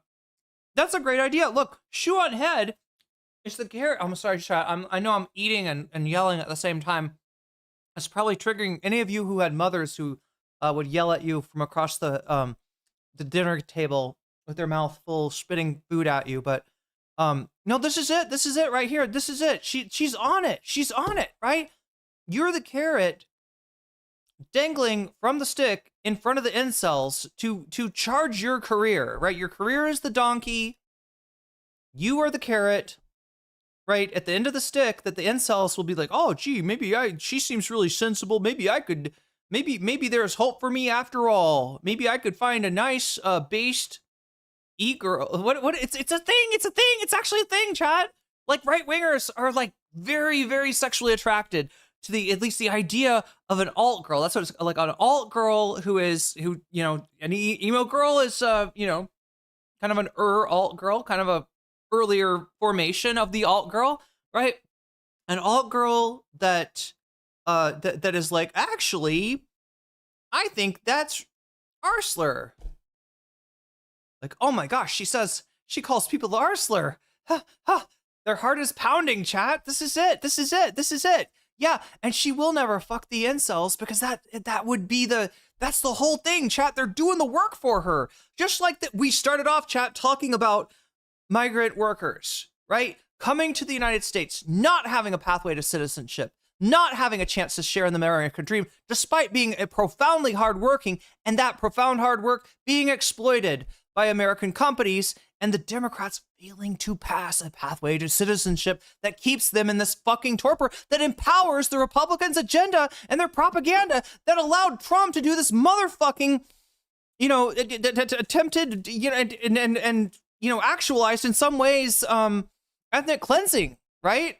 And not just in the sense of like, immigrants, chat. I mean, like, you got to understand, like, there's people in California, Latino people that were there. They didn't cross the border. The border crossed them. And it is very much a campaign of ethnic cleansing, right? The one that Shu was like, oh, like strong border. Oh, we gotta have a strong border. Your fucking strong border got people shot in the face, bitch.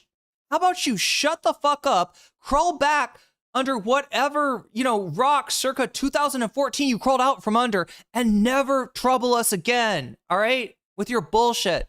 With your bullshit fucking chop political analysis, chat. There's no good women left, like shoe out ahead kind of energy. Yeah, I mean, that's her whole fucking appeal. That is what psychologically, that is what she is doing.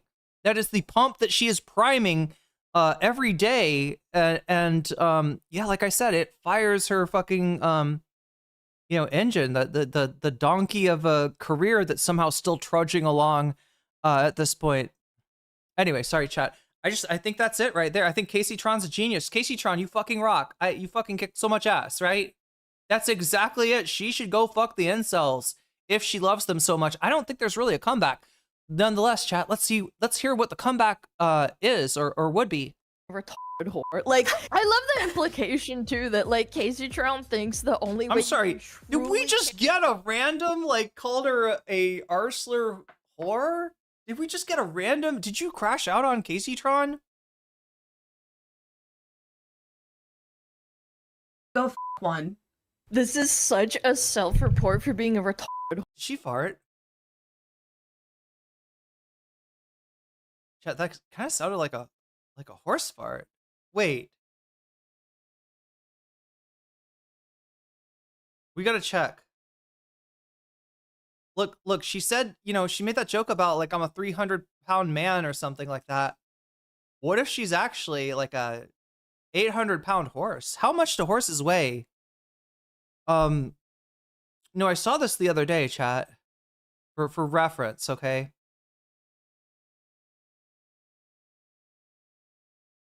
I'm hoping it's just like a viral like tweet or something. Oh, here it is. Yep. Got it. Okay. All right, so let's just for reference, chat. We'll try to figure out. I don't think that she's actually a horse. I don't think that she farted just then, but all right, we're giving a little massage. Little massage to the horse. The horse gets up. Look at the tail. Watch the tail. Watch the tail.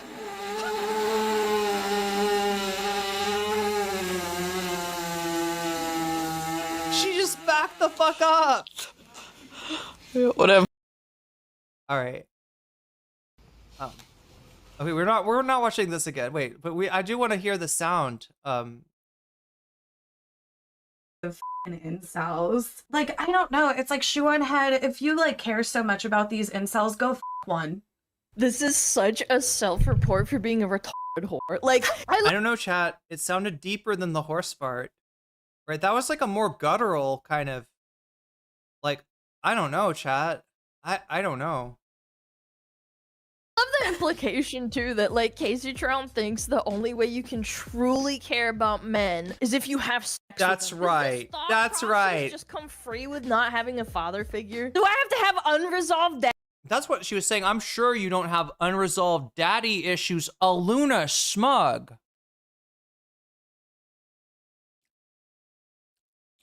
The PNG two-tailed booba streamer fox or wolf. Are you a wolf? Is she a fox or wolf? I think it's a wolf, maybe. No, it could be. She's like a silver fox. She's a silver fox. Daddy issues to comprehend this? Is that problematic for me to say? No, it's just retarded. Like, prove you care so much about these incels and their inability to get sex. Go f one. Oh, wait, you won't? Because you're just grifting to them? Like, you don't even want to get with them either. If she fucked one of them, all the rest of them would turn against her, chat. But you'll condemn other women for not wanting to f who you don't want to f. Okay. When did I ever condemn women for not wanting to f people? From roughly, I don't know, 2019 to today? Yeah, that's pretty much like 75% of your content. So you should be nicer to guys. Oh, you should give them. What is it? Hat on foot again. Hat on foot making YouTube videos from Earth 2 about how women owe men sex. What She's the fuck really is she doing? fantasizing. Why is everything sex with these people too? Like everything is sex. You talk about the human desire to like create a family and have like a legacy, and they're like, sorry, you can't get laid, incel. Sorry, you can't get pussy. Says the chick that sits in her. It's weird too, because like, look, no, how this is actually working, from my understanding, is that Hasan's comment about gamers, right? About capital G gamers who see Pragmata as being like some kind of a, you know, propaganda for, I don't know, white birth rates, right?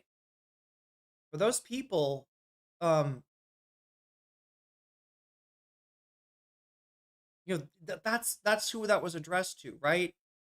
People have repackaged this, and as Hasan is saying this to gamers, if you play a video game, you're never touching pussy. That's not what he says. He touches both, ostensibly. Maybe not at the same time, but maybe at the same time too. I don't know. But who brought up Hasan's sexuality here? I mean, was she like, was it tagged on to, did he talk about her, using her sexuality or something? Like maybe that's at least like warranted for, maybe it's like a touche. Room all day and smokes weed until she's numb. People. Are you being serious? Dog, what are you? If you look up the dangers. I'm sorry. Wait a minute. Was that the? I feel like they took the. I feel like they took an old clip of her smoking. That sits in her room all day and smokes weed until she's numb. People. Are you being serious? Oh, it is an old clip. It is. She's playing what, Legend of Zelda there? Dog, what are you? If you look up the dangers of smoking marijuana in like a kid's dare pamphlet, there's just a picture of Casey Tron's face. You're happily married and have a child, but because some fat retard on Twitter thinks you're a grifter, you're gonna need to f a bunch of random men to prove them wrong. What do you just have to do? Like a weekly raffle? Pull a random inside of how do you verify? I'm sorry, I zoned out when I was eating this delicious bamboo, which is totally in season right now, chat. Coconut shoots, bamboo shoots,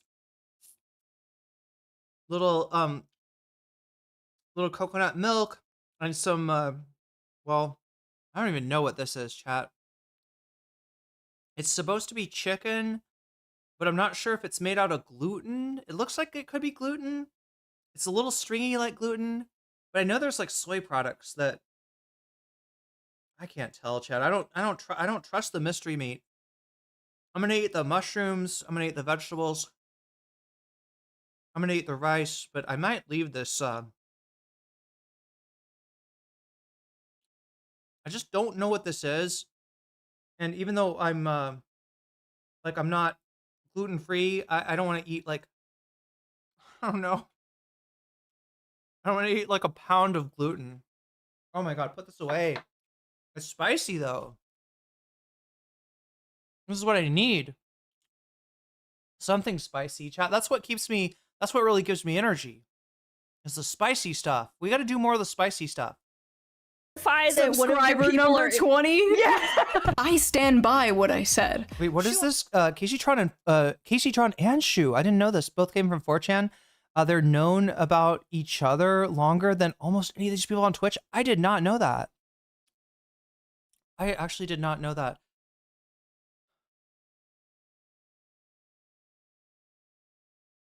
We're gonna get, for the people that are here for Ethan, we're gonna get to that, chat. We had a minor crash out in the beginning of the stream. I couldn't handle the Ethan shit. I'm gonna get back to it.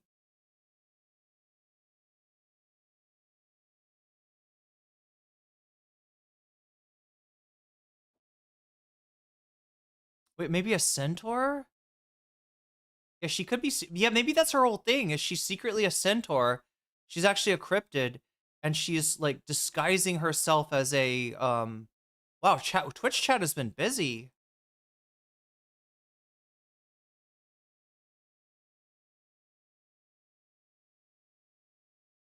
Literally pause every 2 seconds. Oh, for them, yeah.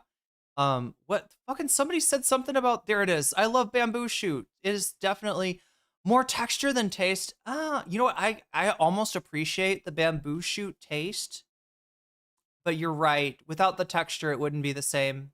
It is the texture, maybe more than the taste. I don't know. I feel like the coconut shoot though, it just like absorbs. And I think the bamboo shoot too.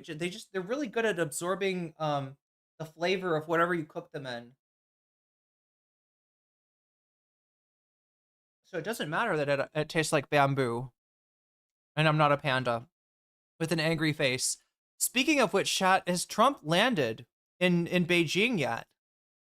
Are we going to get the pandas back? I was talking last night to my, or not the night before last night, to my Thai teacher. Not my Tai Chi teacher, but my Pasa Thai, my Thai language teacher. And she was, one of the questions in class was, are there pandas in the zoo in America?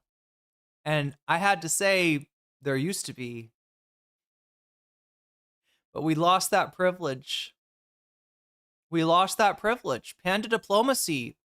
The US did not do well at panda diplomacy, okay? And as a result, we were like I think one of the very few nations that has had the pandas withdrawn, right?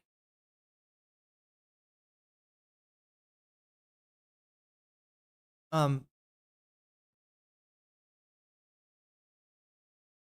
word for what the pandas did, chat, in Thai is clap ban. Cow clap ban. Pandas clap ban. Pandas clap pratit. They went back to China. They had to recall them. All right, they're like diplomats. Like the pandas are diplomats. Trump is jealous of the Winnie the key. It's close to she, I guess, but remember, it's key. Wait, or is it key? Key. Wait, I think, yeah, key. It's hard to remember, chat. If you hit it with the wrong accent, you'll say poop instead of ride, or ride instead of poop. And you don't want to ride a poop, probably. Head should be thanking me for giving her and her incel following Said It Again award. Said it again incel. It's like there's not a Said It Again award, Shu. There's a Fell For It Again award, and I believe you've got a few of those awards on your trophy shelf. Please pan the camera over to the trophy shelf full of Fell For It Again awards, right? Shu is just that kind of person. Like, assuming that she is, not a right-wing person, she's just like a social democrat, I guess she would describe herself, with a few divergent views on some common sense issues, right? Assuming that that's true, she is. Yeah, I know, you're right. You're right, Bernie Barbie. She's not fooling anyone. Or sorry, you're right, atomically powered. She's not. I'm anti-bamboo shoot. Are you more of a bamboo, rice treats grilled in bamboo segment kind of person? Incel. You know Jafar from Disney. Hasan is Jafar, and yeah. Okay.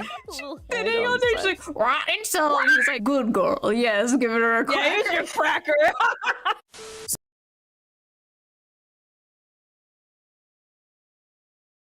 No thought in head? I don't know, Choice City Boy. There's some thoughts in that head at all, indeed. But the line of logic, chat. Can we go over what is the line of logic that connects Hasan Piker to Jafar from a Disney movie that I believe they have I believe this isn't Aladdin one of the movies where they've tried to kind of pull back certain songs from it that were just very blatantly racist. I mean, this is almost like the essence, right, chat? This is the Disneyfied version of Islamophobia here, right? Hasan Piker is the Grand Vizier Jafar. Okay. So once again, people in his chat brought up my video. He has not responded to it. He has not made a single point. Called me emo, called me irrelevant, but he didn't call me wrong. Notice that. They never call you wrong. They call you emo, but they'll never call you wrong. Did you see what Shuan had I'm sorry, but when none of your points agree with each other, it's kind of hard. Which thing that you said is wrong? responded on Twitter? No. Also,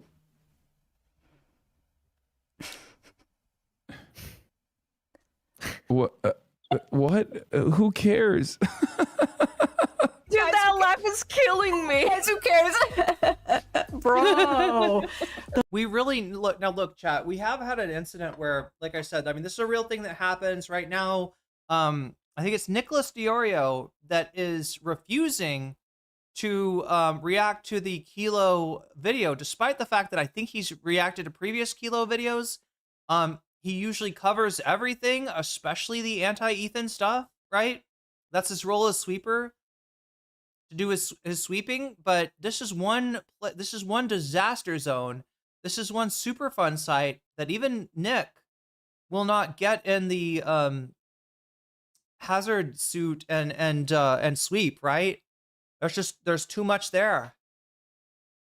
Right. So the idea of somebody making like legit criticisms and somebody else not responding to them is a very real thing. In this case, Shoe on Head has a history. And that history, you know, does not bode well for the choice of myself to react to a video like that. Because like it is incoherent slop, what she does, right? It is not worth reacting to.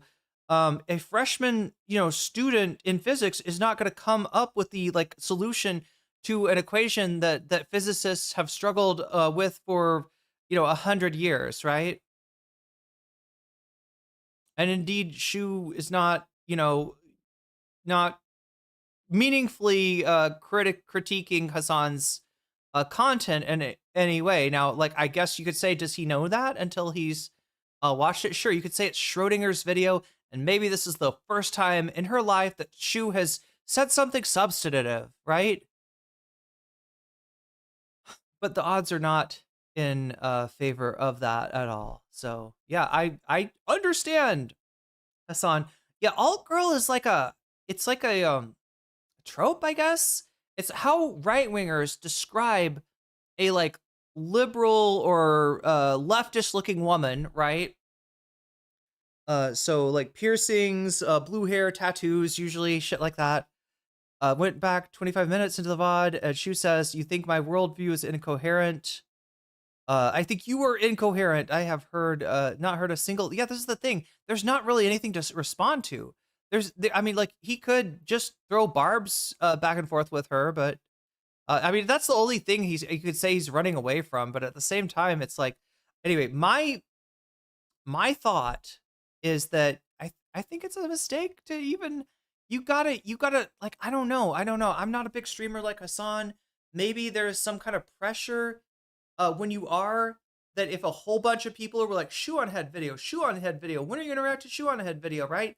That maybe it looks bad. Maybe you start to look like Nicholas DiOrio refusing to watch the Kill of the Giants video. Maybe you have to say something. I just don't, like I said, this made a whole extra video for her, right? She didn't need to have like, you know, fucking B-roll. And again, you see how judiciously she's using this shit, right? You see how she comes out with like, you know, she's got like, you know, like not even a sentence, right? He utters like a phrase, and then she's reacting to it with her VTube friend, right?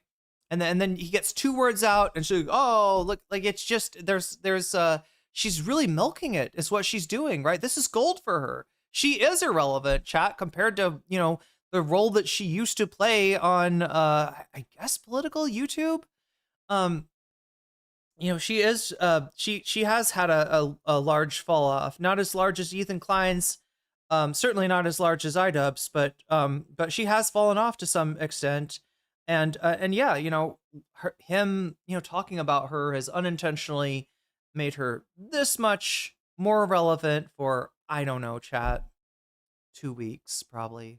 It's no big deal in the larger scheme of things, but yeah, it's something like I try to avoid doing. It's something that, you know, we could all use a reminder at times to avoid doing. But again, he's only hurting himself here. And helping her, right? That's the part I don't like. You know, Hasan could take it, right? As this criticism is not going to hurt Hasan, but to me, it feels a bit like the old Sean video where he's reacting to a guy with a cartoon deer avatar. Oh, TLDR, yeah, where it's being paused. Oh, was TLDR a pause fucker? So we call that pause fuckery. If you're watching somebody's video and they make a good point, but you pause it in the middle of the phrase to respond so that nobody remembers what they were saying when you get back to it, right? That's called pause fucking. And it's generally and I probably do it by accident sometimes, right? But you know, there's a strategy of like, if you really don't want to respond to something, right, you can just make it incoherent by kind of you know, cutting it in a weird place, right?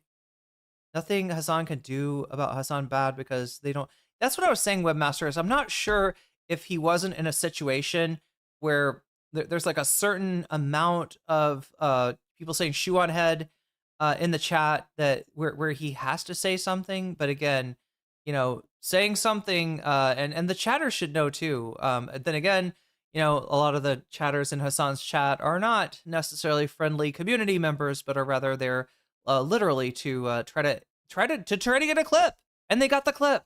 They got the clip. Anyway, this is, I don't know, who am I to tell Hasan how to fight the everlasting battle against the Clippers? The fake laugh. What is going on? Wait, Ethan is the ghost of pause fucking? Oh yeah, he does it too.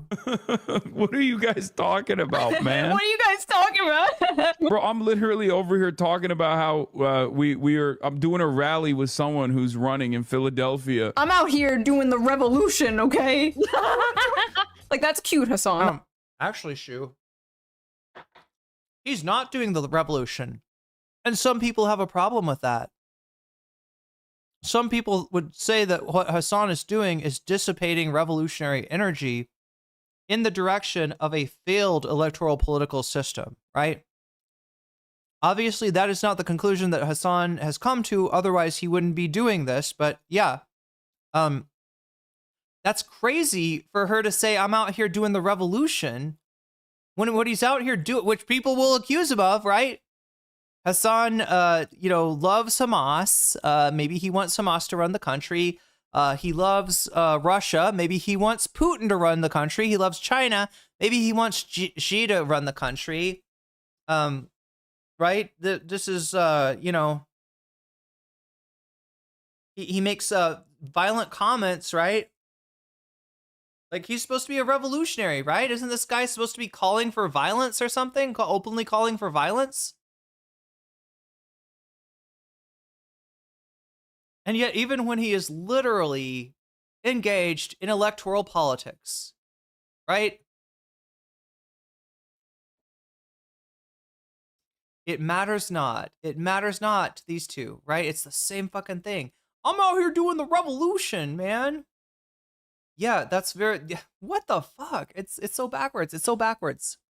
That's adorable. He's not a politician, man. The majority of the people that know your name only ever heard of you because you electrocuted your dog live on stream. That's crazy. That's crazy, Smug Alina, or whatever the fuck your name is. Smog. I don't know. That's crazy because Abdul Saeed, before the Hasan controversy, was trailing. I think was in like, what, 3rd or 4th place? That's crazy that somebody so unpopular, like you said, would raise the profile of a candidate in a race. It's crazy. You know what else is crazy? The candidate called Hasan. These candidates are asking Hasan, you know, for help. Smug Alana. Okay. What is it? Reminds me of that one. Wasn't there like a British singer? What was her name? Oh no, her name was Aluna. Wait, what was that British singer's name? Aluna something or other? Like the chick that's all like, if you wanna tame me like an animal. Oh my god, I'm doing such a bad job. She has that weird singing style that like Billie Holiday had. I forgot what it's called. There's a name for it. Anyway. Kaya, please just fucking go. Yeah, definitely electrocuted there. Just stop.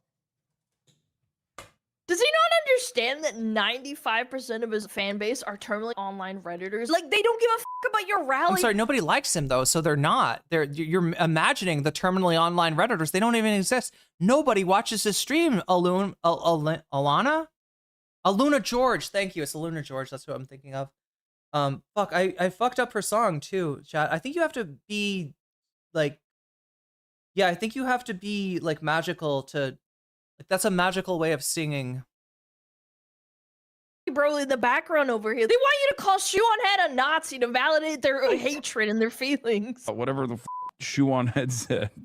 It's the laugh Hasan! No, you're joking. Stop. Hasan is pissed because, like, he's finally out doing something in the real world, and the only thing people care about, the only thing people are talking about in regards to him online right now is this. No, it's not. Nobody's talking about that, right? The dog thing is a joke. He's got a zap sound on his stream, right? It's become a meme. Alana is correct for the VTuber or for the singer? No, the VTuber, right? Alana Smug, right? Or Smug Alana? I don't know, chat, whatever her name is.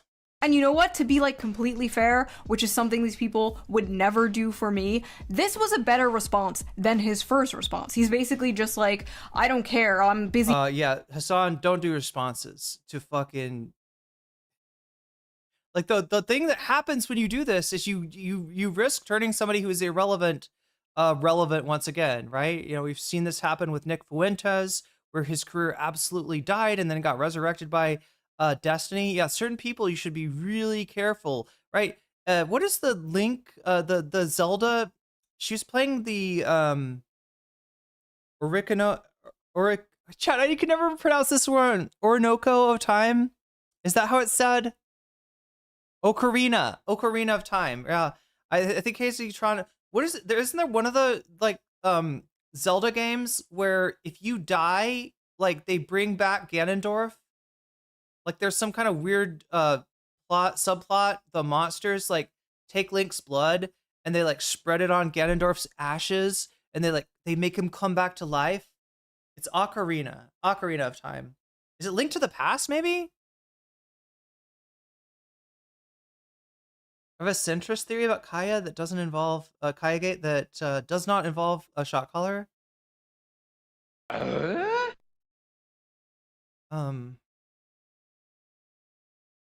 promise, chat. If you send me super chats, and or sub to my Twitch channel, I will not attempt to sing a Luna George ever again. Do not worry. They messaged you on Twitter the other day for a collab. Yeah, I messaged Anthony back if that's what you're talking about, Brat. And thank you for the super chat and thank you for helping us coordinate this. Yeah, we had a little problem. It was a weird thing, right? Where I feel like Anthony has bad luck, or maybe I have bad luck. Maybe we both have bad luck, right? This was the day that Anthony reached out to me. Was the day that Elon decided to impose a passcode on Twitter. Which, look, with most sites, I'd just be like, yeah, let me set a number or whatever. But with Elon, I don't know. That guy is it's you know. I don't feel great about being on the site. I don't feel great about tweeting on the site, feeding grok every time I tweet. And so every time there's a new thing, I kind of assume, okay, what is the fucking scam here? And so I had to ask resident, expert on tech bros and their scams, Xerix, like what is going on with this? And from what I could tell, it's because they want to provide some semblance of end-to-end encryption.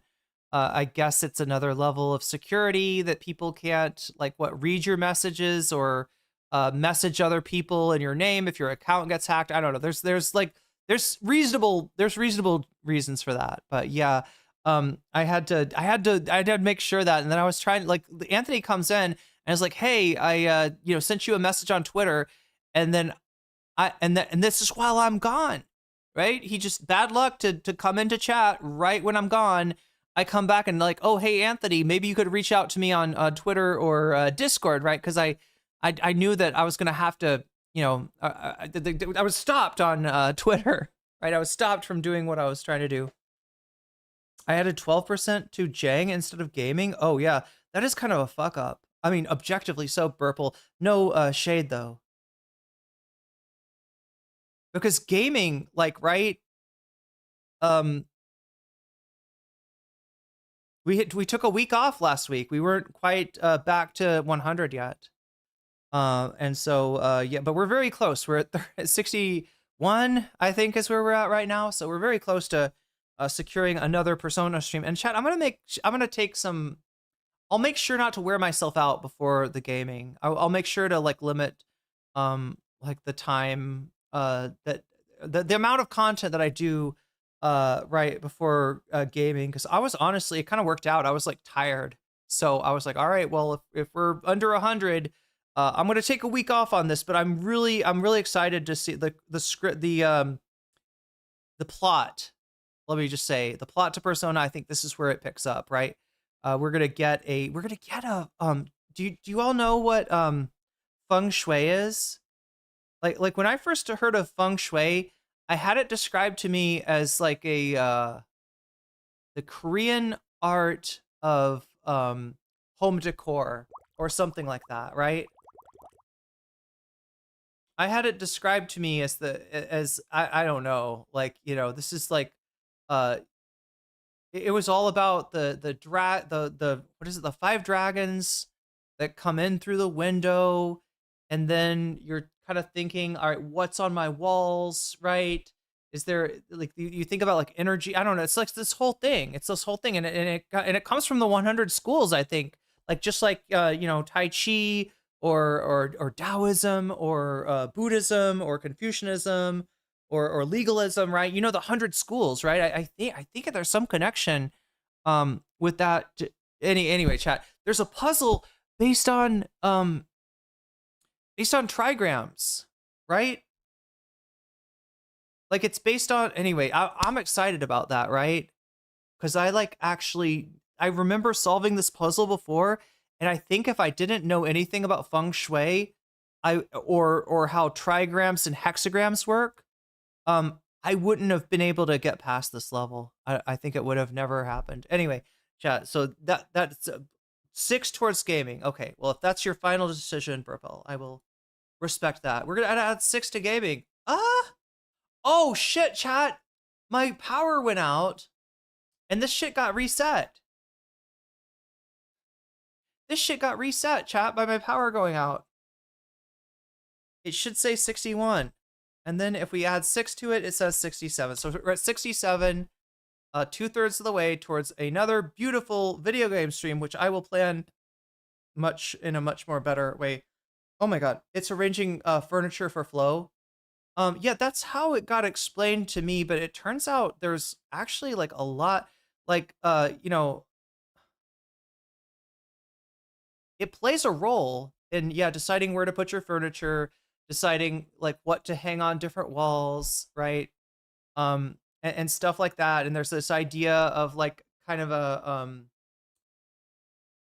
octahedron of directionality, that like the north represents your family, I can't remember what it is, but it's like this. North represents family, south represents your wealth, right? Like all the different directions, like you know, represent another aspect of your life, and that, like, you know, kind of rearranging your house where I don't know, it's complicated. Trigrams of shit are Taoist, yeah, but it actually figures in. It does. It's connected. It's all connected, right? And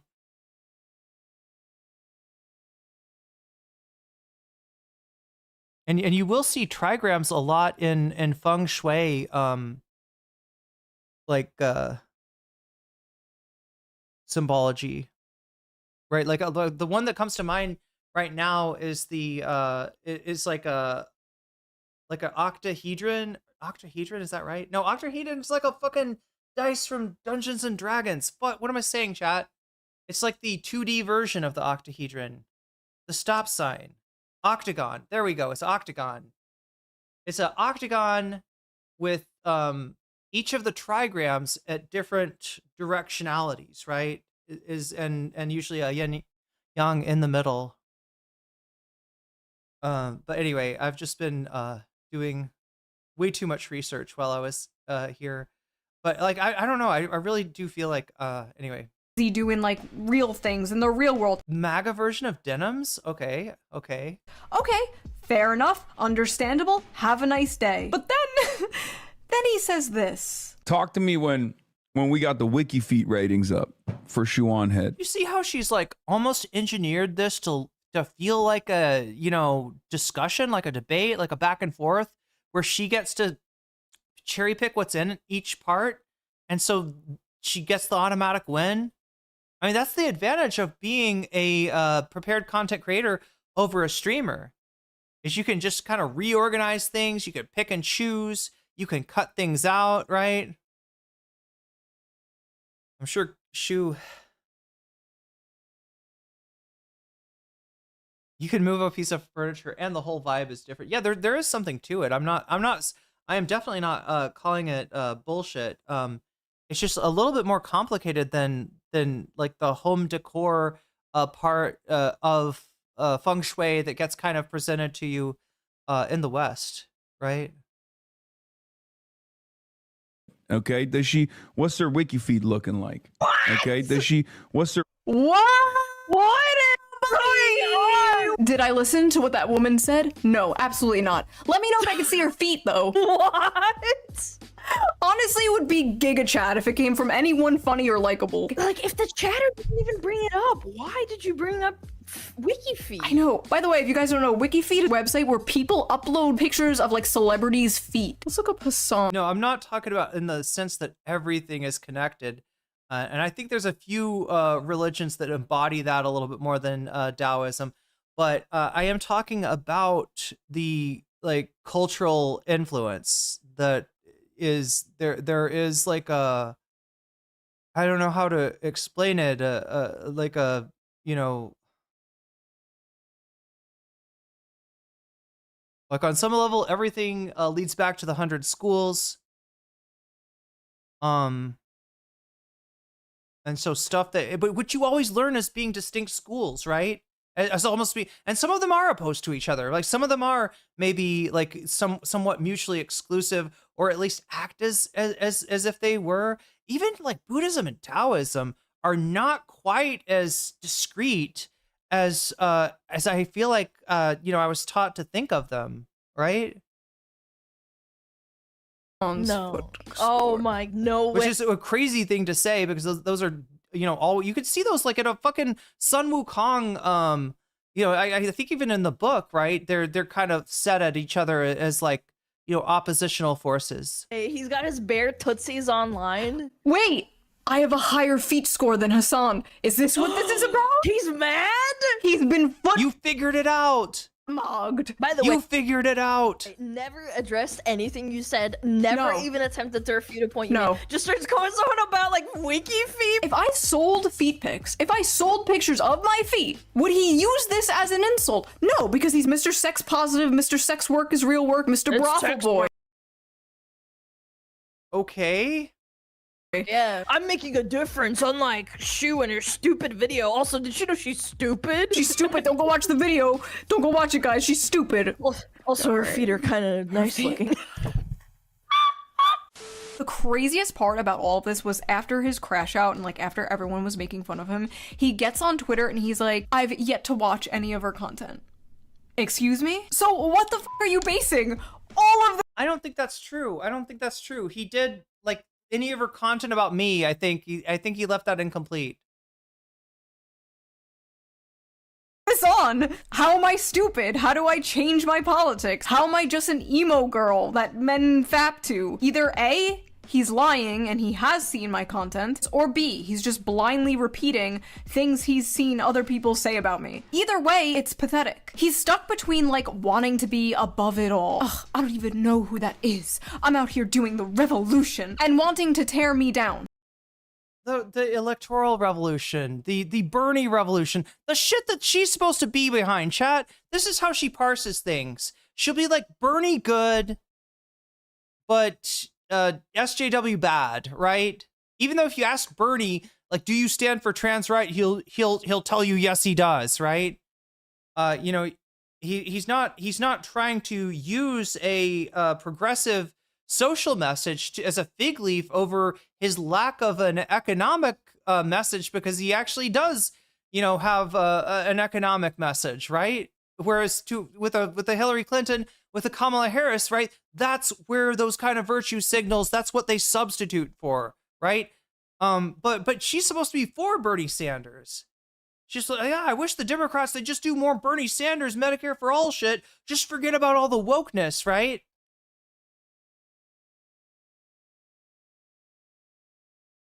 Who are these pro-America haters? Sorry? Oh, Shuan had her, yeah. That's a good question. I don't think even she can answer that question fully. You know, who she is. Just like I can't answer the question of like how does feng shui come up in Persona 2 without playing the game, and yet chat, we're 67% of the way there as far as donos go. If we could get to 100% by the next Friday stream, we'll do another stream, and it gets good here, both in terms of some of the like you know, and it's not like shitty, like I don't know, I didn't enjoy Final Fantasy X and their puzzles. I hate to say it. I like the overall concept, you know. I guess I kind of dug some of the atmospheres in the temples, right? You go into a temple, you solve a puzzle, but the puzzles were kind of stupid. Like, right? These puzzles are like not stupid, and I literally wouldn't have been able, like, I would have gotten shit backwards without understanding a little bit more about I think it was I think it was trigrams that got me there, right? The rooms are marked as trigrams.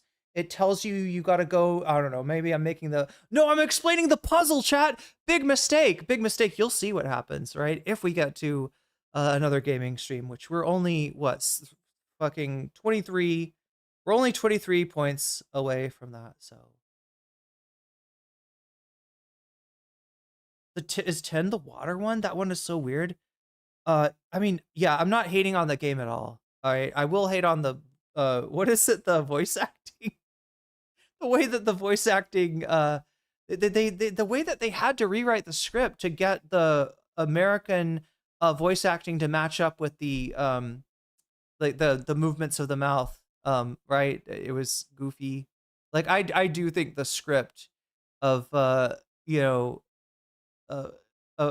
if they ever wanted to, I don't know, maybe they've done this. The globe of water ball ones. Oh, so it's like the is it in Xanarkin by chance? So it's like a reference to Blitzball. But he can't do both. So as it stands right now, what he's saying is that he has— Wait, chat, maybe this is all happening because I didn't play Persona 2 last week. literally never heard me speak. He just looked at me and went, "Woman online must be a whore." That's right. Yeah, he never heard you speak, chat. Am I wrong? Hasan has reacted to Shoe on Head. I'm just speaking like mathematically, statistically speaking, right? He has to have spoken about Shoe on Head. He has to have reacted to a video. I'm pretty fucking sure. Should we look it up, chat? Should we put it to the, should we grok it? Let's grok it. All right. So, Shoe on Head, Hasan Piker. It's gonna be mostly her videos, maybe calling him out, I'm guessing. Shoe.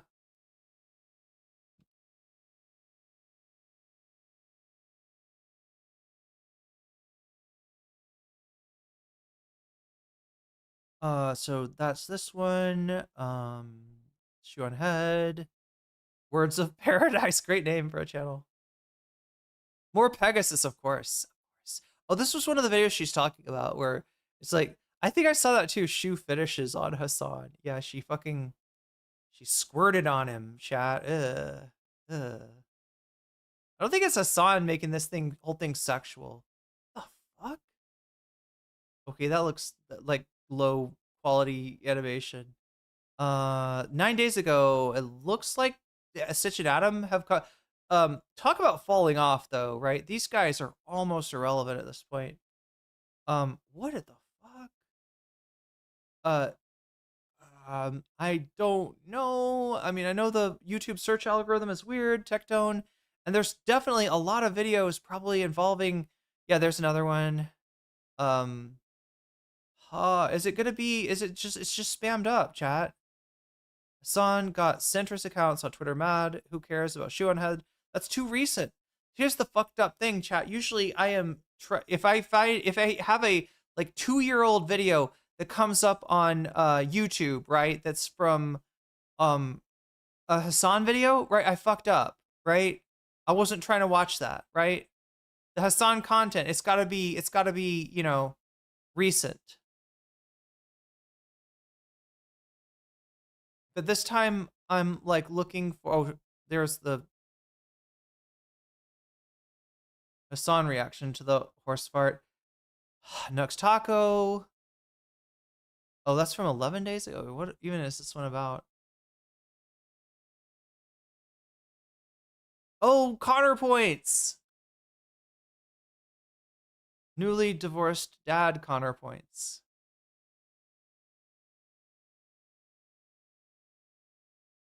I don't know, chat. I think I haven't really figured out anything. Which honestly, not a bad guess. People should be more embarrassed, okay? What happened to shame? Yeah, that's right. DS is DS Ire. This is a whole bevy of slop here. We just went through. He's mentioned her because I found a post on. Well, I mean, he's definitely mentioned her, right? What I'm thinking of is that he has full on reacted to when she was relevant. I think he reacted to her videos. So her saying, like, you know, he's saying he's never reacted to a video of hers. I think what he means is like he didn't watch any of this current shit, right? She's made 2 videos in a row on him now, right? I think he's speaking of those videos. Why do people hold Ethan's opinion so high? That's a good question. We'll get into that in just a second. Are we almost done with this shit? Speaking of slop. Wait. I find it incredibly ironic that the guy who used chain lightning on his dog live on stream in front of thousands of people and then lied about it and gaslit everybody thinks that anyone else needs to be embarrassed about anything. Like, you've spent your entire career, the better part of a decade, oh my god, chat, being a political commentator, but the only thing that the majority of the internet knows you for is zapping your dog for stepping off its 4 square foot cot that you've designated for it. That's your legacy, Hasan. Shot my dog. Oh my god. Well, the timing wasn't there. See, let me just do what a YouTuber would do, okay?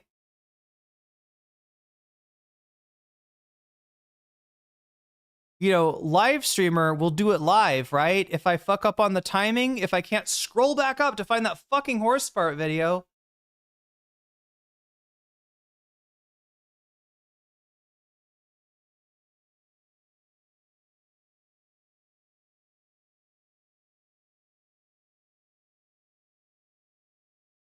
Bro, I'm over here doing election analysis, and this guy goes, fart of the year, please watch.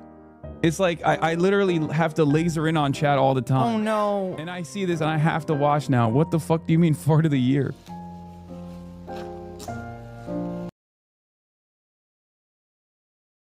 Okay, here's what we need to do. Let's try that again.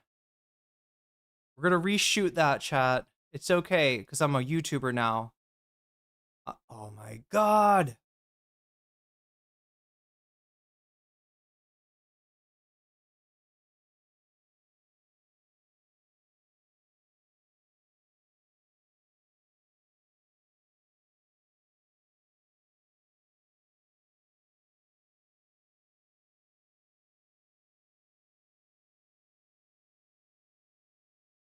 All right, so we set it up.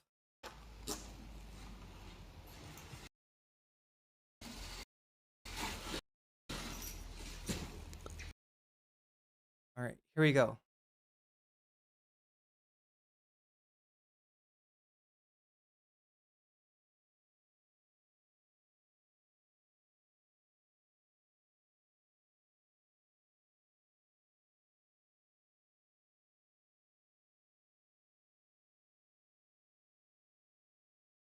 Blindly looked at me. We gotta get that rant. We gotta get that rant. Thousands of people, and then lied about it and gaslit everybody. Gaslit, you say? Anyone else needs to be embarrassed about anything. Like, you've spent your entire career, the better part of a decade plus, being a political commentator, but the only thing that the majority of the internet knows you for is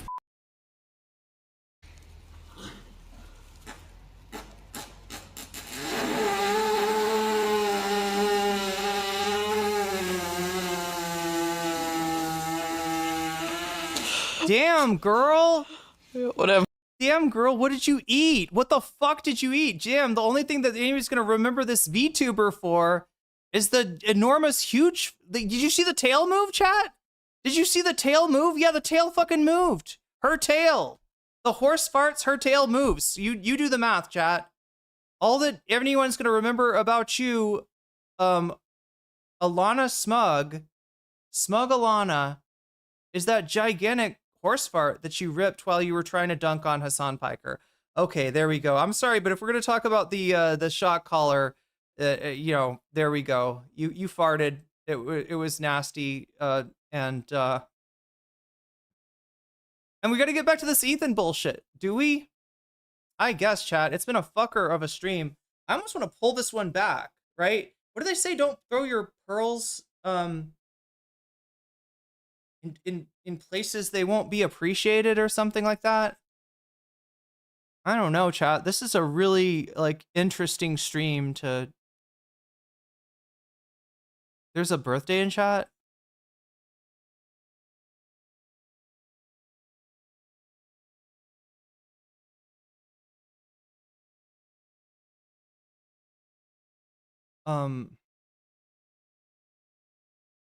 Oh, cannibalism is wrong. Happy birthday.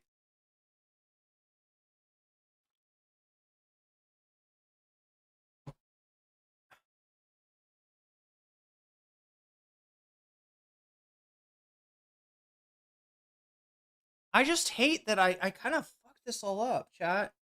Like I've got a good stream, or I've got a good topic, but yeah, tonight has just been fucked. I'm sorry. I know I brought you here with Ethan Klein, and I gave you shoe on head instead, but I can't justify going longer tonight. So guess what? We're gonna put a generic thumbnail up on this stream.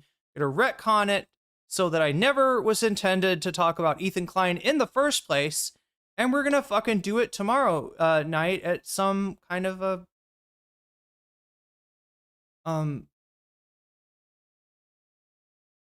earlier time.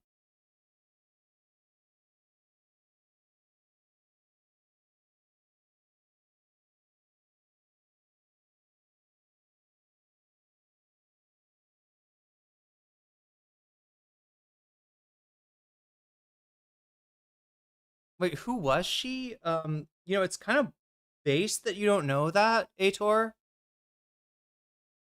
It's kind of based that you don't know who that was.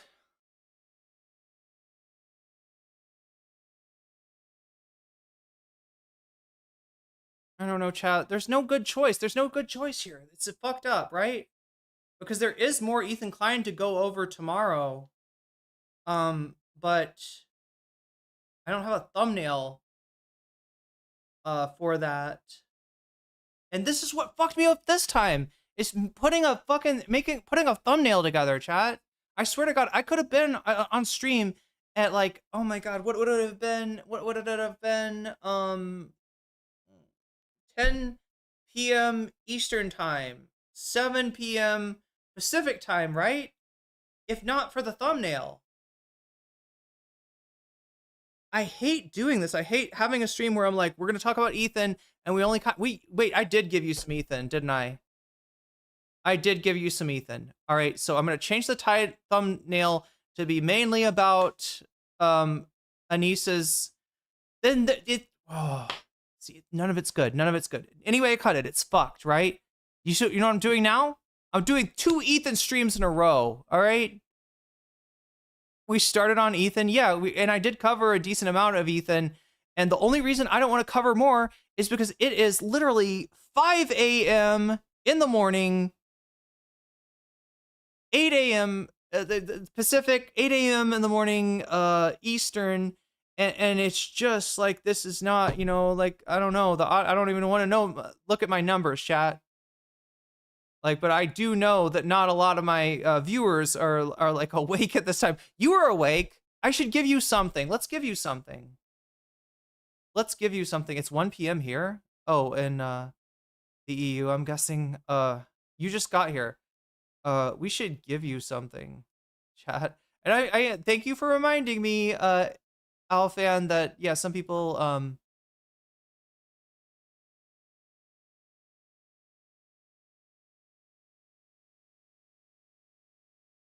do, in fact, watch me at this time.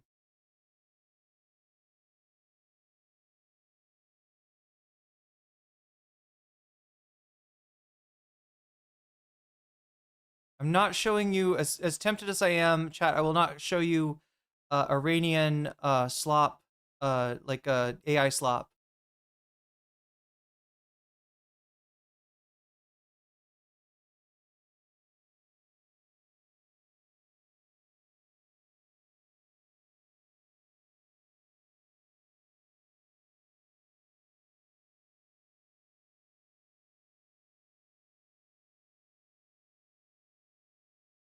Okay, what about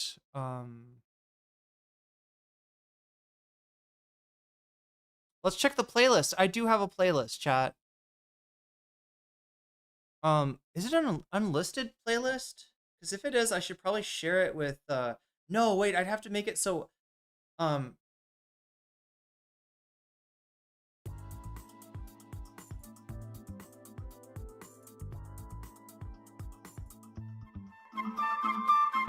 Anybody know what the fuck this channel is? Planet Peterson?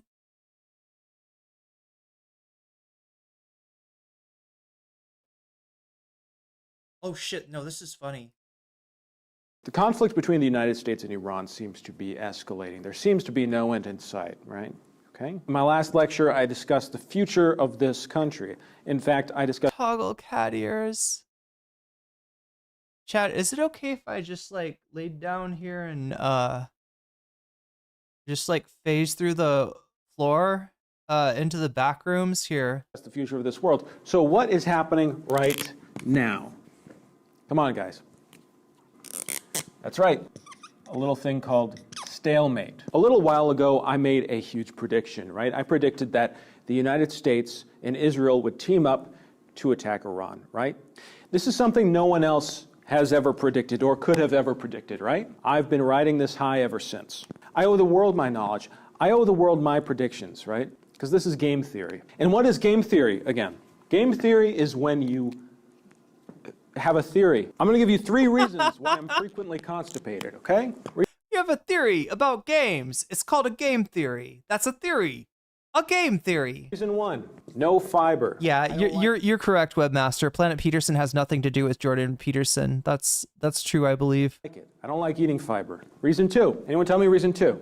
Okay? I promise this is leading somewhere. Do you guys understand Dante? Do you understand Moby Dick? All right? The Arabian Nights. Is there a doctor that I can go to?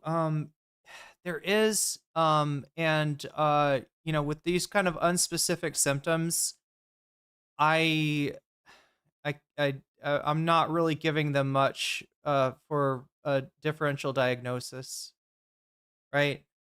Problem though is it's all number 1. And that's what I'm leading to at this, okay? What is the main problem? What is the main issue with our conflict in Iran? It isn't a multitude of problems. It's one big problem. And I'm going to explain exactly what that problem is, right? Do any of you know what that problem is? We have to remember something really important. This is the worst. We have to remember something. This doesn't even work. Who said that? The economy. Why did I write that word? If you all stay silent for the next 10 minutes, I'm going to shove this dry erase marker up my ass. I need participation. Can you tell me 3 things America was interested in the 1950s and 60s? 3 things.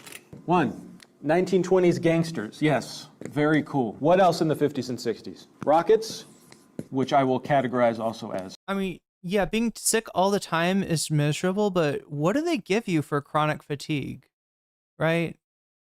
What do they give you for unspecific, like, low energy? Now, it could be that they give you like nutritional panels and maybe one of those, you know, shows you something that you could change about your diet to feel better, or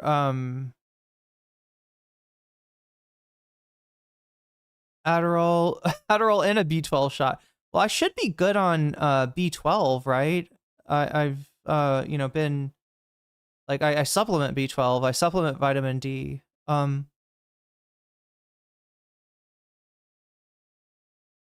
Space, right? And the third thing Americans were interested in the 50s and 60s. Exactly. Fortune cookies. These 2 are essentially not important. What we're going to focus on here, right, rockets. Why? Because we were interested in going to space. And also modafinil and Adderall. Okay, so Big Al Cake Mix, they do not have Adderall in Thailand.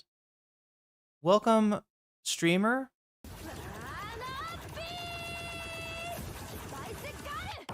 Welcome, Raiders. Good to see you all tonight. We are watching a what seems to be a parody of Professor Jiang, if you know who I'm talking about. Professor Jiang and his wild theories, his predictions. This man, if you listen to some people, they're, you know, had your thyroid checked. So yeah, generally with the thyroid, you're talking.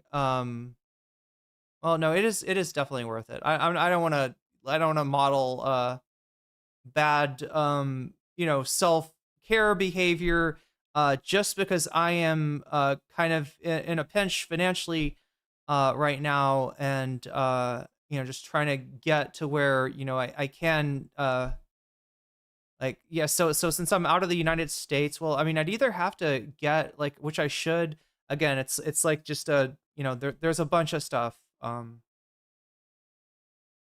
Also take B12 for energy, mid-convo. Professor Jiang, he's our enemy. I mean, he says a lot of things, right? But stupid predictive Jiang. Yeah, stupid Jiang, always predicting everything. What the fuck? I want my future to be a surprise, Jiang. Stop predicting you know, Donald Trump getting elected. The problem, though, is that it's very hard going to space, right? Okay. What do you need to go to space? Rocket fuel, right? Can anyone tell me how expensive rocket fuel is? It's very expensive. Don't check. In 1969, President Woodrow Wilson sent a man to the moon. It was several missions, right? Okay. They didn't just have one rocket. They had a multitude of programs. It starts with a little rocket, right? A tiny rocket about this tall. And then we had Gemini. Okay, a little larger. And then we had the Big Daddy, the Saturn V rocket. This was the largest, the most impressive, girthiest rocket that we had. The problem is, though, right, comes with a price tag. This is one of the most expensive things the United States has ever done. By the way, you guys have 4.5 minutes. 1969, we sent a man to a moon. Why? What did we get out of the moon? The moon is a desolate place, right? Guys, the problem, though, is, okay, all right, we weren't taking things off the moon. We were putting things on the moon, right? Okay. Can anyone tell me, in the year 2026, why send Artemis 2 to the moon? Wonderful. Because there is no connection. Because we didn't send a person to the moon. We circumnavigated the moon. Let me give you an example. This is the moon. This is Earth. Earth has moved a little bit like this. Okay. And you'd think, would they want to go out further? And then they came back home. And that's a long journey, right? What's the point if you're not going to land on it? It's because they're landing 2029. Not to put a man on it, no, but to take something off of it. What is going off of the moon? What is coming off of the moon? The problem, though, right, is that gold. Woodrow Wilson ended the gold standard. When he announced the Apollo missions to go back to the moon, he put gold on the moon, a deposit that essentially secured United States hegemony, right? It secured the United States dollar. We put all of our gold deposits on the moon. How do we solve our problems now? How is President Trump deciding to solve our problems? Well, he's sending astronauts to the moon to get the gold back, right? Because this will somehow help the economy. But right? But what happened when we got a bunch of gold into Spain during the olden times, right? Spain went to the New World and they got a bunch of gold and they brought it back. Inflation, like crazy. Why do you think we're seeing crazy inflation? One more minute. Because of the gold, right? What happens, right? In the next 5 to 10 years, economically, what happens to the... As far as I can tell, piss is stored in the balls. No, I think that's rocket fuel, Burple. That's where the rocket fuel is in the balls. West. What happens to the power, the cultural power of the West? We lose more than you could possibly imagine. 80 million white women are on OnlyFans. OnlyFans oh my God. Is the largest job creator in this country. Think about that. Look to your left. Look to your right. Statistically, one of you is white and a woman, and you're on OnlyFans. The West is collapsing. The gold is coming back to the earth. And what can we possibly do about it? The piss is stored in the moon? What, like in the Sea of Tranquility? Did the astronauts just piss up there? Is that the gold that he's talking about? It was mellow gold, chat. If it's yellow, let it mellow. About it. What can we do? Groceries will cost It was Pliny the Elder that said that, chat. Pliny the Elder. $100,000 in the next 2 months. Oil will no longer be something you can drink. Your nightmares are going to become real. The Lanterns TV show on HBO, no one's going to watch it. They're going to think Ryan Reynolds is in the Lanterns TV show. He's not in the Lanterns TV show. It's a different thing. They're teasing the green color in the show Lanterns. What could that possibly represent? Green means money, means dollar bills, right? Dollar bills, baby, okay? What could that possibly mean? They're teasing the color green, but they're not going to show it. They're not going to reveal it because gold is coming back. 10 more seconds, people. So here's my grand prediction for whatever it's fucking worth. Ryan Reynolds is going to sacrifice a lamb at the foot of the Lincoln Memorial. People will think it's a PR stunt for Lantern. Volcanoes, earthquakes, tornadoes. No one will be able to fill up their Hummers anymore. 5-minute walkable cities will become 15-minute unwalkable cities. Don't underestimate the power of Clayface. Does James Gunn know what he's doing? I don't know, but I kind of like that, right? Next class, we're going to be talking about how dinosaurs were kind of asking for it. But I don't know. This is all just a theory, a game theory. I'm going to have to take this home with me. Class dismissed. Damn.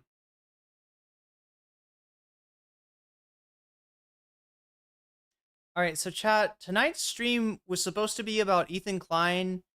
We did start off talking about Ethan Klein, but I just, like, everything, I don't know. I was dealing with, I don't know, feeling like shit. The entire first half of the stream, we ended up just, like, I don't know, Ethan Klein was kind of pissing me off. Even though I do think this is content that we should definitely watch, but I started the stream so late. A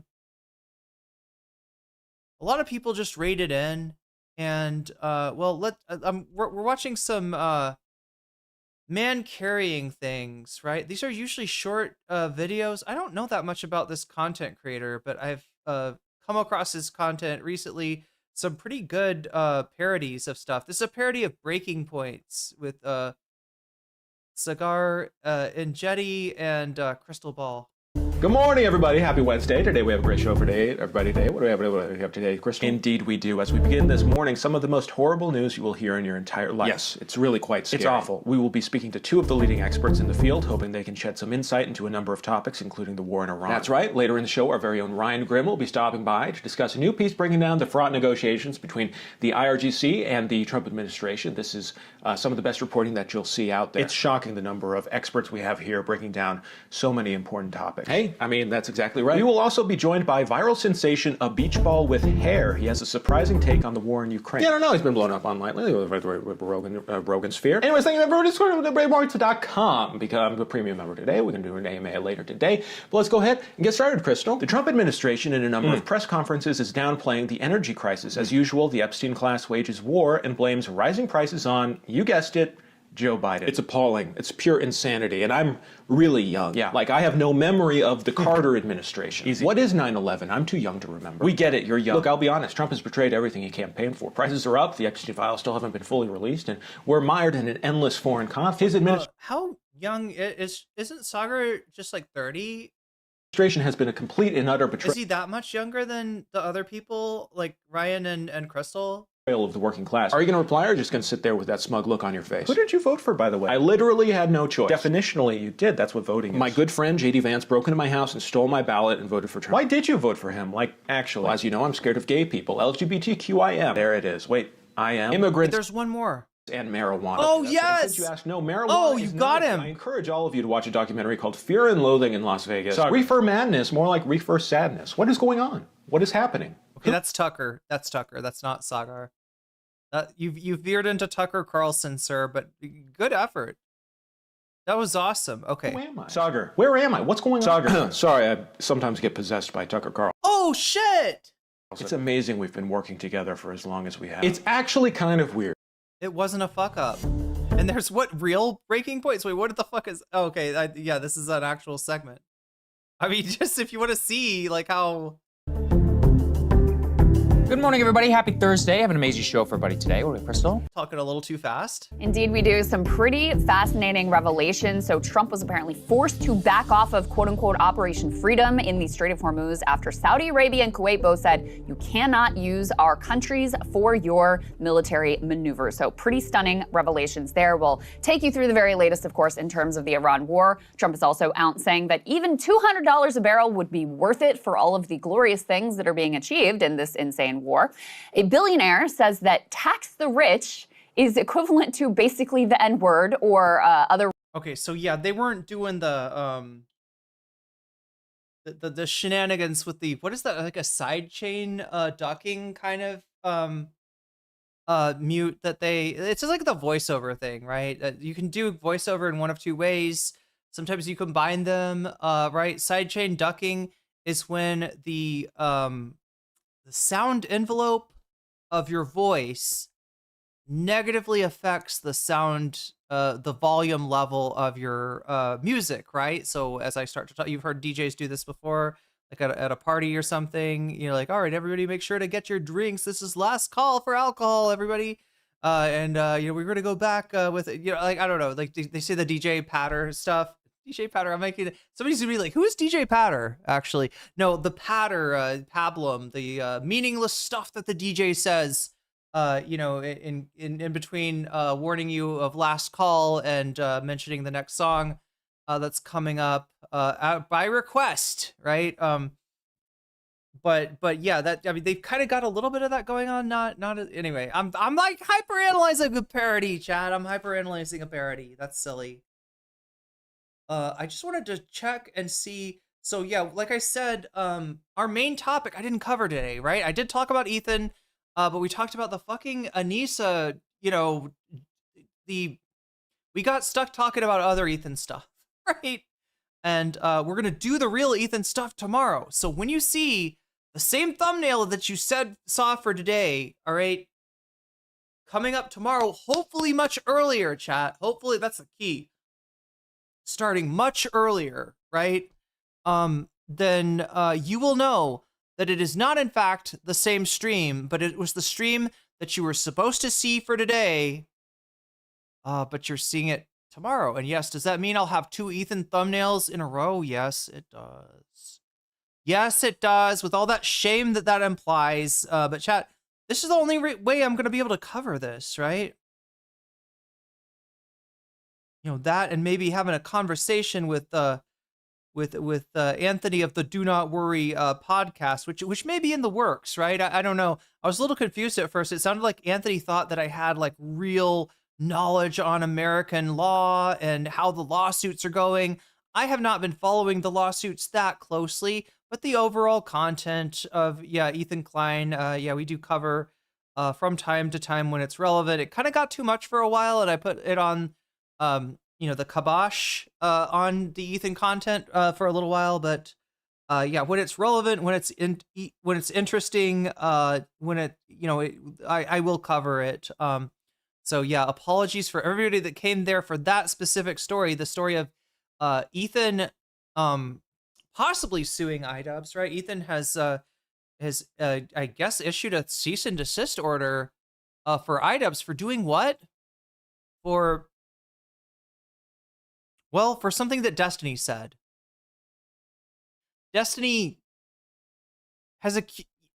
said that Ethan is, you know, everybody should know that Ethan is like probably a you know, PDF file who does bad things to his children, right? This is like, you know, and obviously nobody takes this as like, okay, well, Destiny's serious, that's like for real. But he said it, he put it out there. He did so maliciously, knowing that it wasn't true, right? In the midst of an argument, in the midst of him and Ethan having a little blow up. And so, you know, it's like, if anybody deserves to get sued for defamation, it's not fucking Noah Samson. It's not Casey Tron. It's not anybody like that. It's Destiny, right? If Ethan should sue anybody, it should be Destiny. We all know that he won't. Why? Because the suing isn't really about money. It's not really about recovering, you know, it's not about like, you know, justice or anything like that. It is not about like damages. It's about punishment for those who would disagree with with Ethan, and because Destiny ultimately and his community are useful to Ethan, he's not going to have it out with Destiny in that way, right? He's not going to drag Destiny onto the onto the witness stand the way he has with Denims and Frogan and Caseytron, right? And it's a way. So iDubbz put the the Destiny quote, right? The slander as I think like a watermark on his stream, because Ethan had been reacting to his streams. And so it's like, okay, you fucking freak, if you're gonna like obsessively react to every one of my streams, then how about you get to explain this Destiny quote every time that you watch me, right? So yeah, Destiny served him with a cease and desist. It looks like iDubbz is doesn't want any part of that, has like apologized, has retired his dragon VTuber persona, and says that he's no longer to roll in the mud with Ethan. But still, I think Ethan does have him. Like, if iDubbz really doesn't want any part of this, right? He's in a Caseytron situation, right? They're going to write something up, so you got to do this, this, and this, and then we promise we won't sue you, right? That's what he's going to get. He's going to get some kind of deal or some kind of agreement with Ethan's lawyers like that. So we'll cover that all tomorrow. Again, apologies, chat, and thank you for everybody that's concerned about me. I do not think I'm gravely ill. I also do not blame you for thinking that maybe I am. Because I definitely, I don't know. I will try to set up seeing a doctor maybe as a one-off, right? I've been putting off getting, insurance, and I really shouldn't. I really should get that soon, but I'm just not in a great place financially right now. So I'll if I have some time, because that's the whole thing, is it's not just the cost of the doctor's visit. It pretty much kills the stream for that day if I go to the doctor. But I do get, I'm frustrated with my health. It seems to be getting better, but not every day maybe. I am doing more streams than I have been in the past few months, so that's good. But people concerned about my health. You're right. Thank you. I appreciate that. And I will try to, as soon as I can, I'll try to schedule something where, I don't know, maybe get a few nutritional panels, just like, rule out, people were saying like thyroid issues or, I don't know, low iron, I guess, could make you exhausted. I'm trying to think of what else. I'm not like exhausted though, like short of breath, right? Because if it was iron, I do think that like walking up the stairs with what is that, like 9 liters of water? No, it's more than 9 liters of water. 9 liters of water and a 6-pack of glass bottles, right? I think I would be a little winded after that, and I'm actually not. I'm a little hot and sweaty, but yeah. So it doesn't seem to me like it's a hemoglobin iron type thing. Anyway, just wanted to give a little update for people in chat that might be concerned. Like I said, we're not going to finish the Ethan Klein stuff, unfortunately, until tomorrow. So do come back tomorrow. You will see the same thumbnail. Apologies for that. I'm going to change this to a thumbnail maybe more suited to the Anisa situation. And then tomorrow it's going to be the same thumbnail. We've also got a really good Ana Kasparian, segment for you coming up. Maybe we'll have time for that tomorrow. Maybe we'll get to that the day after tomorrow. I wanted to take a look really quick, right? This is somebody, this is Planet Peterson. And defending. Okay, so I don't know much about this streamer, right? But he's talking today about a guy named Andrew Wilson. Now, I don't know him as Andrew Wilson, right? I do know him. I do recognize this man. In fact, this man, if you're in Twitch chat, this man has been where you are right now. The guy on the left, right? Have you heard of this guy? Andrew Wilson.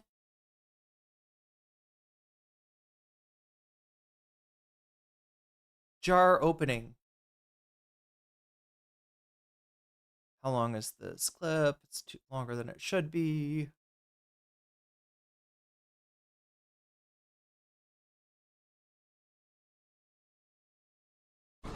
I'm supposed to open the pickle jar?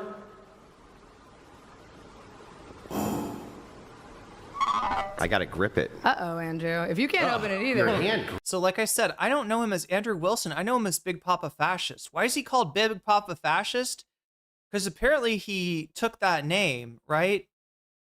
I don't know whether he claims it's like edgy. This guy's pretty fucking far right, right? So Big Papa Fascist, I mean, he's definitely some kind of Christian nationalist. Big Papa Fascist actually is the perfect name for him, but he couldn't maintain in fact, chat, even just being in my Twitch chat, right? He got banned from Twitch that night, right? Because his name is Big Papa Fascist, and Twitch was like, I don't think we're gonna allow that username, right? So yeah, he's known as being a misogynist douchebag, patriarchal, guy that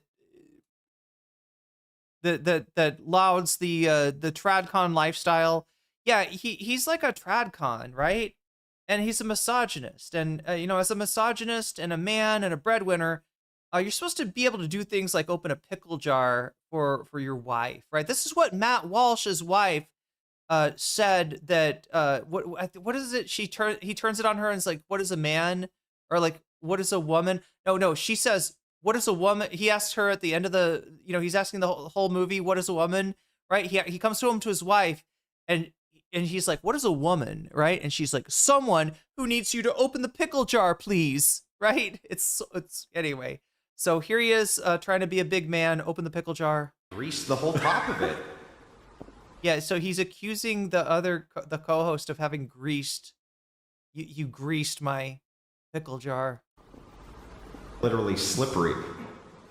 Sorry, I'm supposed to open the It's pickle. because women are slippery creatures, right? We leave snail trails everywhere we go. Yeah. Grab me a paper towel so I can dry the top of it off. You're the big strong man. There you go. Come on. I can't grip the fucker. Like, I gotta have a way to grip it. I gotta grip it. Try it. You fucker. That was bullshit. I'm supposed to open the pickle jar? I'm supposed to open the pickle jar? So yeah, that's the pickle gate. What else do we have? The slit. Andrew Wilson. What did he say? You lick snit? Slit?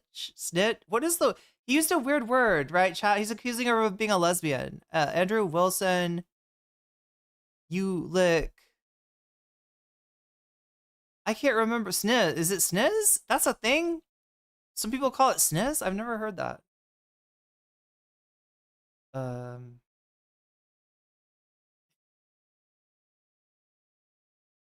Wait, can we find the original? This is it. Wait, what? Your wife has 3 baby daddies and has been married twice before. Don't talk shit about my wife, you stupid. Shut your fucking mouth. Did I bring any of your family into anything? Did I say anything about your family being stupid, Charlie? It's because I'm better than you, Charlie. No, it's because you're embarrassed and you know that the traditional values that you try to sell people on are bullshit. Because Wait a minute. Did they like mute what she says? She's talking about how he's this big tradcon guy and he is, married to a person that like he married somebody with kids, right? Which wouldn't be a big deal, except for he's like constantly preaching against this shit. He's trying to, he's on whatever podcast doing this sort of manosphere, like high value male content. But honestly, this whatever with Andrew Wilson thing, it's more of a debate bro thing. And yeah, they bring on, I don't know, chat. This feels like a fucking retcon. This feels like they recut this video specifically to hide his shame. I want to see the original one. Defends himself against her attacks. Yeah, they're really going hard. I mean, this is the podcast itself kind of. Wife tags in? Oh my god. Did the wife tag in after this? Can I just find an unperturbed version of this clip?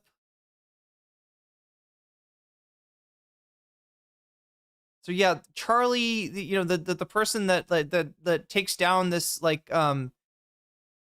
debate lord here is a lesbian, but I think is pretty conservative, like shockingly conservative too. Pretty much everybody on this podcast is. Oh wait, they really did retcon. This is from 5 months ago, chat. I'm trying to find the fucking original thing.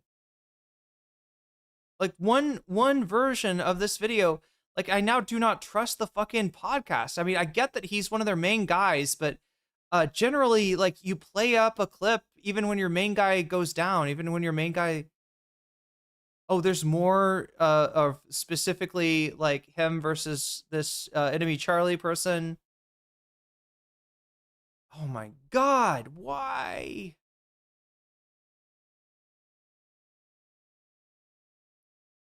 You try Twitter, maybe?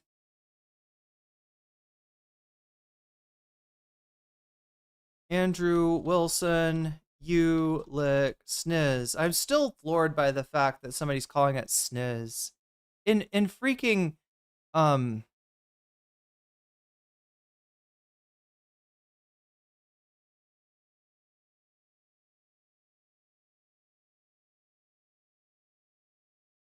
Okay, let's try this.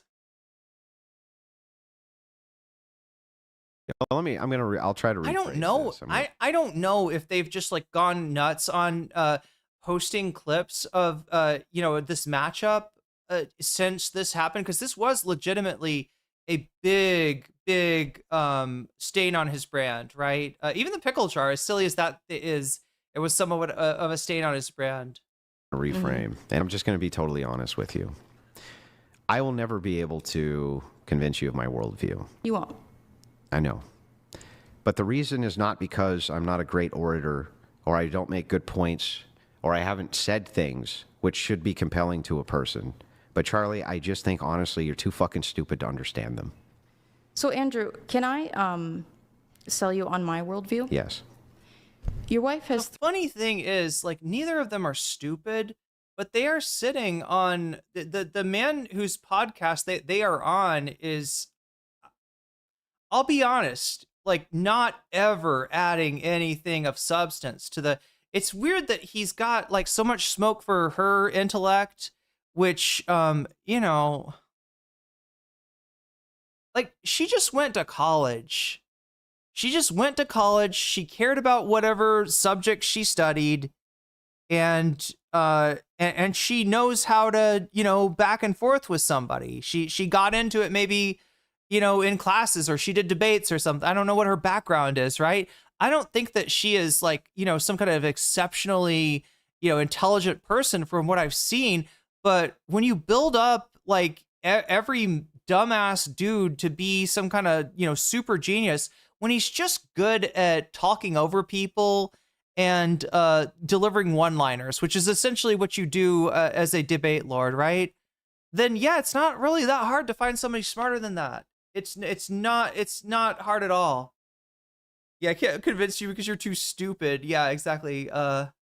3 baby daddies and has been married twice before. And you look at this guy. This guy is like literally a fucking lump of clay sitting there, right? And you lick sniz. Under your religion. You lick sniz. What does that You're mean? a fucking dyke. Don't talk shit about my wife, you stupid bitch. So yeah, I mean, it is weird to see like, somebody that is, I think, somewhat socially progressive. I'm not even sure on what issues. I mean, I wouldn't be surprised if if maybe trans issues, I actually don't know. I'm just hypothesizing, chat, based on, the kind of people that are on whatever podcast, right?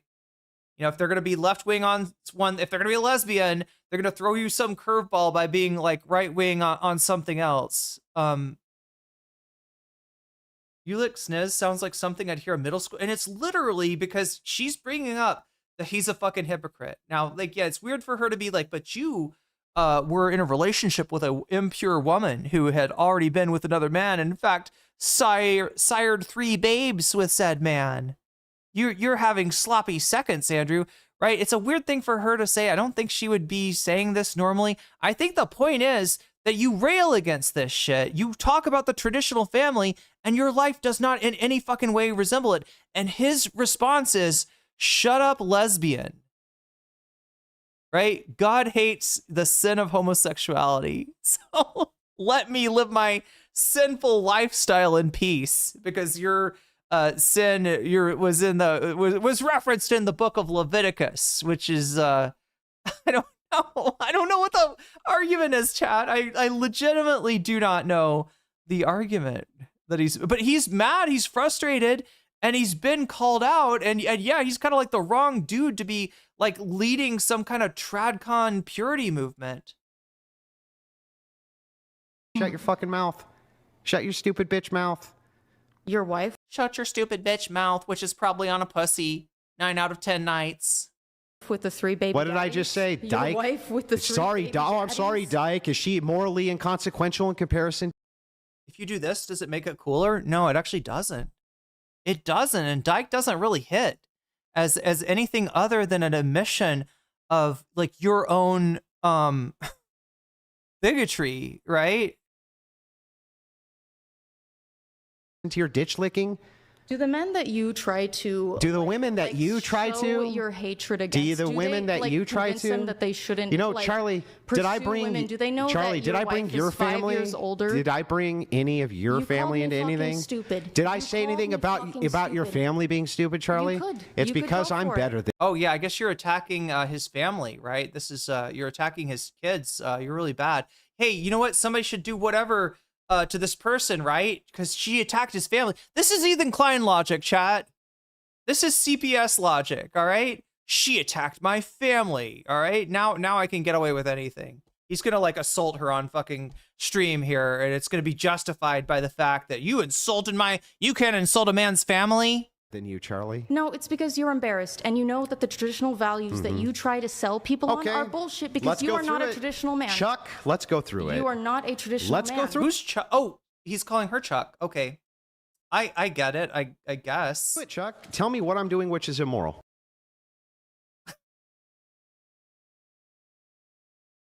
The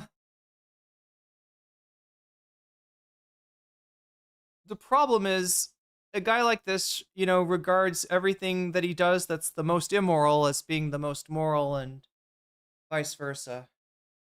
Anyway, this is Andrew Wilson, just to give you an introduction to who this guy is. Before we try to watch a little bit of this Planet Peterson. I am kind of fading here, chat, but like, yeah, for the people that just got here, I don't want to end stream just yet.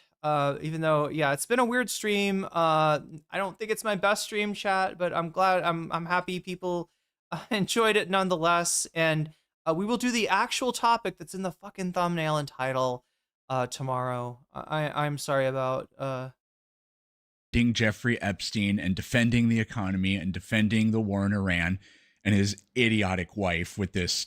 I don't know if we'll get to it, but this. Oh no, his wife? Utterly pathetic virtue signal that I think I've run into his wife too somehow. I don't. Oh God. she throws in there. And then you got the insurrectionist. I mean, chat, these were just Nazis that were hanging around Twitch when I started. This guy went around trans streamers' chats trying to document them getting donations, and then documenting that, like, I don't know, XYZ surgery was not talked about, was not done, or something like that. I did some kind of an attempt to say that trans people aren't real, because if they were real, they'd take every donation they got and they'd use it for surgery, right? But obviously trans people are faking because they don't. And here's my proof, right?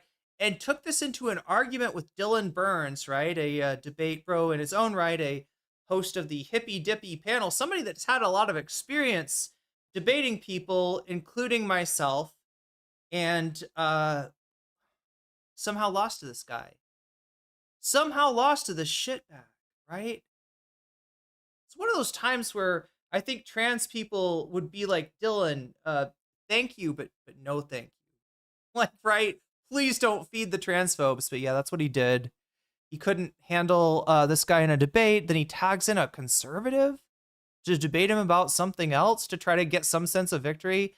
But anyway, this is Andrew Wilson. Yeah, it's just somebody that has showed up on my own Twitter, feed, my own Twitter,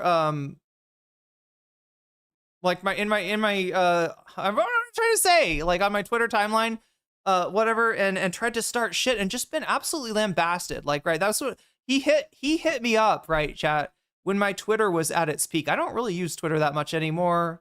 But yeah, it was just kind of like he comes up, says something unhinged, and everybody, all of my followers were just jumped in there and shit all over him. So, yeah, I know this piece of shit.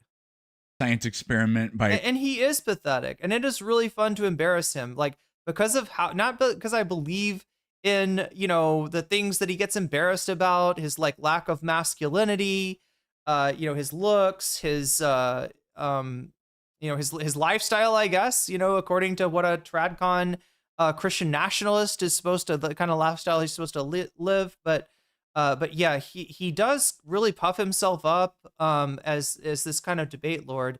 And since he started, what was he going on? Whatever podcast and Tim Pool, he blew up, because this is how desperate they are. Even a sack of turds like Andrew Wilson, right, is an inspiring hero to these guys. Scraping off some of the mutated cells off Alex Jones' scrotum and creating Owen Schroyer here. And of course, the graphic on the bottom for discounts on ivermectin and hydroxychloroquine and azithromycin. Oh. So I wanted to start. If we could. That's the so horse paste, and antibiotics. Now look, chat. Antibiotics do work, right? They're they kill bacteria, but there's a reason that your doctor doesn't always prescribe you antibiotics, and that is because every time we use antibiotics, we are evolutionarily pressuring bacteria that we can handle, right, into mutating where we can't handle it.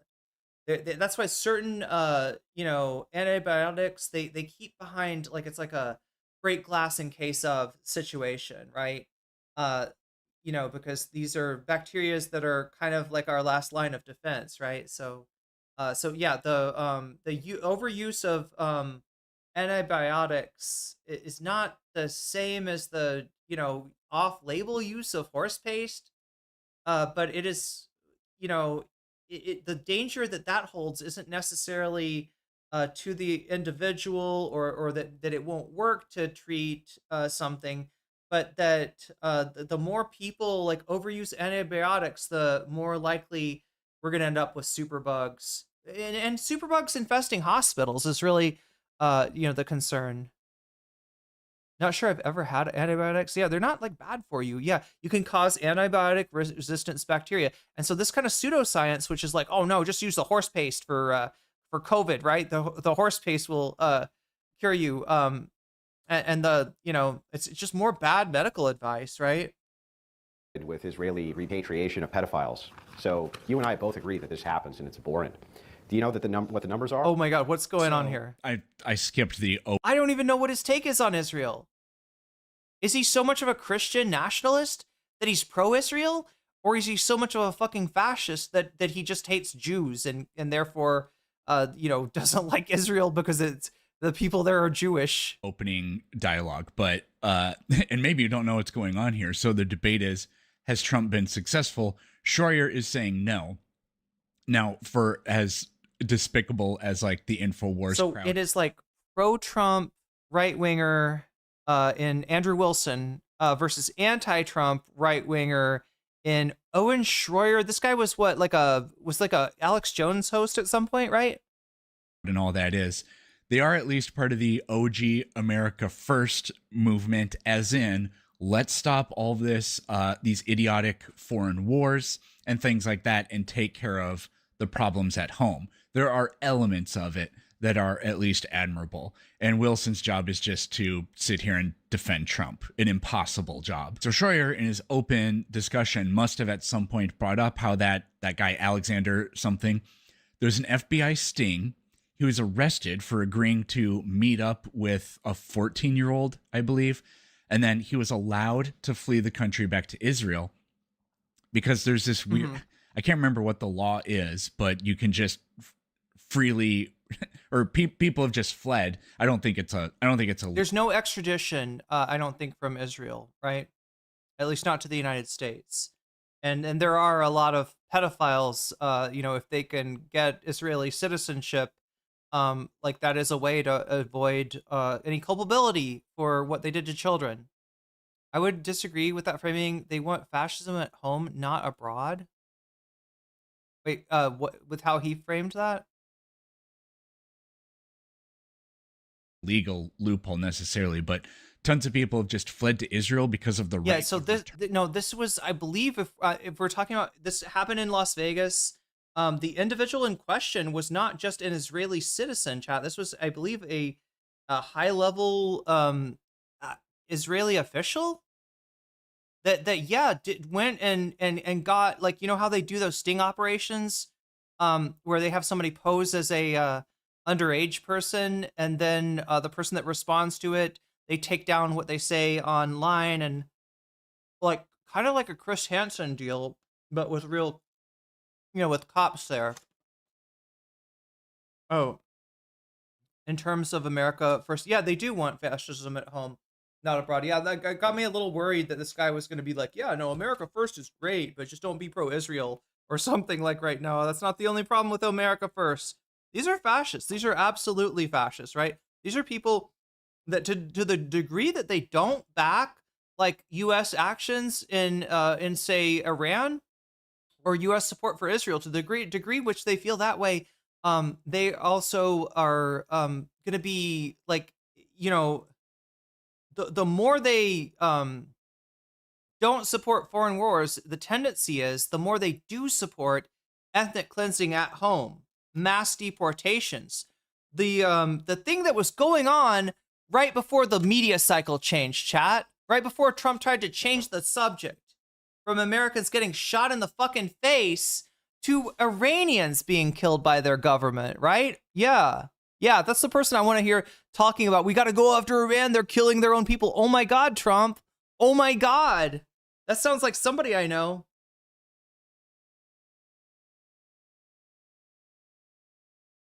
Imperial Boomerang. I want to do a stream on Stair sometime, right? That's the guy that is credited for coming up with that concept. And he's a poet from Martinique, which is a small island in the Caribbean that I think is still part of France. Did not declare independence from France, obviously, when Haiti did, right? But he talks a lot about that resistance, about I don't know. Amy Césaire is actually kind of an amazing person, and even though some people have complained that that the imperial boomerang, some people may be misusing the phrase, right? I do think he's an amazing thinker who is worth talking about, or even taking a look at his poetry in English and French. Turn thing, and then they're just sheltered there. So that's what they're discussing.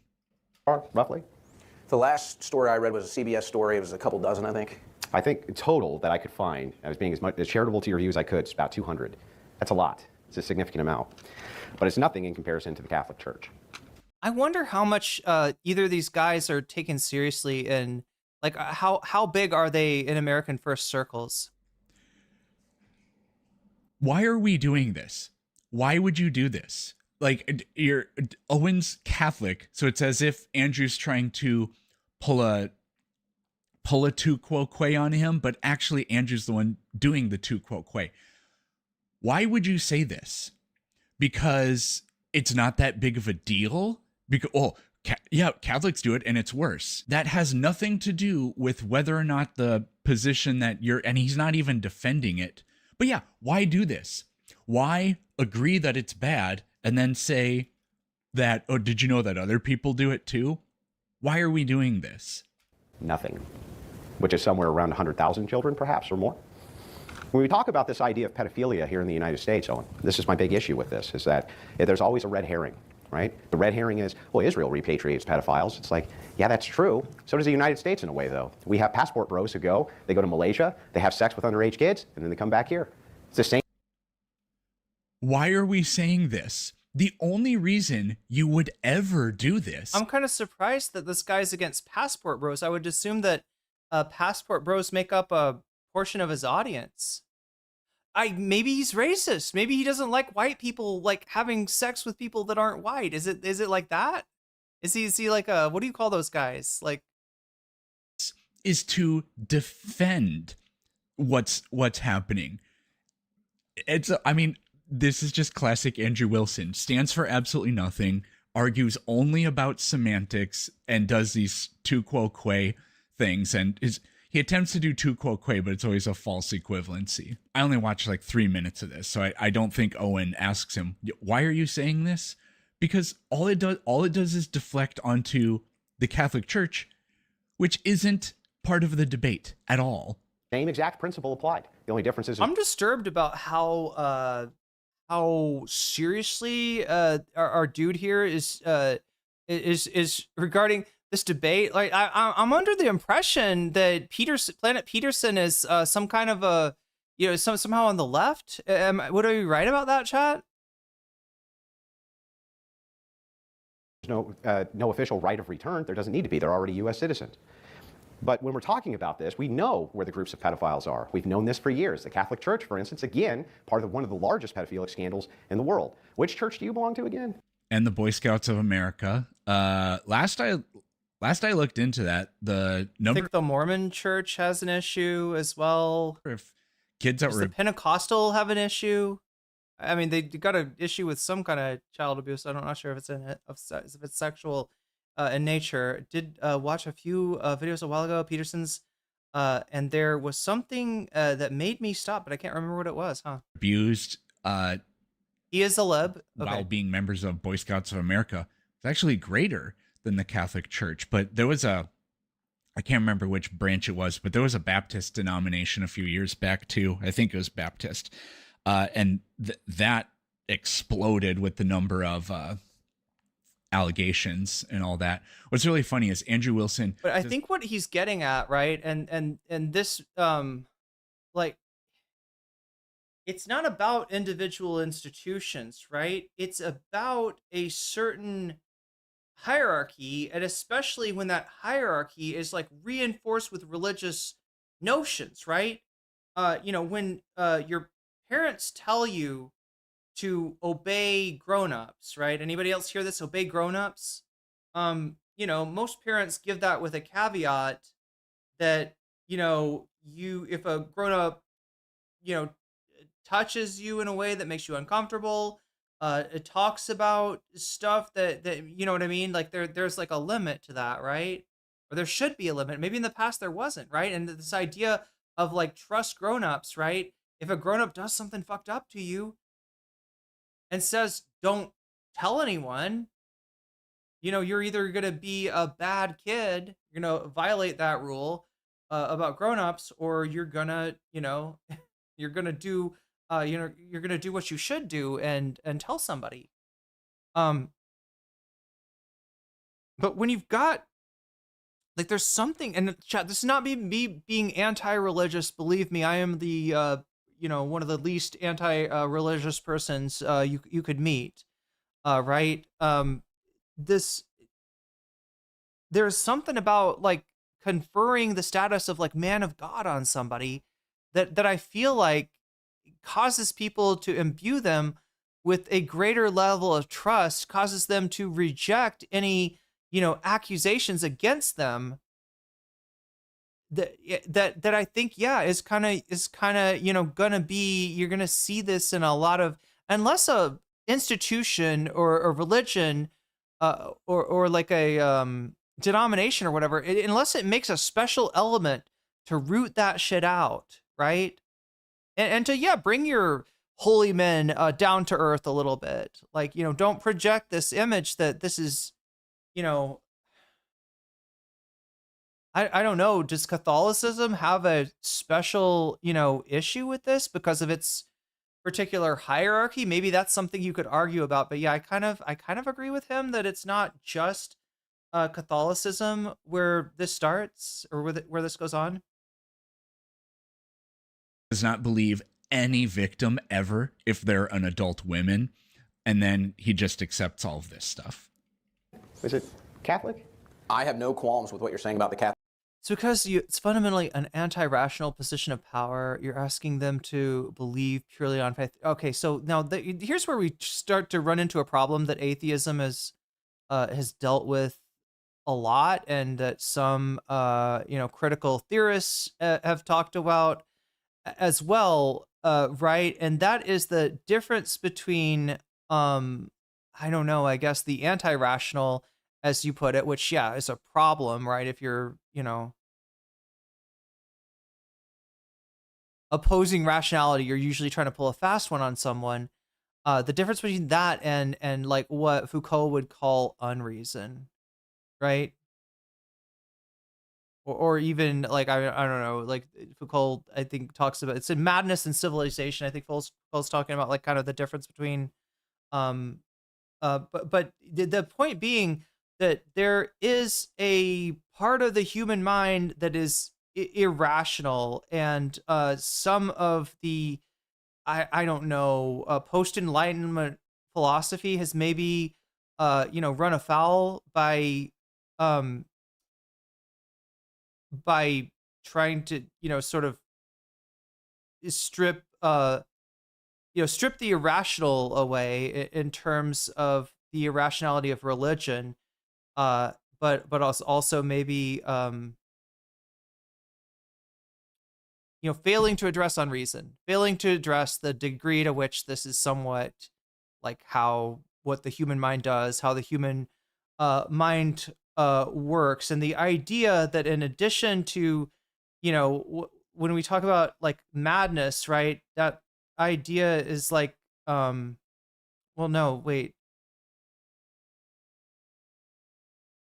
anyway, I'm opening up way too much of a can of worms here, right? Yeah, and for me, where I draw the line is if my irrationality is like, well, I think that when I die, if I've been a good person to other human beings, that I'll have this kind of afterlife instead of, well, I don't know. The hell thing is kind of a mind fuck, isn't it? Yeah, the whole, especially with belief, the Pascalian wager. When religion is a gun to your head, right? When it's like, you better believe it. Do you want to go to hell? Do you want to go to hell? We can take you down to hell right now. Do you want to get scared straight? Do you want to see hell? You want to meet the demons? Like, right? It's a manipulative. But oh my god, where the fuck was I going from there? But when it's like, this man is incapable of telling you anything that's not true, right? That's dangerous. That's a dangerous kind of, when it crosses the line into like, denying reality. Yeah, and I guess you could even say that the afterlife stuff is a little bit of, the denial of death, right? Is what that kind of amounts to. What a lot of stuff in society amounts to is kind of denial of death, right? But it's almost like, I don't know, what I'm trying to say is that, like, I think that some of this madness that the religious experience represents,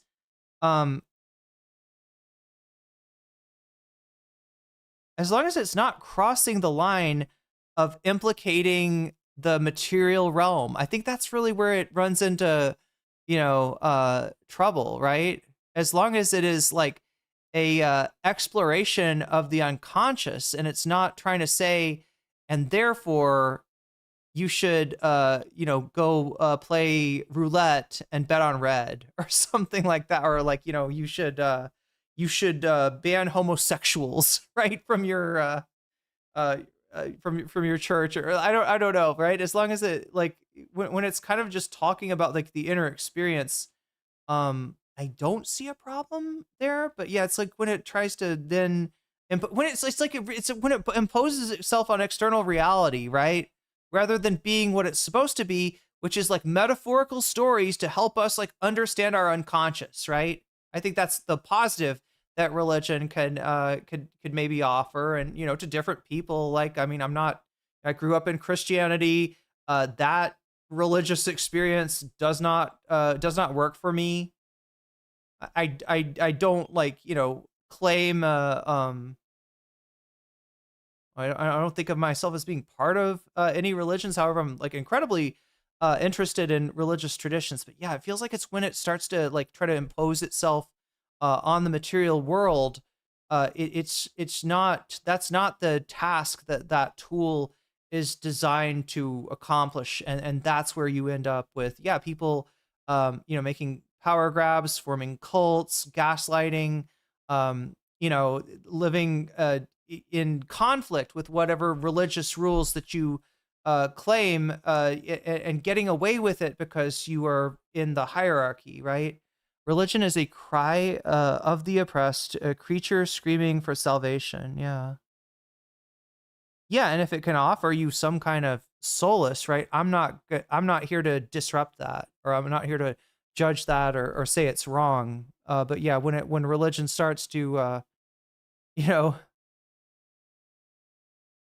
impose its irrationality on a material world, I think that's where we really anyway, chat, half-baked ideas. I don't know about this Planet Peterson. I think this is like some bullshit content here. Appreciation chat for people sticking around and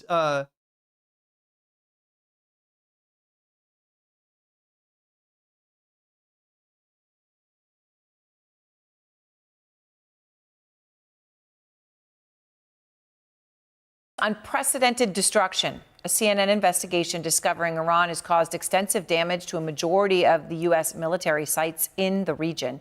Precise Iranian missile and drone strikes, aided by sophisticated Chinese technology, hitting some of America's most crucial military assets in the Middle East. The extent of the damage unknown until now. Our Tamara Kablawi is out front. It's almost like it's the opiate of the masses. Crazy, right? Yeah, it's almost like it's the heart in a heartless world, Davy. Camp Buehring, Kuwait. American soldiers enjoying a karaoke night at one of the biggest U.S. military hubs in the Gulf. That was then. This is now. A once bustling American microcity in the desert, nearly empty and heavily damaged after a weeks-long barrage of Iranian missiles and drones. One of many U.S. military facilities in the oil-rich Arabian Peninsula, targeted by Iran even as the U.S. and Israel pummeled the Islamic Republic's large arsenal. So what impact have Iran's strikes had on America's footprint in the Middle East? A CNN investigation found evidence of unprecedented destruction. We can reveal that strikes damaged at least 16 U.S. installations across 8 countries. Okay, so chat. According to Here's the deal. Your government's lying to you, okay? Like, in addition to the ridiculous amount of money that this conflict has cost, continues to cost, right? Something that has been suppressed,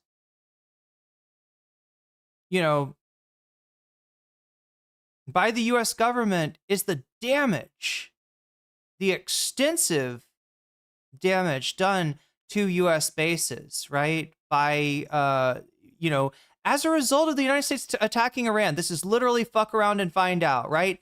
Somehow the U.S. thought that Iran was just gonna like leave all this shit alone and be like, we don't want to antagonize the U.S., right?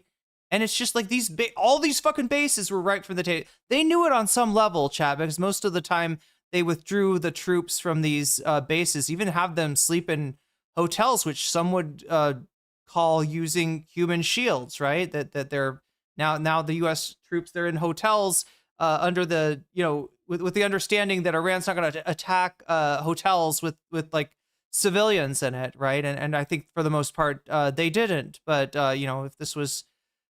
if this was like happening in Gaza, it would be called human shields, right? But yeah, almost like I don't know. It feels like this is the United States footprint in the Middle East. This is, well, wait, what is it? Bahrain is where CENTCOM is. CENTCOM got hit, chat. Central Command got hit, right? This is like the forward operating base of the United States in the Middle East. The reason it's there is because all of these countries, you know, the GCC and Saudi, they support the petrodollar. They are key to the United States' continued strategy of hegemony. And so these bases are there to, you know, essentially to do intelligence and to, you know, facilitate the next war, right? The ongoing project of dominating this region. To our analysis and sourcing, that's the majority of American military positions in the region, and some of them are virtually unusable now. A U.S. source familiar with the situation told us that they'd never seen anything like this at American bases, that these were rapid, targeted strikes using advanced technology. Iran's main targets? Multi-million-dollar aircraft, like this Boeing E-3 Sentry, which gave the U.S. a huge amount of visibility over the Gulf. It's out of production, and in today's money... Wait, is that the AWAC? Chat, they lost refueling vehicles.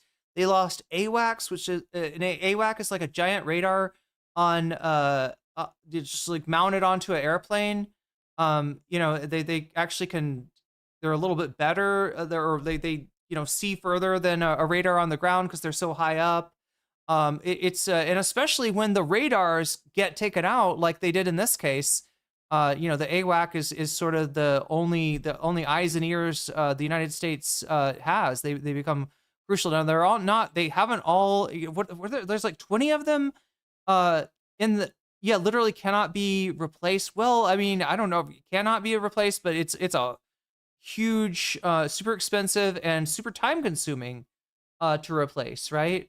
Even if they, she said they can't be. Wait, this one can't be replaced. Okay, I don't know what she means by that, but I don't think this is I don't know if this is a AWAC, but yeah, I mean, there was like planes left on the runway. There's a ton of equipment that the United States just abandoned, right?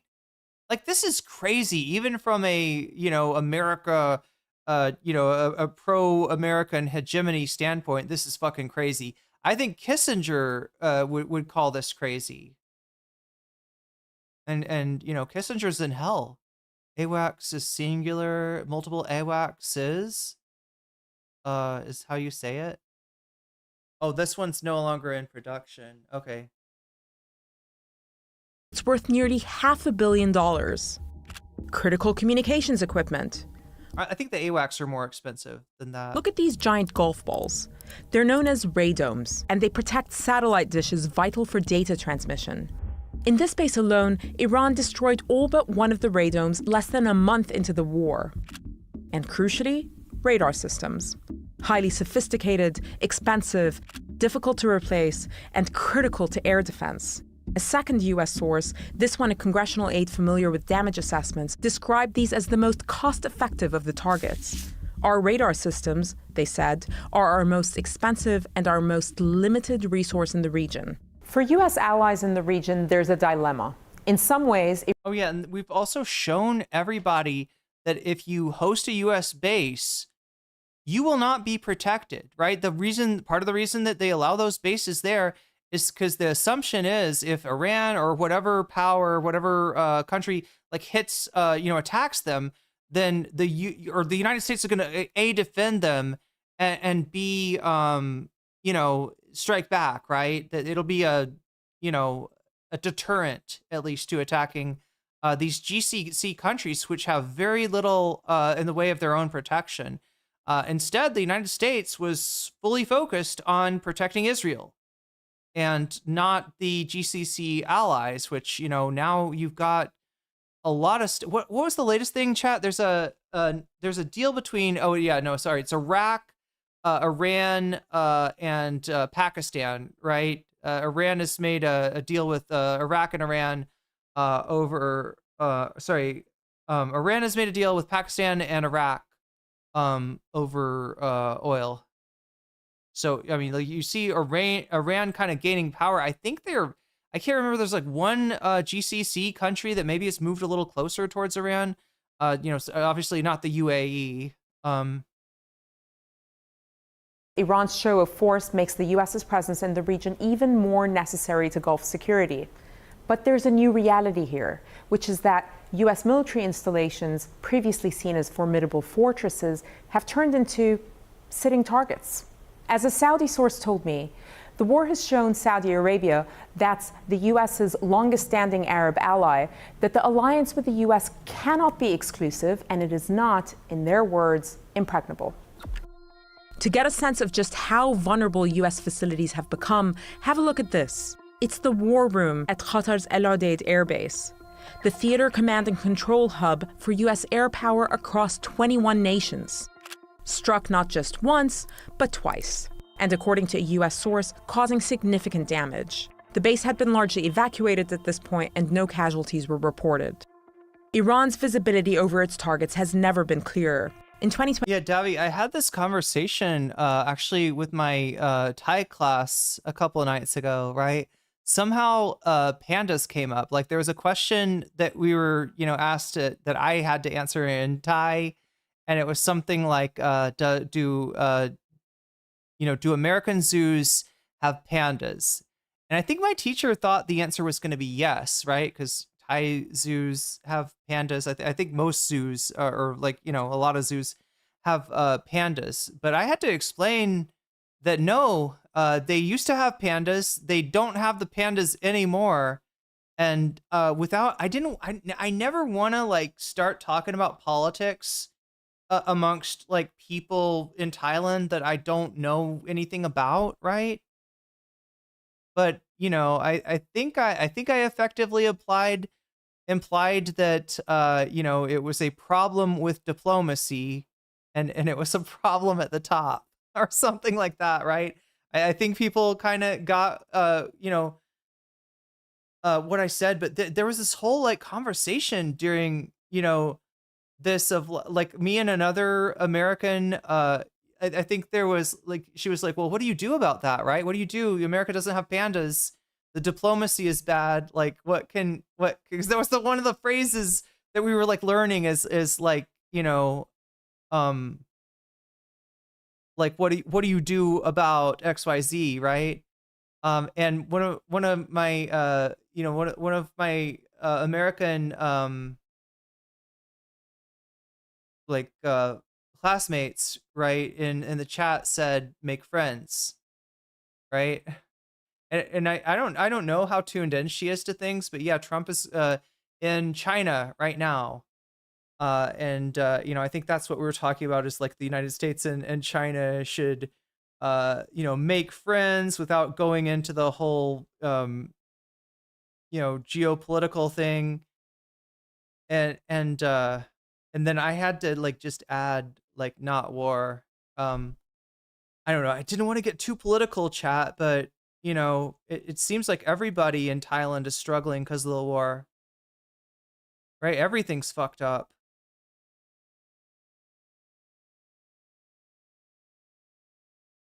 According to the Financial Times, Tehran secretly acquired a Chinese satellite known as the TEE-01. But again, the sad part about it is I know who's in charge of the United States, and I know who was in charge of the United States before, and I know who was in charge of the United States before Trump's first term, chat. And unfortunately, the Obama administration is the closest to doing the right thing. What Davi is talking about, that free trade to Iran and let the quality of life actually improve. But even there, even with there's a lot about Obama's foreign policy that is also fucked. And even though he was a little bit more willing, I guess, than Biden to pull to call Israel to heel. And I think there was one time that he did that.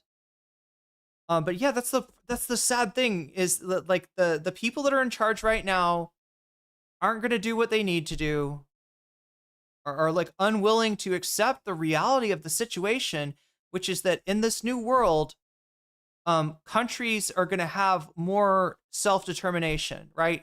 By virtue of how cheap these drones are, it is going to be harder to there's going to be more of a cost for this kind of intervention, I think, going forward. And I don't even think Iran has gone as hard as it could have on the U.S. and on Israel with drones. I think there's a lot more that they could have done if they weren't worried about, if they weren't trying to de-escalate, which you know, they have been running along like a parallel escalation track. It just the complete reverse of what the United States is doing right now.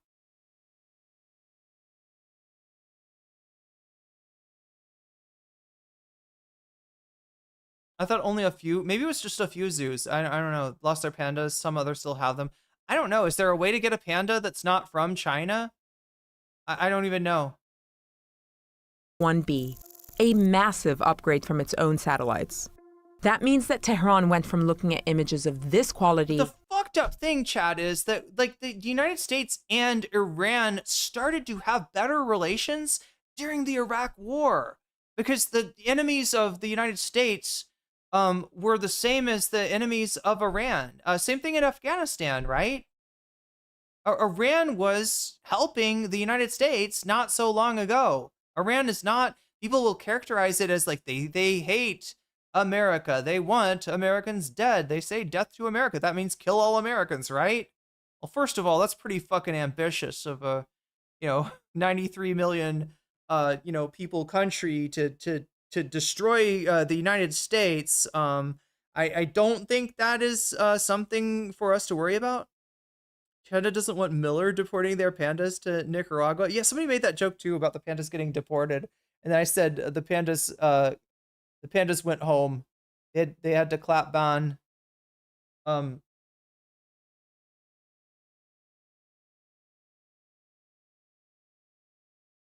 yeah, it's fucked up. It's not. I don't know even like this. Look, this aggressive stance towards Iran. There's only one country that benefits from that, and it's not the United States.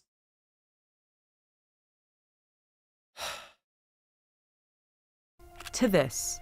This is the first time America has fought an adversary with satellites that capture high-res imagery, almost as detailed as its own. Iran was the first country to hold a vigil and send condolences to the USA for 9/11.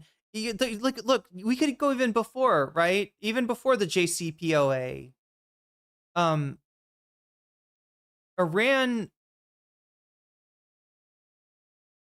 like if the United States had just been willing to let Iran control their own natural resources, that's why we did a coup against them, right? And that's where this whole shit started. All the United States had to do was be chill and realize, hey, we're going to use the oil in Texas. That's our oil, right? I don't know. I guess it's not, it's not benefiting the American people the way that I think Mossadegh wanted the oil to benefit Iranian citizens, right? Maybe in Alaska is the only example of something like that, right? But just like Americans want to control their natural resources, Iran had the same desires. That's all it was. Iran was actually like a very progressive country at the time. Right, before the Shah,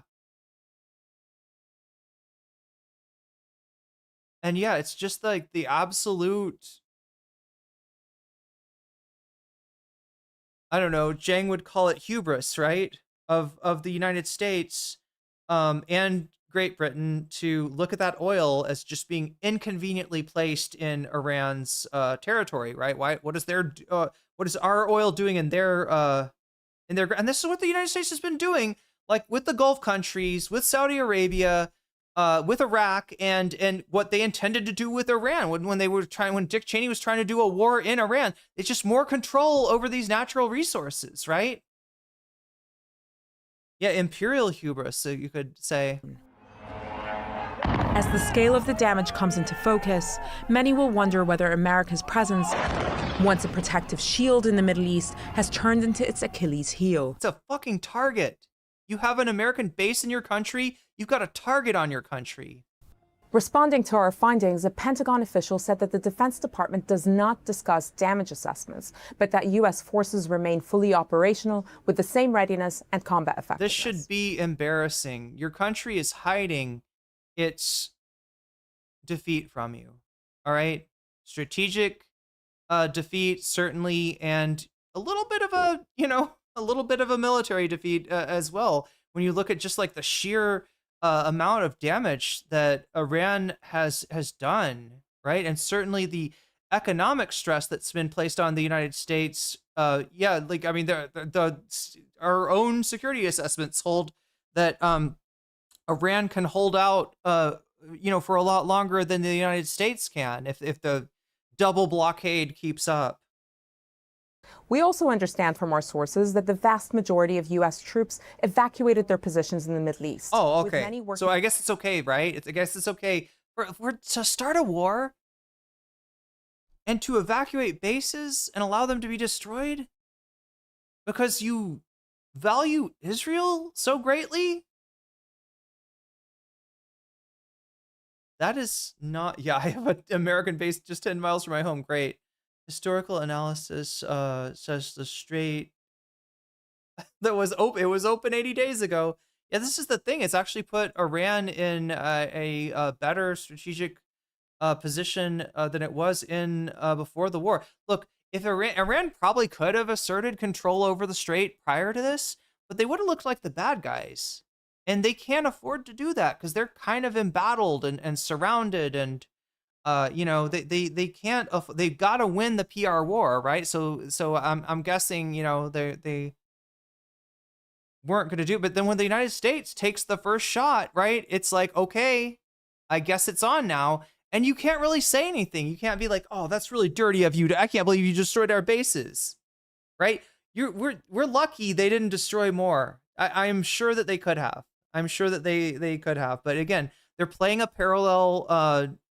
They're playing a parallel escalation strategy, right? Where they only are escalating as much as the U.S. and Israel are escalating. And sometimes I would say less so.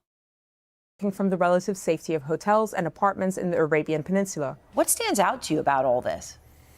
Well, Aaron, what's interesting is that the U.S. intercept rate is likely somewhere in the 95% level. I feel like this shit always gets overestimated, the interception rate, right? Right now, these look predominantly like drone strikes. That's our assessment, the Shaheeds that did this rather than Iranian ballistic missiles. But it does show if the intercept rate is somewhere around the 95% level, that 5% or so are getting through and they are having damage. So chat, that 95% has got to be a cumulative, right? That's got to be a cumulative rate, right? So of all the, all the missiles and drones that are fired, 95% are intercepted. I don't even necessarily trust that. But the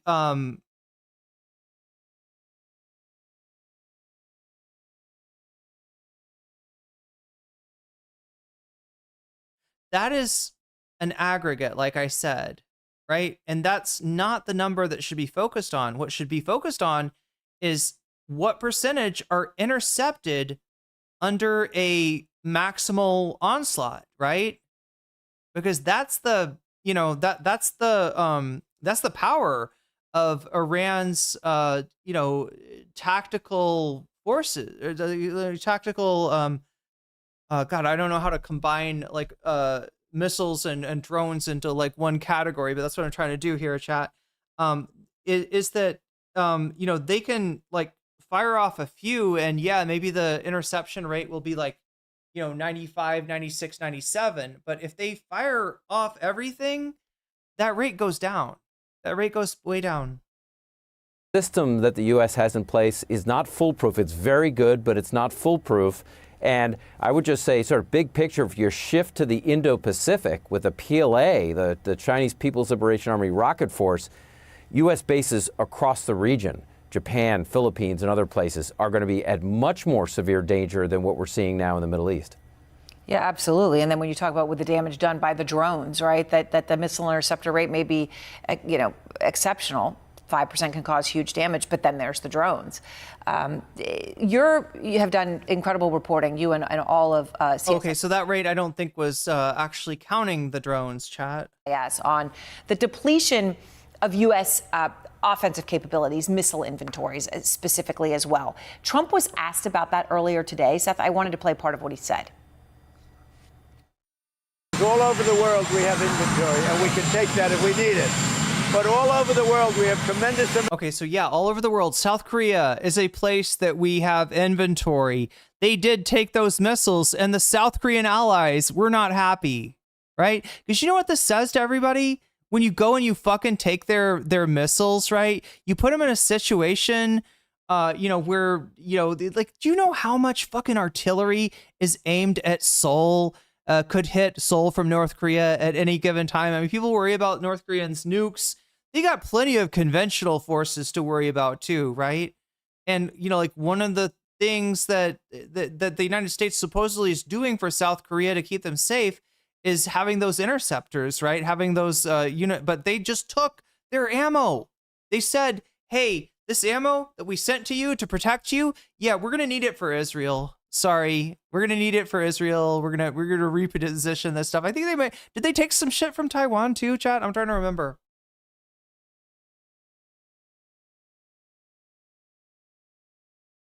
Iran does still genuinely fear the full. Oh yeah. If U.S. went off fully on Iran, again, what Trump said, he's talking about genocide, right? He would, he's willing to kill, tens of thousands, hundreds of thousands. No, not hundreds. Wait, no. What am I trying to say?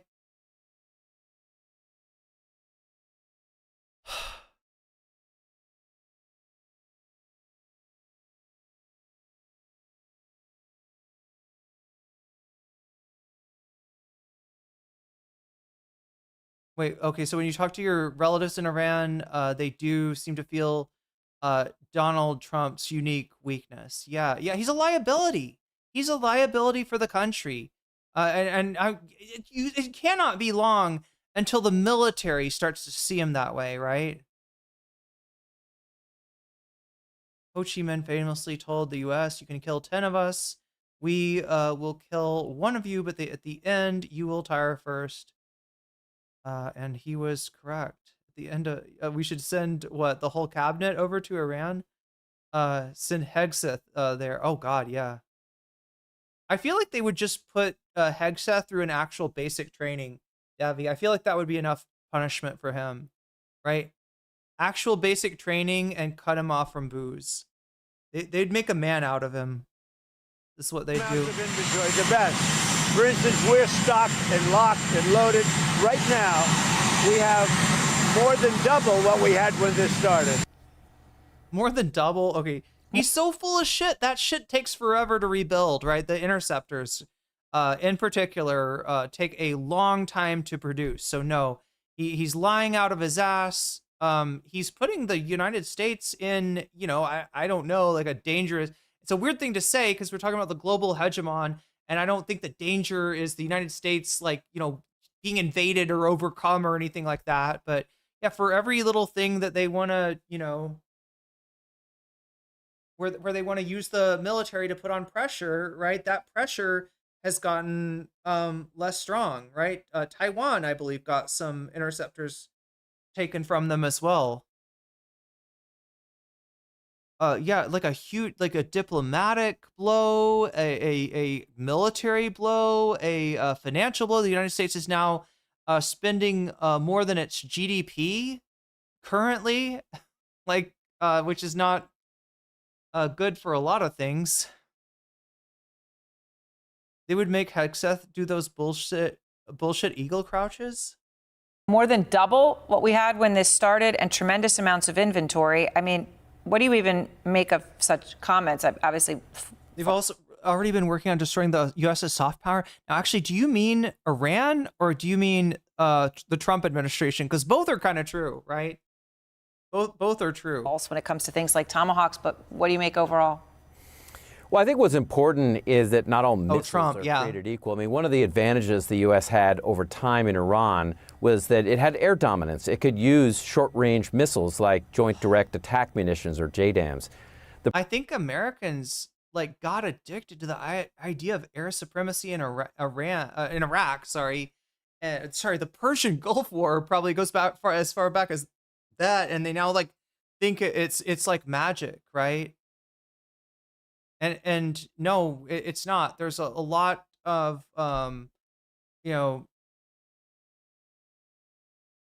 there's a lot strategically and tactically that air superiority absolutely cannot accomplish, right? Same tactic as Vietnam, yeah.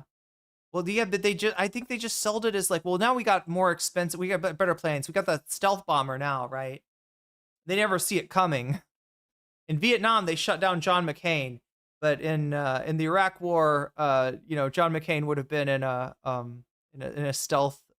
Like he's such a bad airman, isn't he? How many times did he get shot down? They got addicted to air supremacy in Vietnam. It's crazy though, because like they could make the argument, you could have been hoodwinked, or you could have been, you could have been given the impression, as an American in the '90s, that the Gulf War, was a great victory of air supremacy, and there wasn't a lot of, there was blowback from it, not immediate, but it was not a,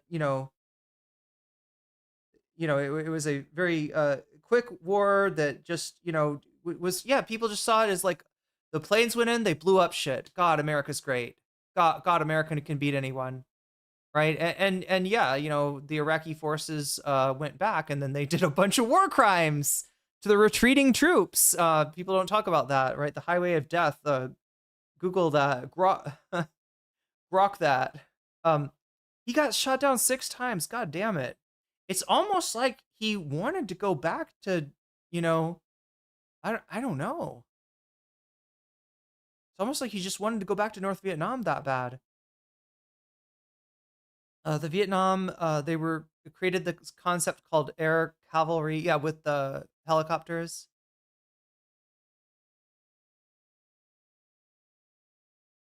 But yeah, I mean, it's like an addiction, and it's also a hubris, right? It's an addictive hubris of like, we control the skies, what now, bitch? And it turns out there's a lot of things. There's actually a lot of things. Like, Americans got, Battle of Midway. Okay, that's where they sold the.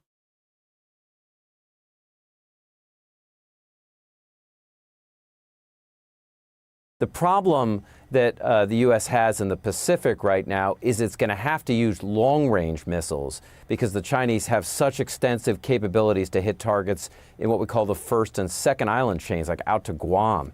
And there, the U.S. stockpiles of long-range munitions, like Tomahawks, like JASSMs, like long-range anti-ship missiles, LRASMs, they are in very limited. Those are new ones. I only know about JDAMs, chat. Supply right now, and the same thing with interceptors.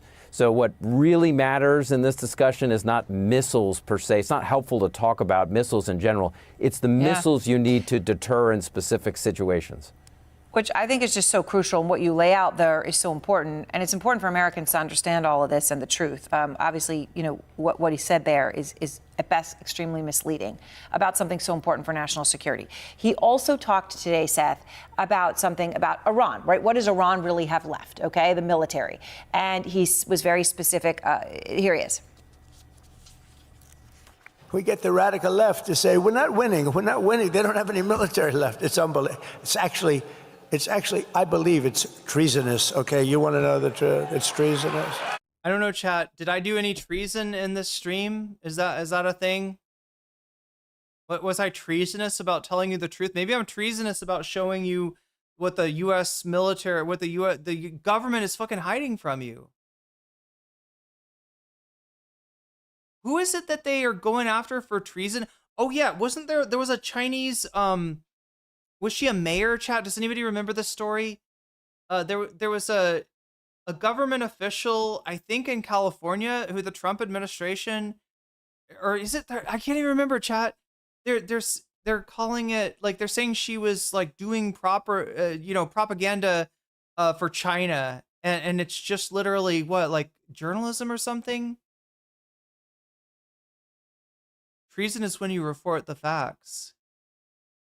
The radical left is out there saying that, how could Iran win when everything's been destroyed? It's so funny too how he'll say that the Navy has been destroyed, but then they can't do anything about the fast boats, right? Oh, I guess whatever fucking boats you were talking about weren't the important boats, because they're still the Air Force, chat. They fucking did air raids. I think the base it wasn't the base in Kuwait destroyed by Iranian air power.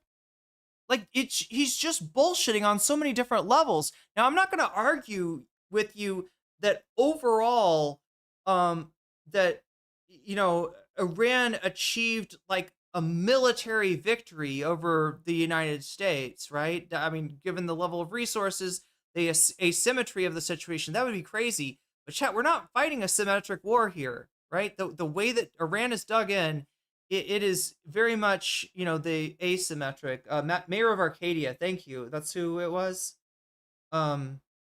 California admits to acting as an agent. Okay, so okay, I don't know what that one's about though. She was reporting to the CC. Okay, so it's what she was reporting to. Is that for real though? Because when I first looked at that, it kind of looked like it was just somebody that had said, like, reasonable things about China, and was I didn't realize that she was reporting back to people. I don't know. I'll have to look into that more, but I do know that Trump has called American senators and members of Congress, asking U.S. service members to not obey illegal orders, as that is something they're supposed to not do. Chat, I am depleted, like the U.S. stockpile of interceptors. Not Iran's newest planes were like from the 1970s, unless there were more Qatari defectors. Wait, no, there was a fucking plane attack. Right, I'm not saying that Iran's got like a fabulous air force or anything like that, but like a lot of the shit that they've said was absolutely eliminated. Also, the missiles are a great example, right? Their initial estimates of the number of missiles that they had disabled was so fucking off. But yeah, chat, I'm feeling it. I'm gonna run out of steam here. I probably need to eat something. I need to get some sleep, take care of myself.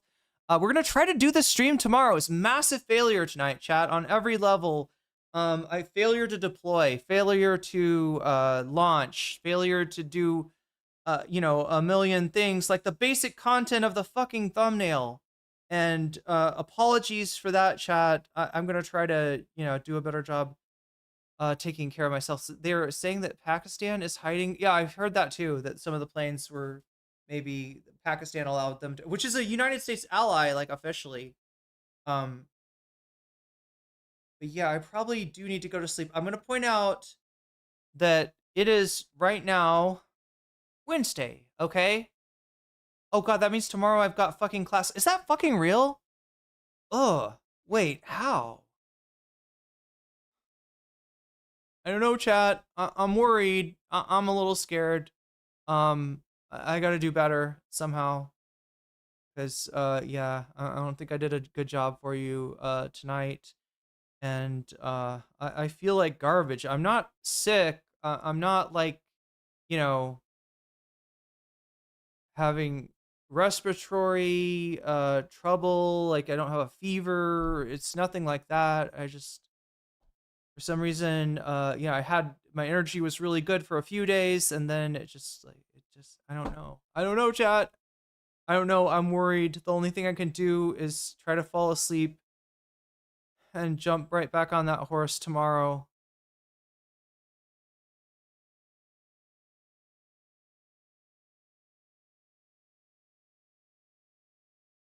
if you're watching me on Twitch, I'm rating you into the discourse with Brandon from Majority Report. Brandon Sutton, an amazing person that's taken up streaming fairly recently, and I think does some pretty good work. He's putting out some good videos now. So go over there and enjoy Brandon on the discourse, right? And I don't know what the fuck I'm gonna do, chat. Yeah, I gotta take care of a lot of things, and I just don't have the time or resources exactly to deal with all of them.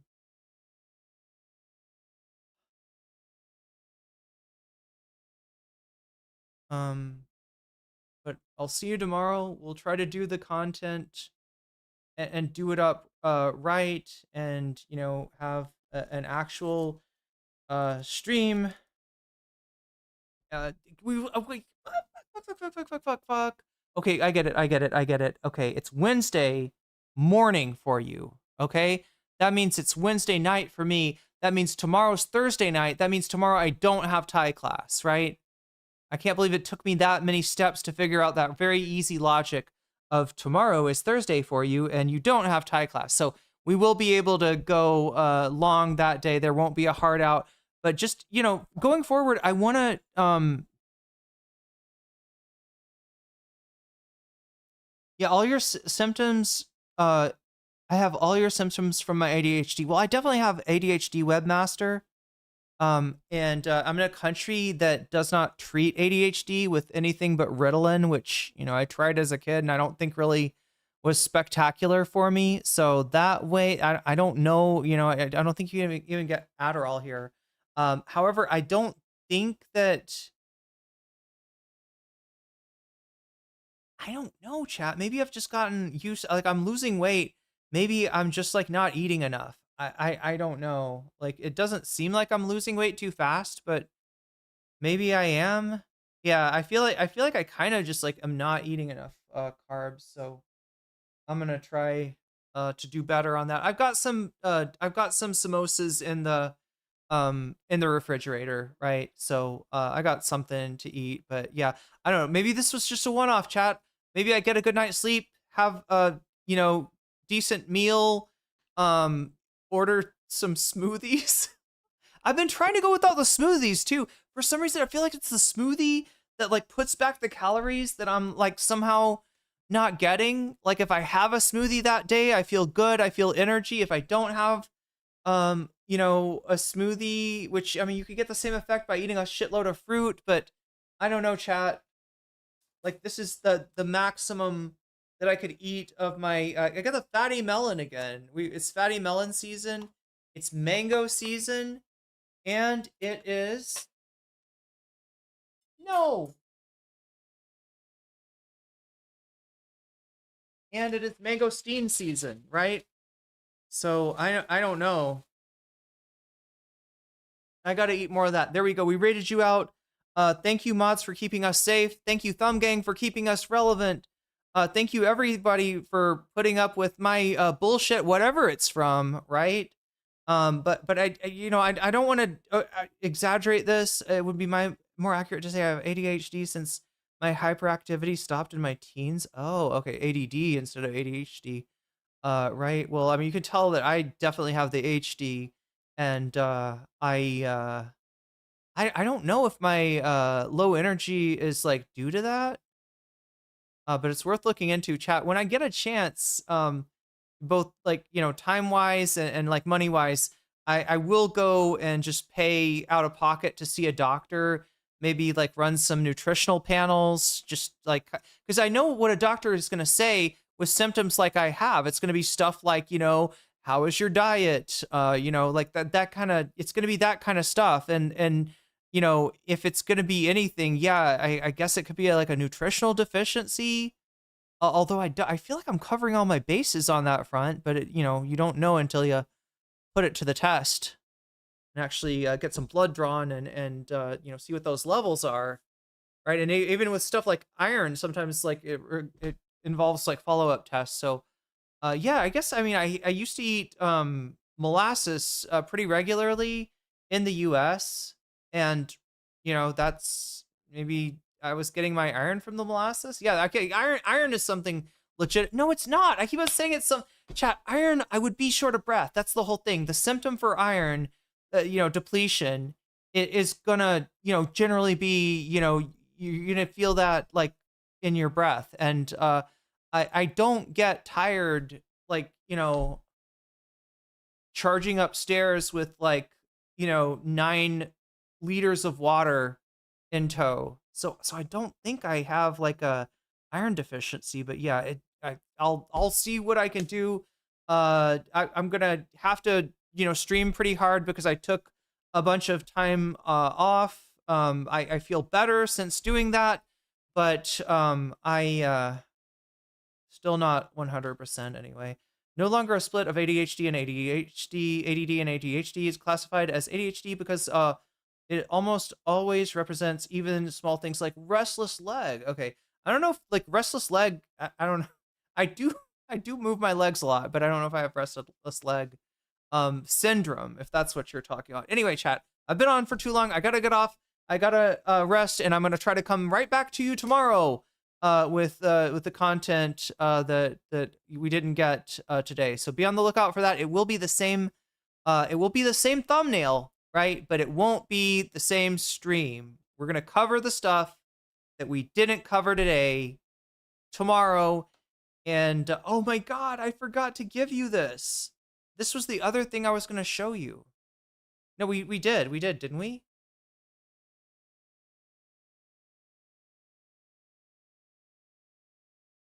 Oh, but fucking, I got the iDubbz dragon, chat. I gotta go. I'll show you the iDubbz dragon tomorrow. Okay, somebody sent me this clip from our leftovers H3 of the burnt, or the what is it called again? The something legume. I don't know, chat. We'll figure it out. We'll figure it all out tomorrow. Until then, I've been nocommentchick. Thank you for being a part of my stream. I'll come back to you tomorrow with hopefully more energy and a better brain, and figuring out what the fuck is wrong with me here. Until then, bye bye.